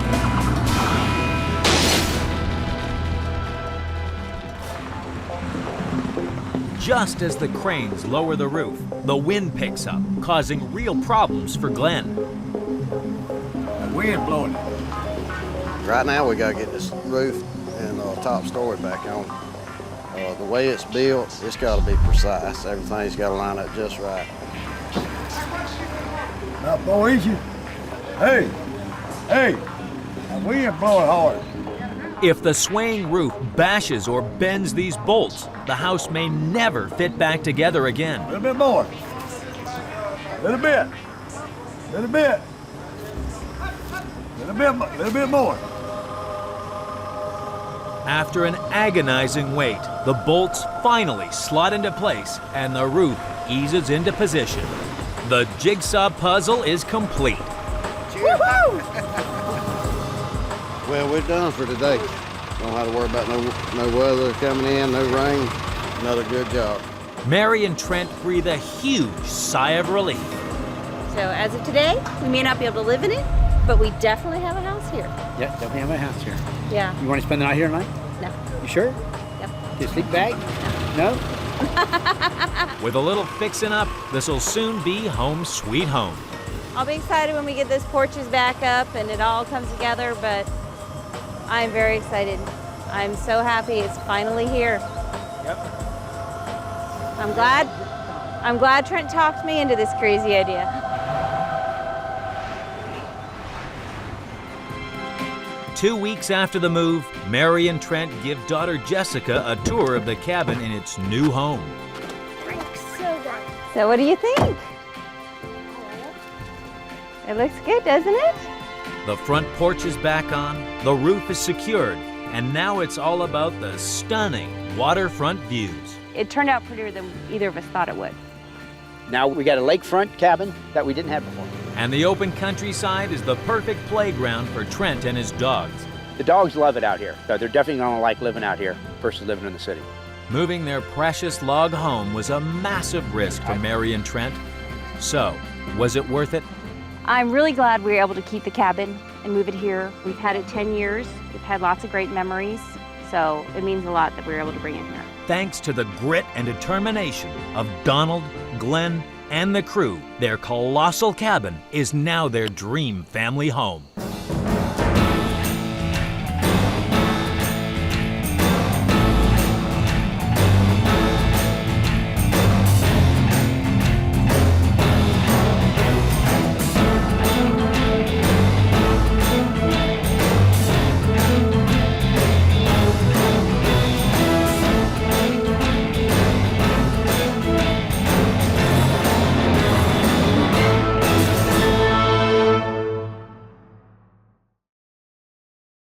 A family in Missouri hit by a natural disaster. I was kind of feared a little bit for my life. It was very scary. Can they rescue their new home from another flood by dragging it through narrow streets? Never thought I'd see my house going down Main Street in Silex. To higher ground? It's going to be really tight. And now I'm scared. This risky rescue will be nothing short of one massive move.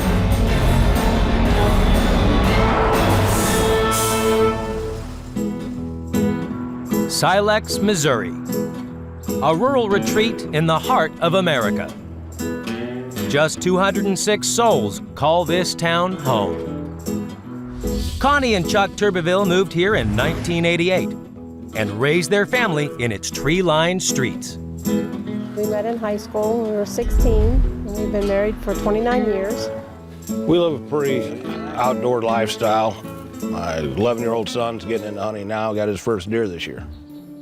But in 2008, this rural idyll was devastated when the Quiver River burst its banks and a flash flood ripped through the town. In a matter of 3 or 4 hours, we had 2 foot of water in the house. Didn't know how fast it was coming, wasn't sure how we was gonna get out. I was kind of feared a little bit for my life. Yeah, it was very scary. The family lost their house and all their treasured possessions. Came back the next day to see that everything was destroyed. It was devastating. The Turbevilles faced a heartbreaking decision: buy another house in the flood-prone area or start a new life elsewhere. Despite the flooding, the people that make up the community are great. We didn't want to move Charles out of Silex School, got away from his friends, and that kind of plays a part in all of it. In 2009, Chuck and Connie took the plunge and used their insurance money to buy this spacious 3-bedroom timber-framed family home just blocks away from their old property. I love this house. We're going to hopefully be here till we retire. Made a lot of memories here and plan on making a bunch more. The Quiver River might look tranquil now, but it takes just hours for it to turn into a torrent. It's flooded several times over the years.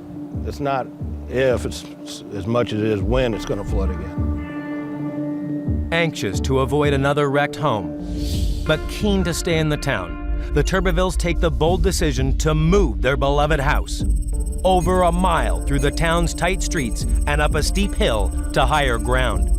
A tough trek for a house.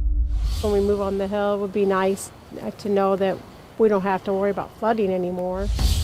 Moving the house will cost Chuck and Connie $27,000. Setting the foundations and renovating the property, a further $48,000. Bringing the total bill for this risky rescue mission to $75,000. To move their precious property, the Turbervilles call in Missouri's finest heavy haulers. Joe Matico's team from Expert House Movers. How you guys doing? All right.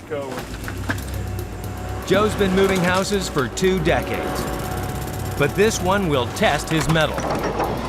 It's extremely nerve-wracking because their whole life's investments are in my hands. Even lifting this 75-ton house off its foundations will be tricky. The garage has no floor, and the walls are not properly tied to the house. There's a real risk that as they lift the house, the walls will collapse. So the team must brace the garage and build a grid of steel support beams under the home.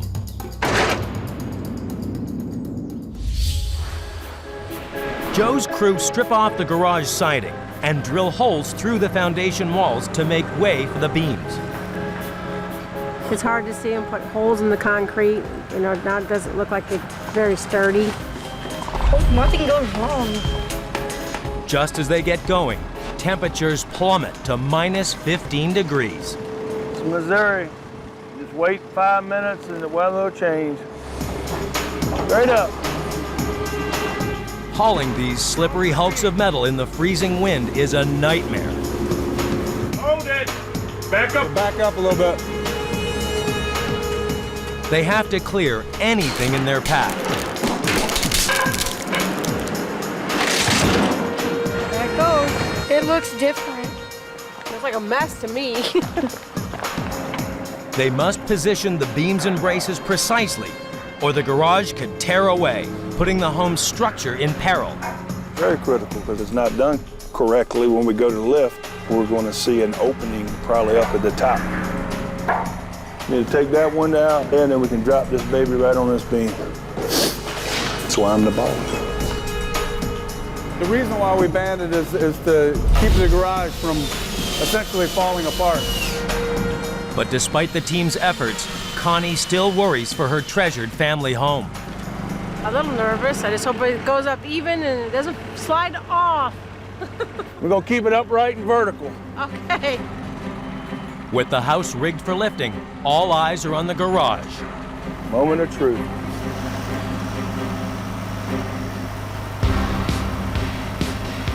Coming up!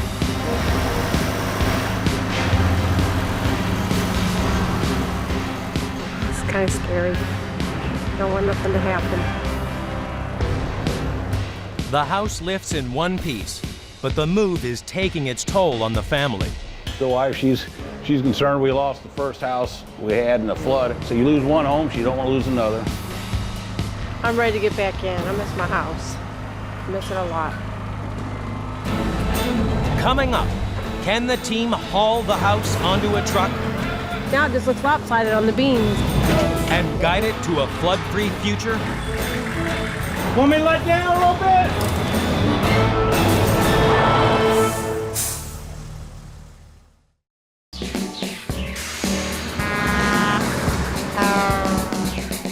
In Missouri, the Turbervilles are rescuing their house from a floodplain. We like our house, and I just don't want nothing to happen to it. Joe's team must now hook the house up to a truck, but it won't be easy. There's a telephone pole in the way, and it can't be moved. If they try to back the truck up, there's a risk that they could bring everything down. So the team must pivot the house around on rollers. They'll tie the north wing steady and use soap to lubricate the path of the house as it slides on the steel beams. Once turned, they can hook the house to the truck safely and get moving. This house weighs a hefty 75 tons, so Joe's team will have to empty their wash bags. We're actually going to have a waxy soap base between the two pieces of steel. Now we're ready to pull it. Ready to roll it. It doesn't take much to slide the house along the slippery steel. A couple of motors, a couple of chains, and some ivory soap. Pretty awesome, actually. It's a lot faster than I thought. Amazing. They slowly nudge Connie's house around the pole. A slip in the wrong direction now, and they could crash to the ground. Looked like it might slide off, and then they started pushing it this way. Now it just looks lopsided on the beams. The tilt worries Joe. Right at the end of where this roll beam is the softest spot in the yard. You got to make sure our cribbing that we've placed under here does not settle. There's always danger. Oh! Joe's crew must act fast to raise the far end of the beams to stop the house sliding into the mud. Hope nothing falls apart. I'm getting nervous now. It's going to be fine. At least I hope it will be. The house slips safely off its old footings. The team must now slide wheels underneath. And there they are, right there. As we speak, here comes the dolly, so I need to get to work. But the site is a quagmire. It's been cold, raining, wet. Now the sun is out, and the frost is now coming out of the ground, which is making it even more sloppy. Oh. The mud could swallow the wheels. So they reinforce the path with steel plates. On top of the steel plates is where we're going to drive the building off to the road. The point of no return, because once we make this turn on out of here, there's no backing up. The truck roars to life. First task, drive this beast to the roadside so it's ready for the big move. And now I'm scared. Constantly got to make adjustments as you're going forward. Want me to let down a little bit? This lot is extremely tight, and the pole is still causing problems. And just pop it up over that peak. The Turberville satellite dish may have escaped a close shave, but the neighbor's shed is about to get hit. That's what you call tight right there. It's a narrow squeeze out of the yard. Cut back up one time. You gotta watch this piece of cross steel.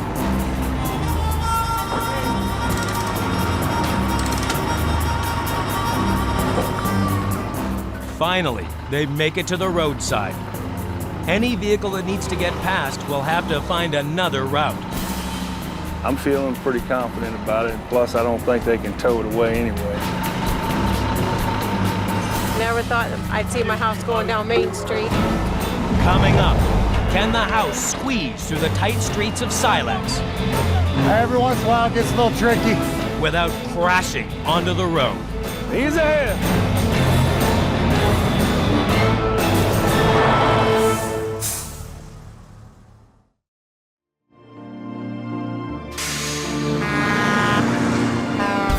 In Missouri, Joe's crew have lifted the Turbeville's precious family home and swung it off its foundations. Now they face a killer climb, hauling this house out of the floodplain and up a hill to safety. Connie fuels Joe's team for a hard day's work. You better take care of my house, buddy. I'm gonna do my... Holy moly. We're gonna get all sugared up.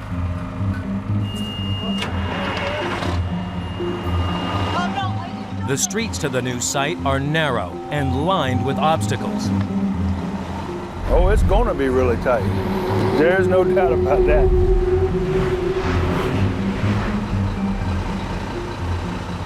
Yeah, we got enough on this one. Now we just gotta worry about the next one. If the house takes down these low-slung telephone cables, the citizens of Silex will be off the grid. Every once in a while it gets a little tricky. Sometimes my math ain't the best.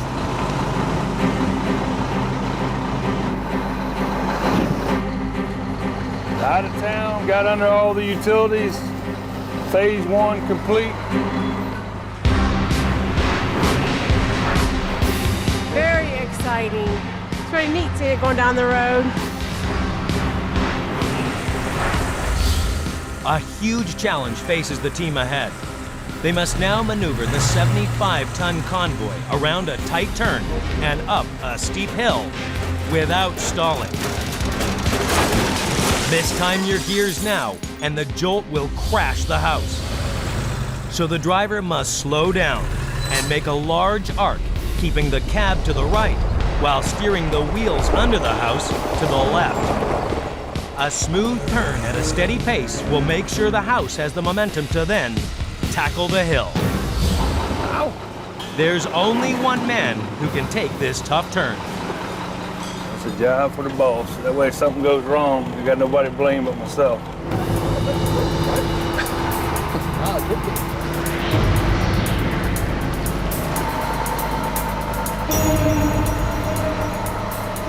They're steering the wheels as I'm creeping ahead right now.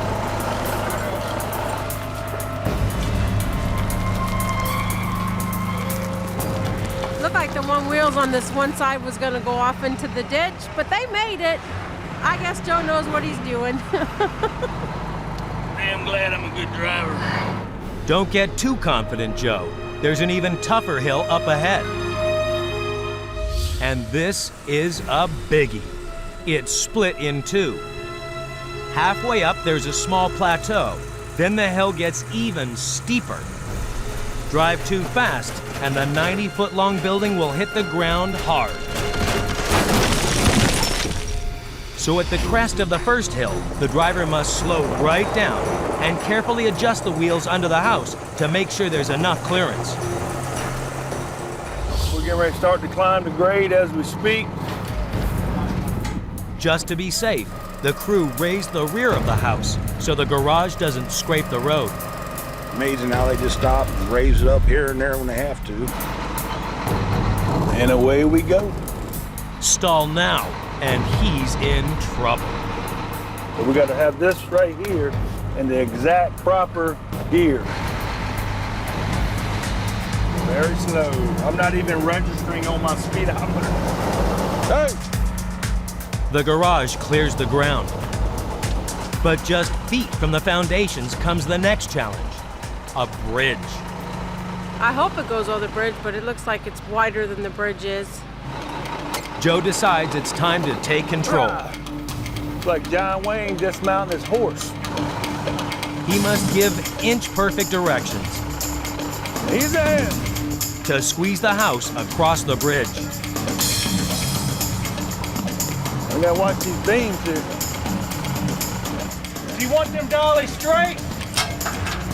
Go back that way a little bit. Just hope it goes over that bridge. Got on the other side. I hold it. Closer than what I expected. They were very, very good. They knew what they were doing. The Turbeville's house may have escaped the floodplain, but now it's parked precariously by its new footings. There's one last test for Joe's team. We made it. It's a big relief. I'm ready to get moved in. Oh, it's an experience. I was glad I was able to be here to watch them move it. It's getting close. Coming up, will the team fall at the final hurdle? They're getting closer. I just hope that it goes down okay. When they lower this house down onto its new plot? Whoa, whoa, whoa, whoa, whoa, don't roll.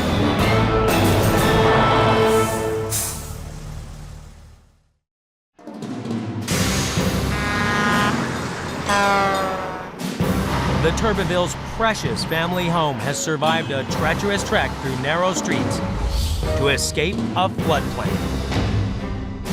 I'm looking forward to being able to get it on the basement and move back in and get started back on our life again. But Joe's team faced one final hurdle. We're repositioning the dolly so we can swing the tail end around so we get the building as close to square as possible.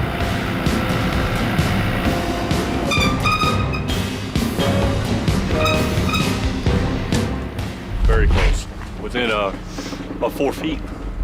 Just gonna make it. Must be some damn good measuring. Must have done that before. As the house slides into position, they hit a glitch. Oh, whoa, whoa, whoa, whoa, whoa, whoa. Don't roll. The gaps in the basement walls for the beams that support the house are too small. Foundation contractor is now having to saw cut the wall down about another foot lower so we can set the house actually on the foundation itself. With the foundations fixed, Joe's crew are all set to lower the house into position.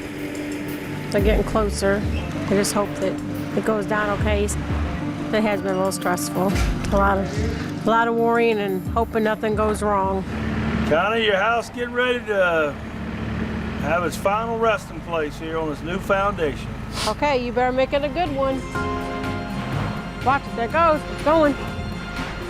Hey, look, it went down. Listen to it, it's creaking, isn't it? It's cracking. And finally, Connie's treasured house is sitting safe on its new home. It's a big relief. I'm glad it's down and it's on there and it looks good. I'm happy to, we pulled off another move. Very excited, absolutely. I plan on staying here for a long time.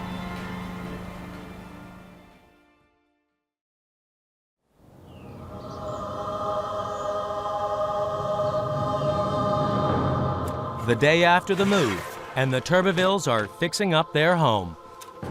They hope to be back for good within the month.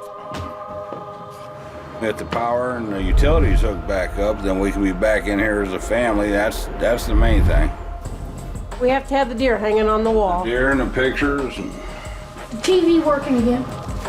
The threat of losing their home to floodwaters has been left behind. I feel excited. I have to worry about the flood and no more water in the yard or in the house. It's going to be the start of a new chapter in our life. Start making new friends here with different neighbors. Good to see you. Yeah. Good to have you in the neighborhood. Did you ever think they could pick up a house like that and move it all the way up here? It's amazing what they can do. Chuck and Charles settle into their new yard and have grand plans for the future. I'm just excited that we have woods now. I'm planning to build a tree house with my dad. The Turbervilles' home is out of harm's way, and the family can finally relax. Now we can just go to bed at night and not have no worries. We can sit on the front porch and watch the sunset over behind the trees there. It'll be nice, it'll be pretty.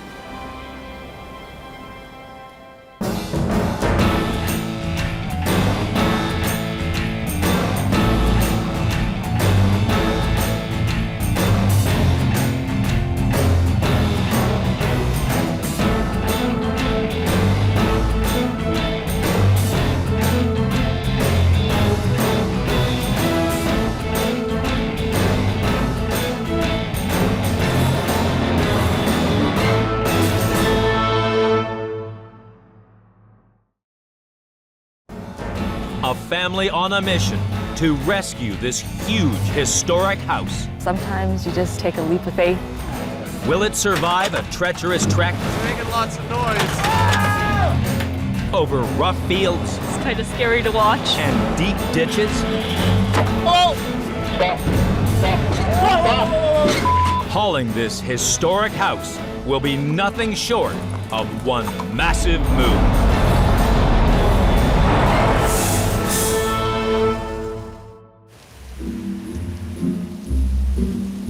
Eight miles east of Calgary, in the vast prairies of Alberta, Joyce and Dan Enders and their 5 children live and breathe horses on this farm. Oh! Buzz just stepped on my toe. No. Horses are my life. They keep me going. They are my sanity. They've always been since I was young. Joyce has built up these thriving riding stables, caring for up to 60 horses with the help of her 4 daughters. Go get your saddle, baby. Above the old hayloft, Dan runs his branding agency. Despite the idyllic setting, one crucial thing is missing. For the last 8 years, we haven't had a house. The family of 7 is squeezed into one end of this barn. It's a stable hands quarters. It's got 3 bedrooms in it. They're raised in the barn. We live in the barn. It's the joke around here. It doesn't feel like home. Recently, the family has had more than their share of bad luck. A trip to the doctor when Joyce was pregnant with their youngest child, Dominic, was the beginning of a traumatic few years.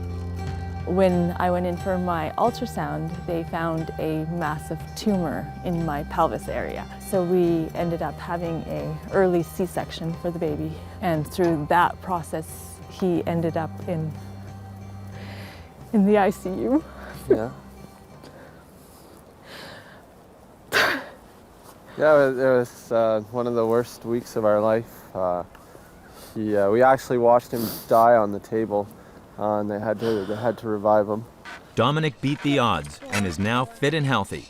But after a rushed operation to remove the tumor, Joyce's future was less certain. They told me I'd spend the rest of my life in a wheelchair. I think the best way to get Joyce to do something is to tell her she can't do it. Joyce is in remission, and bucking the doctor's expectations, she's firmly back in the saddle. Now she's decided her growing brood need a proper home, and nothing's gonna stop her. Go, Serenity, go! The first time we drove by the house, and I saw that it was red and white, I'm like, that's it, it's a sign. It's beautiful, it's what I've always liked as a little girl. I used to watch Gone with the Wind and see the big balconies off the front. 7.5 miles from the stables, this old house has been a local landmark for 95 years. Made of fir wood, the 2-story period home has spacious rooms and high ceilings. But its former owners considered demolishing it, having built a new property on their grounds. Now the Enders plan to save it by moving it to their stables and making it their home.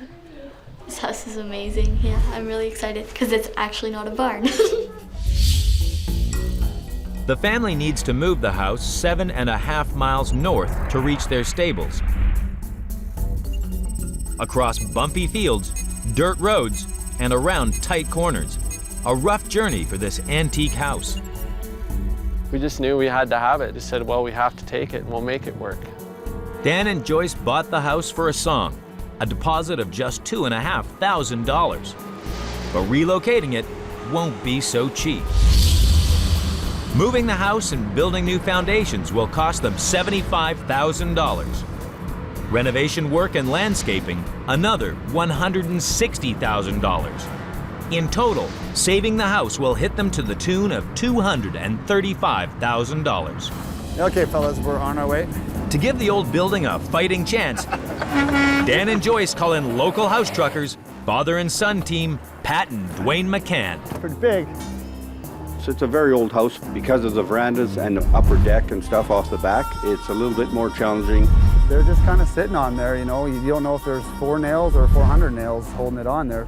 I really like the deck, and I'd really like it to stay on the house. If you could do that, that'd be great. Moving this 45-ton wooden wonder will test Dwayne and Pat's mettle. Built in 1916, the house is crammed with period features, including the original plasterwork. But its age also means it's extremely fragile. Move it now, and it could collapse like a house of cards. To strengthen the house, Pat and Dwayne must cover its corners with lengths of wood and metal. Then wrap it tight with 2 massive steel cables. Braced and bolstered, the old home should hold together for the move. Dwayne and Pat must be careful. Tighten the cables too much, and they could slice through the house like cheese. Or worse still, slice through one of the team. I've had one snap on us, it can cause some serious damage. Okay, hold it! But there's a problem. Dwayne discovers the almost century-old timber is in a worse state than he thought. You know, look at that, just falling apart there, yeah. She's fragile. Looks scary. Lots of holes everywhere.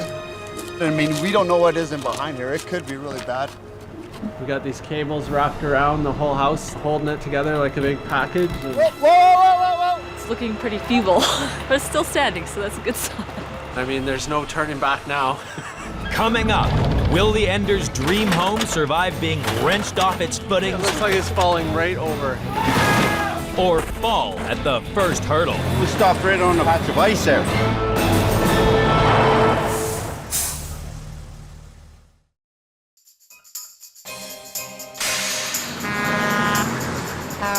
In the prairies of southern Alberta, Dan and Joyce Enders have found their dream home, a 95-year-old house. It's been wrapped and strapped with huge steel cables for the move. Now Dwayne's team face their first real challenge: lift the 45-ton structure off its footings. You're gonna keep those decks on? The decks are gonna be a little questionable. There's a little bit of rot in that corner there. Dan and Joyce can't bear to chop off the veranda and balcony. But these additions are only loosely attached to the house. Try traveling now, and these treasured features could be lost forever. So Dwayne's team has to do even more work to protect this antique house. They must dig out around the foundations and build a support rig underneath.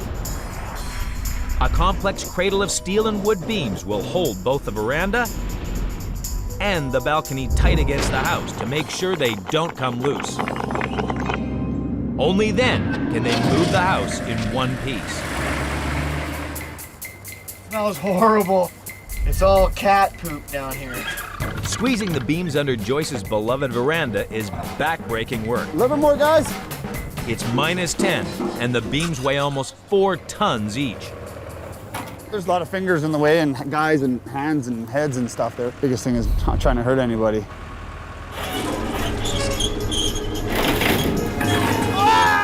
Suddenly, the massive beam collides with a supporting wall. Foundation wall! Oh, nothing major then. It just caught the back of the wooden wall there. You hear that sound and it gives you a little chill. You don't know what it is there. People are looking a little nervous, which makes me a little nervous. Luckily for the crew underneath, these wooden piers absorb the beam's impact. If the pier wasn't here, it could have fallen down in the back and then it would have kipped up in the front and busted the front up something bad. All right, good to go! The crew battle the weather and dirt for 2 days, shoring up the house. We have a bit of a challenge. See, we're all breathing a little bit heavier than we did.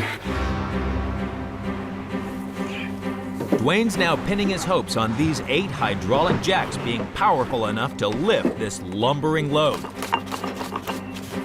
Okay, I think we're ready.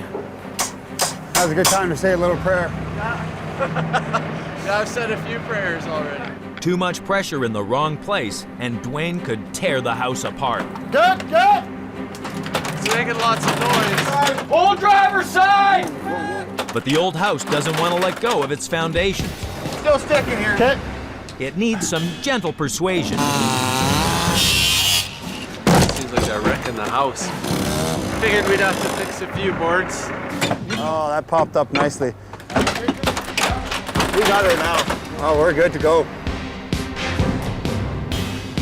Next challenge, roll the house off its basement and onto the back of the truck. There, it's moving. Oh, there it goes. Whoa, whoa, whoa! But the crew hits a glitch. Whoa! The tower holding the heaviest half of the house is slowly collapsing. It looks like it's falling right over. That's crazy. Dwayne's team works fast to build another tower. One of our piers lets loose and it's a catastrophic. You know, this thing could have been sitting on its side before we know it. The new pier saves the day. With their house safely rolled off its foundations, Dan and Joyce check how it's holding up inside. Oh wow, holy yikes. That's a big one. The lift has taken its toll on the 95-year-old plasterwork. This side of the plaster is separated right off the whole wall. So it's all gonna fall out. But there's no time for second thoughts now. It's the day of the big move, and an assault course awaits the crew.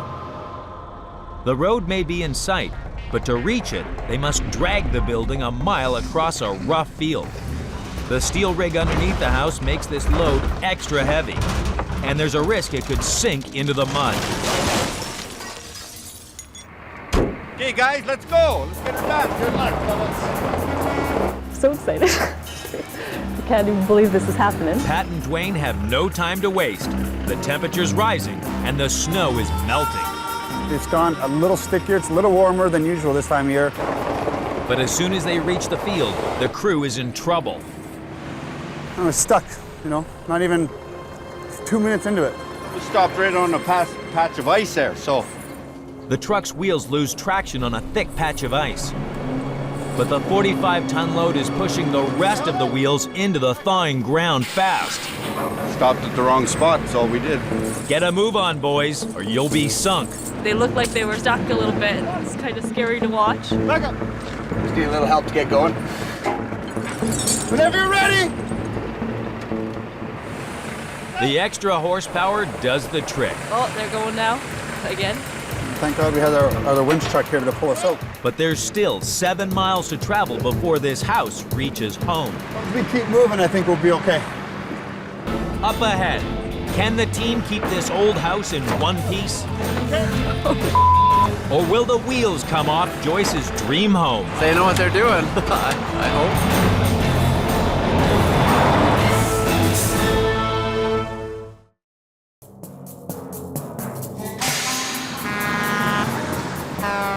In Alberta, Dwayne and Pat have rolled Joyce and Dan's dream home off its footings onto the open prairie. I can't even believe this is happening.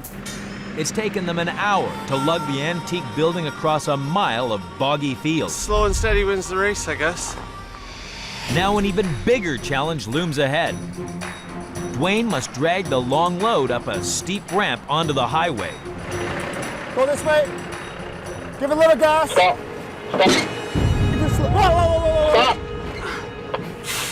The back end, the posts are dragging on the deck there. The balcony is jammed into the ground. Well, if those were to catch, I mean, that whole back piece could have fell right off. With the truck half on the highway, Dwayne must act fast to free the balcony. Get down a bit more. So drop the truck and the back end will raise up a bit so you can come up the hill. Lowering the front of the truck gives an extra few inches at the back. That's good there. Gonna be close. The veranda is almost scraping the tarmac. 2 inches to spare. It's like a mile in the house moving language. You don't want to hurt anybody, especially when you're crossing traffic. Keep coming. Crazy, this is crazy. Honestly, we had a disaster on our hands. I'm glad I got it before it was too late. We're good here, let's go. The crew picks up the pace on the open road. But up ahead, the going's about to get much tougher. Now the house is on the trailer. It soars over 31 feet high. And 11 major power lines cross the road up ahead. Edge too close, and this house will be toast. So the team need to coordinate crews of electricians to drive ahead and lift or lower the cables. If they time their operation right, the house will remain safe and the locals will keep their power. The electricians may be ready and waiting, but the house has got held up again. Looking pretty tight right now. Okay. Well, you don't have to slam on the brakes. A little sketchy on the satellite dish there, but I think they'll still have TV. This is the first lift of the day here. I'm not even too sure how much room we have on this one. But If anybody was touching any steel or anything from that truck on the house load movers, you know, they could get electrocuted before the fuse blows. You don't get a second chance with electricity. okay, I'm just gonna creep under. I was worried that, you know, if they go up another inch or two, I mean, then snap that line right off on us. So this one will be close. We only had about 4 or 5 inches up top there, so they say it's enough. We'll take it as it's enough. One line down, but 10 more to go before nightfall. 6 hours after the move began, and the stables are at last in sight. The whole family rides in to walk their new house home.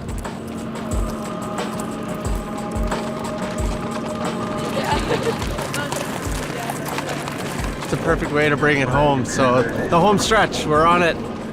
No, not every day we follow horses in, that's for sure. Actually, this is a first for me. It's a great day. Gonna cry now. Hold the tears, Joyce. There's one final furrow ahead, and it's a deep one. We got some scary stuff coming to get it onto the property, so we've got to go over a creek even. The crossing over the creek is 12 feet wide, but the wheels under the house are 20 feet apart. So we have to bridge across it with timbers and beams. The hardest part of the move is just coming up here shortly. The crew race to rig up a makeshift bridge, but the light is fading and the clock is ticking. It's almost here though. It's so exciting. Like 100 feet. 60 tons of house and truck are about to roll across this pile of wooden blocks. There are no second chances. Only got the road and the bridge we built, so exact. We gotta be perfectly lined up. Okay, good? Whoa, whoa, whoa, whoa, whoa. Okay, hold it. As the bridge dips under the weight, the crew risked life and limb to keep the wheels level. If something fails there, then you could have the house falling down. You could have a lot of things happening here. That's kind of scary. Okay. Very interesting looking bridge, but they know what they're doing. I hope. Okay, good? But watching the house is terrifying. Like, thought it would fall off and stuff. A little hairy there for a second or two. I mean, if those blocks ever split out, we got a pile of firewood on our hands. The Enders' friends and family arrive to watch the house pull in. Oh gosh, here it comes. No pressure, Dwayne. You gotta watch that back veranda. Don't hit the fence and the horses and the people. It's like, I don't like that.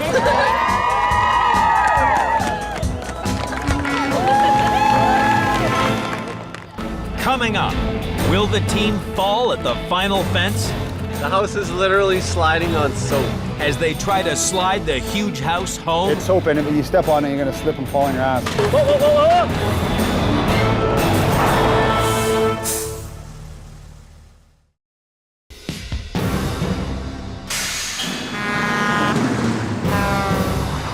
Joyce and Dan's dream home has reached their stables. That's all you get this Christmas. Taking weight! But the move's not over yet. Now the crew must slide the house onto its new basement. Pretty close, pretty close. So excited. Dwayne has a trick up his sleeve. Soap, eh? Does it do good dishes too, or? I don't know. Soaping the beams under the house should give it a smooth ride, but hopefully not too smooth. When you step on it, you're gonna slip and fall on your ass. And the same thing with the house. It can, if you're not paying attention, she can take off on you one way or the other. Excellent, boys. Okay, here we go. It's just sliding on soap. Like the smoothest to smooth the whole trip. Yeah, that's right. Finally, touchdown. High five, guys. Good job. Yeah!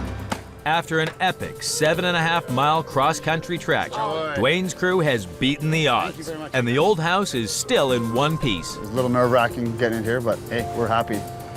Pick up a house that's been sitting for 100 years and move it across the prairies, I think is a pretty big accomplishment. Gonna be okay, I guess. It's here, so we want to get in there.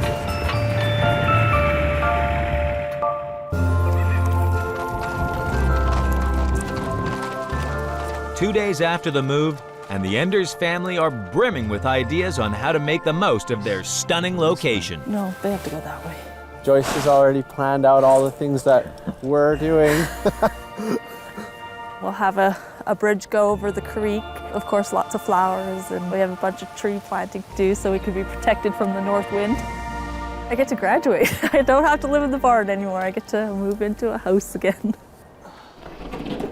Dan's got his work cut out. This is great. Restoring the 95-year-old interior. They just don't build things like this anymore. I just can't wait to get in here, start taking the paint off and making it into the beautiful piece of architecture that it was.